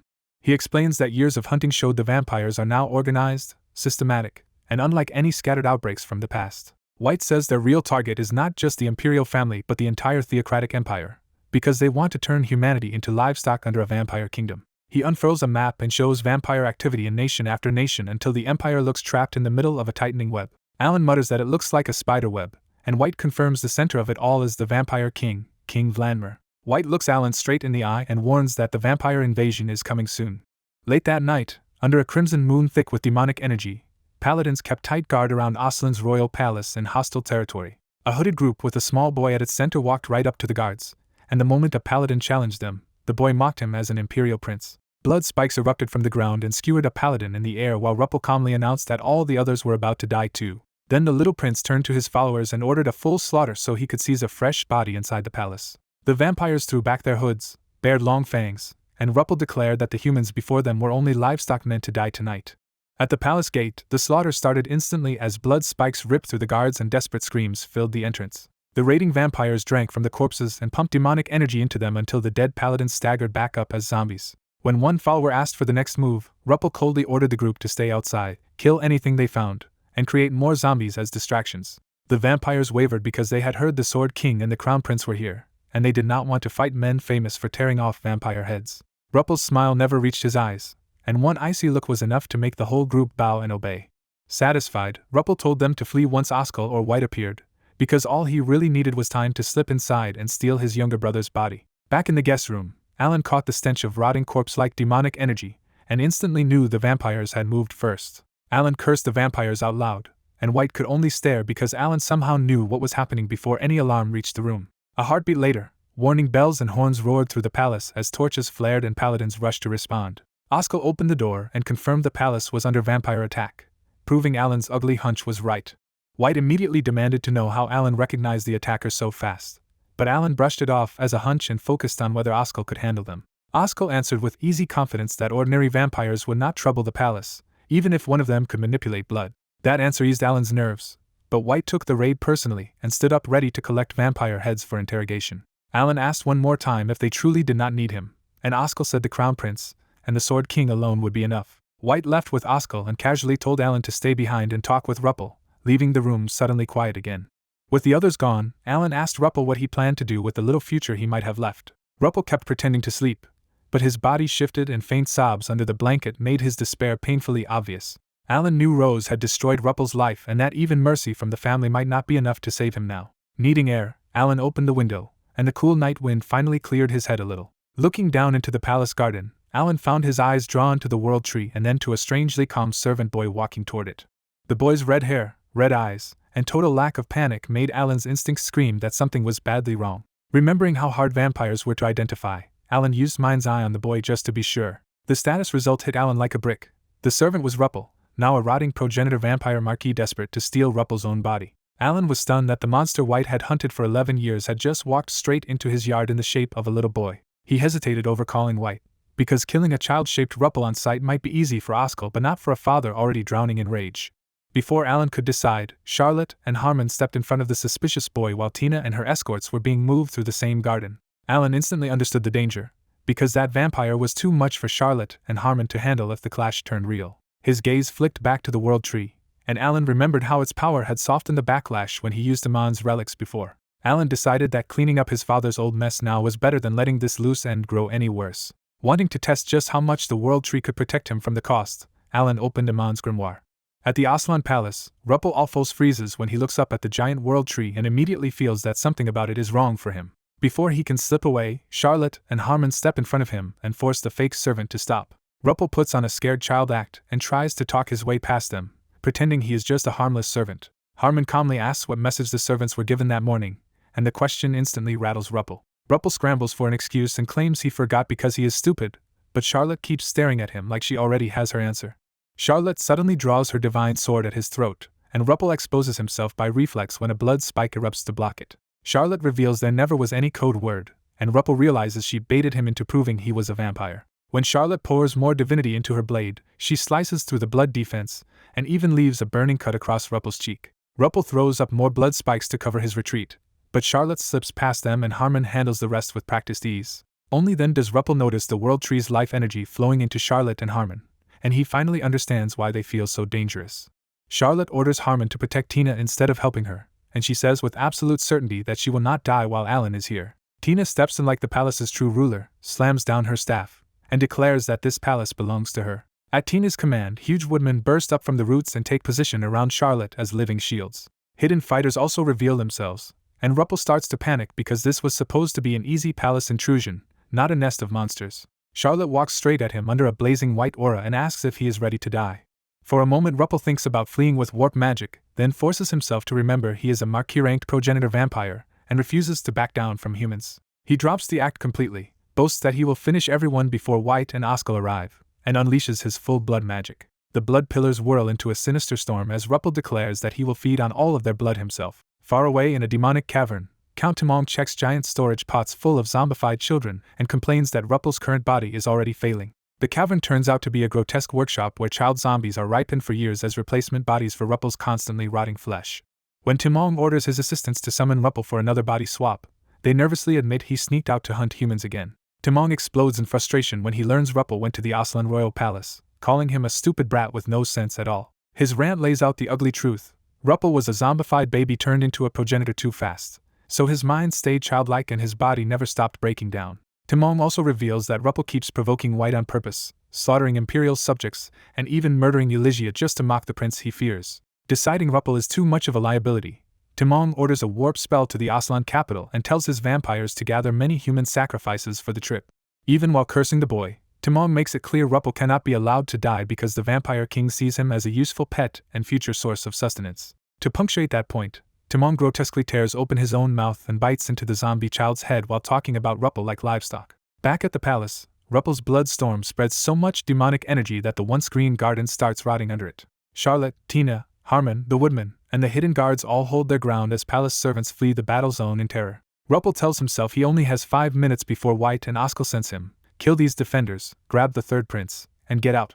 But right before he attacks, Ruppel notices something strange. The royal palace itself is almost too quiet. There are no rushing paladins, no clear encirclement, and no sign that the prince he came for is still inside, which makes the whole setup feel wrong. Then Ruppel's confusion hardens into shock as he stares toward the palace and blurts out, "What the hell is that now?" Ruppel felt a terrifying surge of divinity swallowing his demonic energy, and he instantly knew some huge divine spell was charging somewhere inside the palace. He ruled out White and the Sword King at once, which meant an unknown monster was hiding in the palace and gathering power even faster than he could react.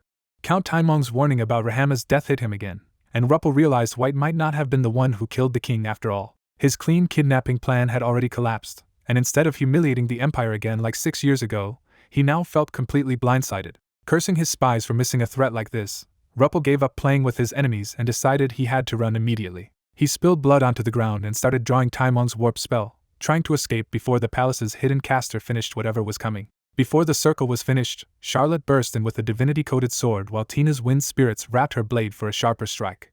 Charlotte's empowered slash smashed through the blood tornado, but Ruppel only flinched and coldly told her that kind of attack still could not kill him. As Ruppel tried to gather fresh demonic energy, Tina's giant woodman crashed down on him and blew his forming blood attack apart. He jumped back to evade the woodman, only for hidden Hashishins to bury chain-linked daggers deep into his body and yank him off balance.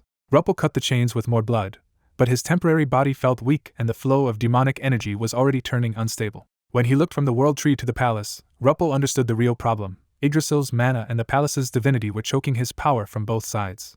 Snapping in irritation, he sent his blood raging outward like whips and tore through everything around him. The blood whips shredded Tina's woodman, gouged the palace exterior, and wrecked the garden in one vicious burst. The Hashishins pulled Tina out of danger and Harmon retreated, but Charlotte stayed inside the storm and kept dodging by a hair. As the seconds dragged on, Ruppel's fear only got worse because White and Oskel would arrive soon, and the hidden divine monster still had not shown its face. For the first time, the thought of dying here sank into him so deeply that his fake life itself felt like it was about to stop. That terror turned into obsession, and he swore he could not die before destroying the Empire and murdering Rose Darena, his namesake half-brother, White, and every imperial blood relative tied to his misery. Desperate now, he finished the warp circle with blood and decided he would accept any destination at all if it got him out alive. Just as he tried to flee, a gunshot blew apart the ground and burned away his hand before the warp could activate. A calm, almost cheerful voice called him older brother, and Ruppel froze as if he had just heard his death sentence. He looked up and finally found the true source of the divinity, Alan on the palace balcony, holding a musket in one hand and a grimoire in the other. The sight shattered him, because a boy barely 17 was wielding an amount of divinity that should have been impossible for any human. Ruppel finally broke and screamed at Alan in terror, demanding to know what he really was. Alan answered with a satisfied smile that he was Ruppel's youngest brother, and a kind one who would even handle his funeral. As Alan closed the grimoire, part of the palace collapsed, and a giant skeletal hand rose from inside to lift him gently upward. Then holy water burst out of the ruined palace, and the skeleton king's crowned skull and massive torso rose into view. The crimson moonlight disappeared under a purified blue glow as divinity rolled outward and the holy water spread across the ground like a flood. The moment the holy water touched him, Ruppel's feet began to burn away and he dropped to his knees in panic. Looking up at the giant holy undead against the purified moonlight, Ruppel could only gasp a broken prayer in horror. The skeleton king drew a huge gold embone sword from the holy water and stared down at him like he was barely worth noticing. Standing on the giant's hand, Alan smiled down and gently told his older brother that now he could die in peace. Elsewhere outside the palace, fleeing nobles and servants stopped dead as everyone watched the palace collapse around the sudden appearance of the giant skeleton king. White was so stunned he forgot the vampire in his hands, while Oskel recognized the undead king at once but was disturbed that it was radiating divinity. That impossible combination told White exactly who had done it, and he could only mutter that Alan had pulled off something outrageous again. Hans rushed over through the evacuating crowd, and when White questioned him, he casually revealed that Alan had already used that same undead to hunt the black dragon. White was hit with fresh disbelief, while Hans, already thinking like an alchemist again, put on his goggles and started studying the holy undead. Through those goggles, Hans picked up a strange warp-like flow nearby and traced it to black-robed figures standing frozen in a distant alley. When that energy suddenly vanished, Hans understood they were not necromancers at all but vampires, and he shouted the truth for everyone to hear. In that same alley, Count Timon was too overwhelmed by the holy undead to fear it, because to him it looked like an impossible fusion of necromancy and divine magic. His thoughts spiraled through gods, titans, dimensions, and warp magic until his panic flipped into revelation and he shouted that he had figured it out. That scream carried demonic power with it, and Hans's warning hit at the same time, so the paladins, White, and Oskel all turned toward the hidden vampires together. The vampires instantly understood their rescue plan was dead, because instead of being split up, the two men they feared most were both staring right at them. They dropped any thought of saving Ruppel and rushed to drag Timon away, but he was too drunk on his revelation to care about escaping. Still babbling about truth and eternity, Timon let himself be hauled into an abandoned house with a warp circle on the floor. Because they had no offerings ready, the vampires chose to burn their own demonic energy to force the warp open. They were a heartbeat too slow, and the last vampires through the doorway were suddenly butchered as White and Oskel crashed into the house. In pure panic, the remaining vampires poured in every last scrap of power, even burning themselves up, because a failed escape meant a far worse death. Even then, Timon never looked at his attackers and only laughed at the Skeleton King, convinced his warp gate of truth was finally close to completion. The warp finally activated by a hair, and White and Oskel arrived only in time to click their tongues at an empty circle. Back at the palace, Alan watched debris rain down as the Skeleton King shielded him with 2 hands, balanced itself with the third, and drew its sword with the fourth. The summon was draining Alan hard, but he was thrilled that this time he could control that much divinity without blacking out. A glance at Yggdrasil told him why. The World Tree had softened the backlash of Amon's relic enough for him to stay awake through the fight. That success left Alan almost giddy, because mastering new magic and summoning stranger undead was starting to feel dangerously good. He even caught himself wondering if this thrill was the same madness baked into the Imperial bloodline, and the real reason they loved hunting vampires so much. When Alan looked down again, Ruppel no longer looked like a monster at all, just a terrified older brother whose unstable body was being melted apart by holy water. Seeing that, Alan quietly decided the kindest thing left was to send Ruppel into eternal rest himself. The Skeleton King opened its jaws and flooded the ruined palace with icy sacred breath while its golden bone sword blazed with enough divinity to erase a vampire completely. As the sword lifted toward Ruppel, Alan glanced aside and gave Tina an awkward apology for wrecking her castle again. The sacred blade dropped like a meteor, and Ruppel's child-form body instantly realized this hit would burn away both body and soul. Instead of accepting death, Ruppel screamed that he refused to die and dragged up every bit of demonic power his child-form body had left. Ruppel poured out the truth of his hatred, crying that he died choking at birth, that his mother turned him into a zombie, and that he only wanted to live. His blood storm hardened into blades and spears that lashed up at the descending holy sword, but every weapon exploded apart on impact. Ruppel confessed that all he ever wanted was to kill the family that cherished his siblings and abandoned him. Alan stayed cold and answered with a final farewell, treating Ruppel as a threat to eliminate, not family to spare. The sword struck, purifying the blood storm, crushing part of the palace, and blasting the night with a deafening shockwave. When the dust storm rolled out, Alan held his ground and watched carefully, refusing to believe a prince-class vampire would die that easily. As the dust cleared, Alan saw the holy water lake split open and the ruined palace grounds still shaking from the Skeleton King's absurd power. Ruppel's child body burned into ash, and a crimson infant monster crawled out from inside it screaming in pain. Even in that true form, Ruppel survived just long enough to scream for Count Timon to come save him. Alan dropped down as the Skeleton King faded away, now more interested in the Count Ruppel had just exposed than in the half-dead prince himself. He mocked Ruppel with the simple truth that White and Oskel were already outside, so no vampire ally was getting through in time. Alan grabbed the burning infant body in one hand and noticed that this supposed Marquis-class vampire was recovering far more slowly than expected. When White approached from the side, Alan instantly summoned his musket and stopped him before he could get any closer. Alan warned White that he bore responsibility for this disaster, and he would not be allowed to ruin things further out of emotion. White asked if Alan meant to kill Ruppel, and Alan answered that first he would squeeze every secret he could out of him. Alan immediately turned that decision into strategy, and called for Oskel, already thinking ahead to a full war against the vampires. He ordered that Ruppel be taken to a prison so secure that not even Crown Prince White could interfere once the interrogation began. Oskel had exactly the place, the Holy Emperor's vampire prison, guarded by the Golden Cross and beyond White's reach. Alan approved it on the spot and ordered torture for information, with Ruppel's final execution reserved for his own hands. Then Alan leaned in and twisted the knife, telling Ruppel that his failed attack had just handed the Empire priceless intelligence on every vampire faction move. Ruppel finally broke, turning deathly pale and blurting out that he did not want this fate. Alan ended the night by ordering Charlotte and Harmon to return at once, because the Empire now had to prepare for open war against the vampires. By the time they were ready to leave Aslan, Ruppel was screaming from inside a small Elturate chest built to suppress a weakened vampire completely. Alan saw the departure formation lined up, with White riding in the same guarded convoy as the imprisoned second Prince Ruppel. Looking back at the half-collapsed palace, Alan could only apologize again because he had literally smashed part of Tina's home. Tina hurried to reassure him, saying Damon would bring enough wealth from the tomb to fund repairs and that the real blessing was that no one got hurt.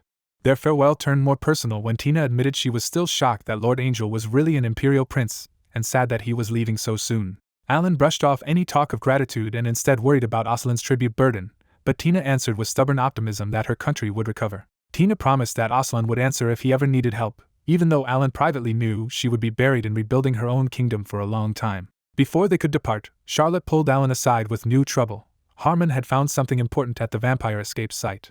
Alan followed Charlotte into an abandoned alley house, where paladins had sealed off a hidden warp circle scratched into the floor and covered the walls in strange runes.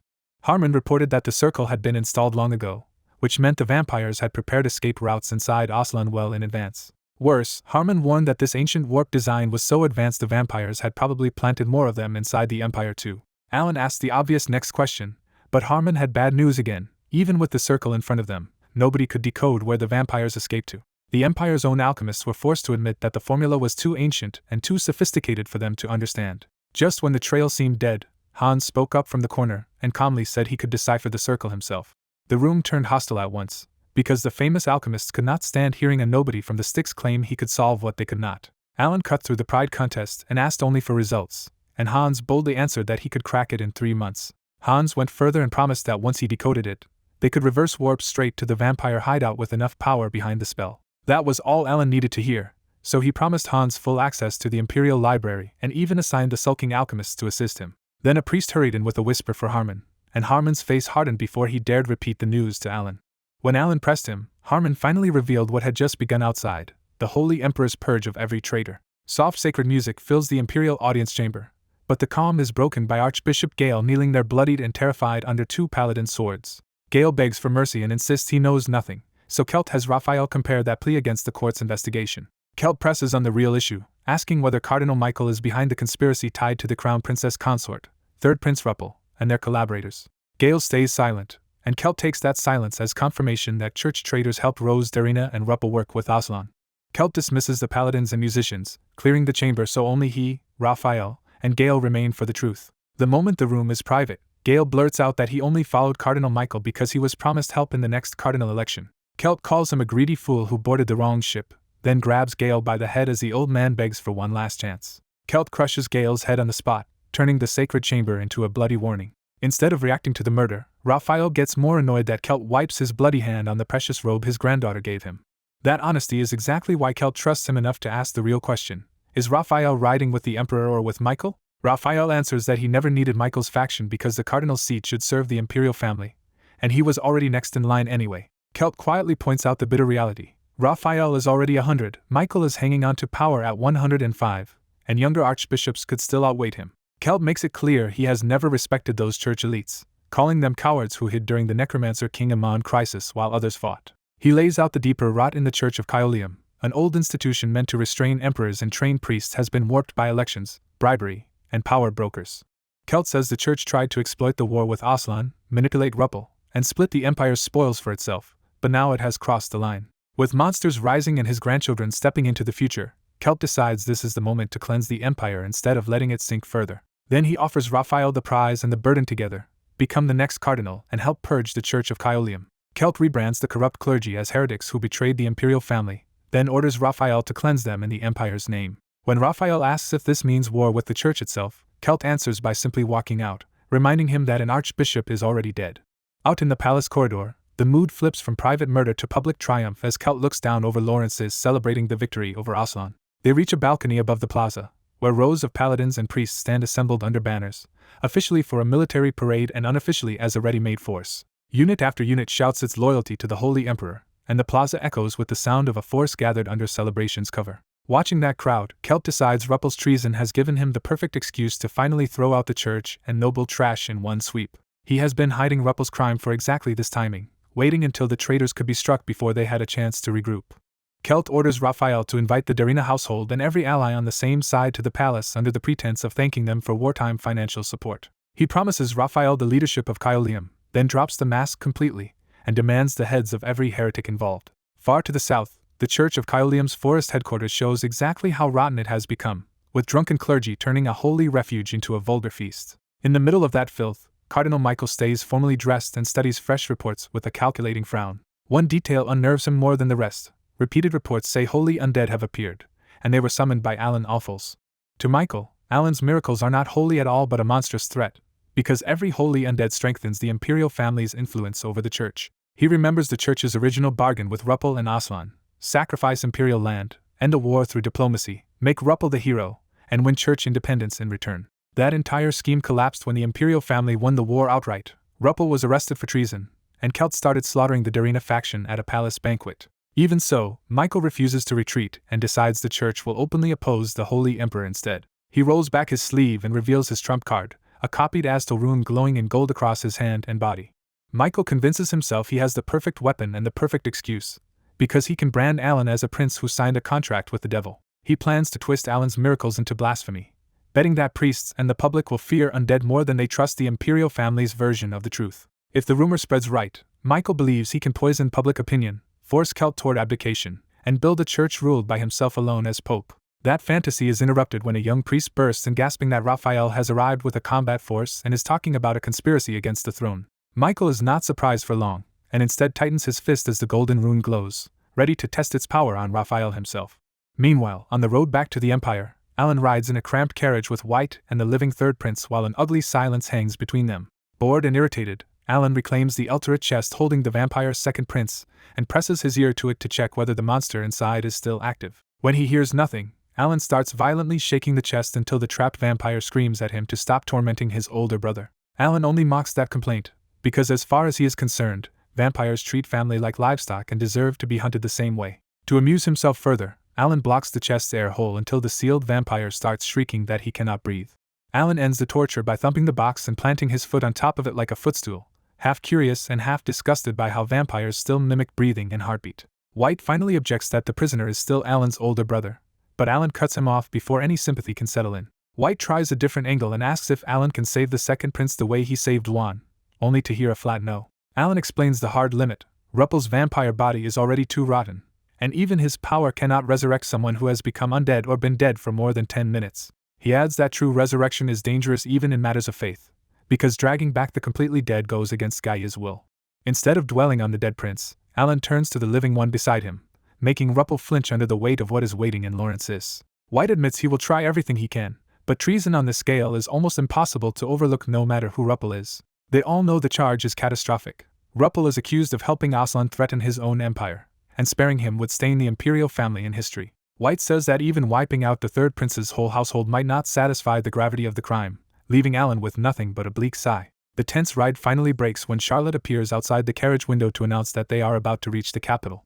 Alan opens the window and sees Lawrence's in the distance, the imperial capital he has missed and the home they have finally reached again. Alan enters the capital expecting a warm victory mood, and at first the lively city feels almost healing after bleak, sand-choked Aslan. That good impression dies the second Alan sees the imperial palace plaza turned into a blood-soaked torture yard. While Alan is still stunned by the screams and branding irons, Luan cheerfully greets him as if this scene is already normal here. Luan's face hardens when he notices White and Ruppel beside Alan, and all the buried family resentment comes rushing back at once. White tries to greet Luan with clumsy warmth, but Luan just stares him down and relays the Emperor's summons without softening at all. Before they go in, White asks what Alan plans to do next, and Alan answers by shaking the metal chest with the second prince trapped inside. Alan says he is taking the second prince straight to the Emperor, and makes it clear he also does not trust White to behave. White asks for one last chance to speak with the second prince, and Alan shuts him down immediately. Their group splits up at the palace, with Oskel and Harmon taking Ruppel away while Charlotte escorts Alan and White to the audience chamber. The guards open the audience chamber, and in the same instant the Holy Emperor appears too fast to follow and smashes White's head into the floor. White screams as Celt drags him back up and furiously calls out his son for abandoning his duty and disgracing the imperial court. Alan realizes just how terrifying Celt really is, because the Emperor moved so fast he could not even see him coming. When Celt turns to Alan, his voice suddenly softens and he asks about Alan's trip like nothing is wrong. That brief calm ends fast as Celt gathers more divinity into his fist, and Alan knows White is about to suffer again. Alan decides this family reunion is none of his business, tells Charlotte to take him back to his quarters, and leaves White to his beating. Alan tries to settle into a well-earned rest, telling himself the war is over, Ruppel is captured, and White can explain the vampire threat better than he can. That plan collapses the same evening when urgent news from the Church of Kyolium reaches the palace, and the Emperor summons Alan back. When Alan enters the audience chamber, a bloody paladin is already reporting that the church attack was a disaster with hundreds dead, wounded, missing, and even Archbishop Raphael unaccounted for. The paladin adds that the Church of Kyolium has declared full independence and is openly demanding the Emperor's abdication, Ruppel's release, and a pardon for the Darina side.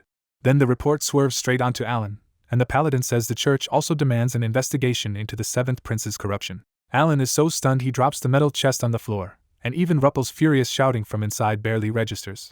Alan demands an explanation, and the answer is brutal. The church is accusing him of making a contract with the devil. The accusations keep piling up, from blasphemy and palace unrest to war, violence, and disgrace to the imperial family, until Alan can only admit it all sounds damning from the outside. The report ends with the church's real demand. Alan must be stripped of his title and judged by the Court of Heresy Inquisition. Late that night, Kelp privately explains the bigger picture to Alan. The Church of Kyolium has long wanted independence, and it was secretly backing Ruppel all along. Alan hands over the second prince, learns that Ruppel is locked underground, and hears that White has been placed under house arrest. 3 days later, Alan walks the palace halls and notices the servants bowing with open fear instead of respect. The rumors have turned him into a monster, a failed predator, a blasphemer, a devil's contractor, a necromancer, and a prince who started war for his own ambitions. What makes it worse is that the church has managed to turn even parts of the clergy against him, because holy undead sounds impossible on its face. Alan admits to himself that in this empire, necromancy is hated enough that anyone else would have faced an inquisition already. When Alan steps onto a balcony, he sees the unrest for himself, kneeling clergy and citizens massed outside the palace demanding answers and punishment. The crowd shouts for clarification on the seventh prince, and blames him for the war with Aslan, proving the church's story is taking hold. Alan passes the audience chamber next and hears even the emperor's loyal nobles demanding punishment for him over the devil contract and necromancy accusations. Alan realizes this is exactly the church's trap. By leaning on religion, charity, and public panic, it has made protecting him politically expensive. He knows Kelt is already preparing to crush the church by force, but Alan also sees that a direct purge could shove the empire toward chaos or even civil war. Charlotte quietly finds Alan in the corridor and covers his ears, trying to shield him from the ugly words spilling out of the chamber. Alan appreciates the comfort, but he knows the people speaking against him are not traitors at all, just loyalists who cannot accept necromancy. Wanting somewhere quieter to think, Alan heads to the palace library. Inside, he finds Alice Astoria sitting with a book in her hands but so shaken over her grandfather Raphael's disappearance that she is barely reading at all. Alan decides not to open with politics and instead pulls out a bottle of wine, offering to share it with her. Alice snaps out of her daze, startles to her feet, and nearly falls over herself trying to greet him properly. Alan waves off the formalities, and Alice is struck by how calm he looks despite the vicious rumors swallowing the empire. Trying to reassure him, Alice says the church is only lashing out because it has run out of room to retreat. Alan agrees, but says the real danger is not the church itself anymore, it is the public mood it has poisoned against him and the crown. Alice asks if he will really attend the coming Inquisition, and Alan says flatly that running away was never his style. Still hung up on the impossible rumor, Alice carefully asks whether he can truly summon holy undead. Alan answers with an easy yes and proves it on the spot by snapping his fingers and summoning a pure white skeleton onto the library floor. In the library, Alice is startled by Alan's request but quickly composes herself when the prince asks what she truly feels from his holy undead. Instead of recoiling, Alice leans in with bright curiosity and carefully examines the skeleton bone by bone. Alice admits she feels no revulsion at all, only something amazing, and Alan is visibly pleased by that answer. Because she owes Alan more than she can repay, Alice promises to help and encourages him to ask anything within her power. Alan pushes the idea further and asks if showing this skeleton at his inquisition could really sway the priests and nobles. After leaving the library, Alan turns over Alice's advice in his head. The holy undead can move believers, but conservative clergy and nobles still need to be convinced carefully. Alice's advice lands harder than Alan expected, and for once he seriously considers that genuine persuasion might matter here. He admits to himself that smooth talk is not his strength, so he starts searching for a method of persuasion that fits him instead. That planning is interrupted when Harmon rushes in with the official notice that Alan's inquisition has been set. Harmon reveals the hearing will happen just 2 days later, late at night, in the Imperial Audience Chamber, making the schedule feel deliberately tight. Alan immediately reads the choice of venue as the Holy Emperor trying to protect him, but he still tells Harmon to keep the Emperor out of it. Alan then turns to Charlotte and orders the front gate and nearby walls of Lawrence's stripped down to a minimum guard on the night of the Inquisition. He also orders the reduced troops not to react no matter what happens, making it clear he plans to handle something outside the capital first. When Harmon fears Alan might be fleeing, Alan shuts that down and promises he will absolutely attend the Inquisition. Then Alan reveals the real twist. If they want to brand him a devil worshipper, he will show up in a way that forces them to answer for that accusation. Alan decides he will not win this battle with pretty words, but with actions that only someone like him could stage. 2 nights later in Lawrence's, the soldiers on gate duty are already uneasy because security around the main gate has been loosened for a strange late-night military parade. The guards try to make sense of the order, but even they know the timing is wrong and that letting troops through this late should not be normal. Still, the men stay alert, because with the Empire already unstable, a quiet night feels more suspicious than safe. That tension spikes when the dark forest beyond Lawrence's suddenly begins glowing with an unnatural sacred light. As the light grows stronger, the soldiers can hear a force marching out of the trees before they can clearly see what it is. More than 1,000 white-armored figures step into view and halt in perfect formation, making the gate guards panic and reach for the alarm. Before the warning bell can ring, Charlotte steps in herself in white armor and calmly halts the panic. Charlotte tells them to look closer, because this force is not invading Lawrence's at all. When the formation advances into clearer view, the shocked guards finally realize the army is made of wholly undead. The parade becomes impossible to mistake as mummy horn blowers, war drums, skeleton cavalry, armored giants, and banshees singing sacred hymns all move as one body. At the head of the legion, Alan finally appears in full bone armor and a mountain goat skull, riding a skeleton horse chariot like the sovereign of a sacred undead army. Charlotte gives the stunned answer at last. This is the sacred parade personally initiated by the 7th Imperial Prince. Elsewhere in Lawrence's, priests from the Church of Kyolium quietly work the slums, healing the poor while secretly poisoning them against Alan. One priest openly blames every curse, plague, and misery on the 7th Imperial Prince, and the hopeless crowd starts listening. His speech breaks mid-sentence when he suddenly feels an overwhelming wave of divinity rolling in from the main street. The people in the slum feel it too, and they follow the priest toward the bright sacred light chasing away the night between the buildings. When the priest reaches the main road, he finds the street packed with citizens standing frozen in a daze and staring at something ahead. He angrily shoves his way to the front, but nobody even argues back because they are too overwhelmed by what they are seeing. At the front, the truth hits him all at once. A full undead legion is marching through Lawrence's under booming war drums and sacred song. The contradiction is impossible to ignore, because these skeletons, banshees, and undead beasts all carry unmistakable divinity instead of evil. Instead of fear, the citizens just stare in awe as the holy light from the legion turns the dark city street bright as day. The priest looks up at the towering bone golems and armored stone giants, and realizes this parade is even grander than he first thought. Then the skeleton mages slam their staves down together, and release a huge healing spell over everyone nearby. The miracle is indiscriminate, curing injuries and driving away even sickness and plague from the people around them. The priest feels his own long-faded faith roaring back to life inside him, and the shock drops him to his knees. When he finally looks at the commander on the chariot, Alan's terrifying bone-clad silhouette no longer feels demonic to him at all.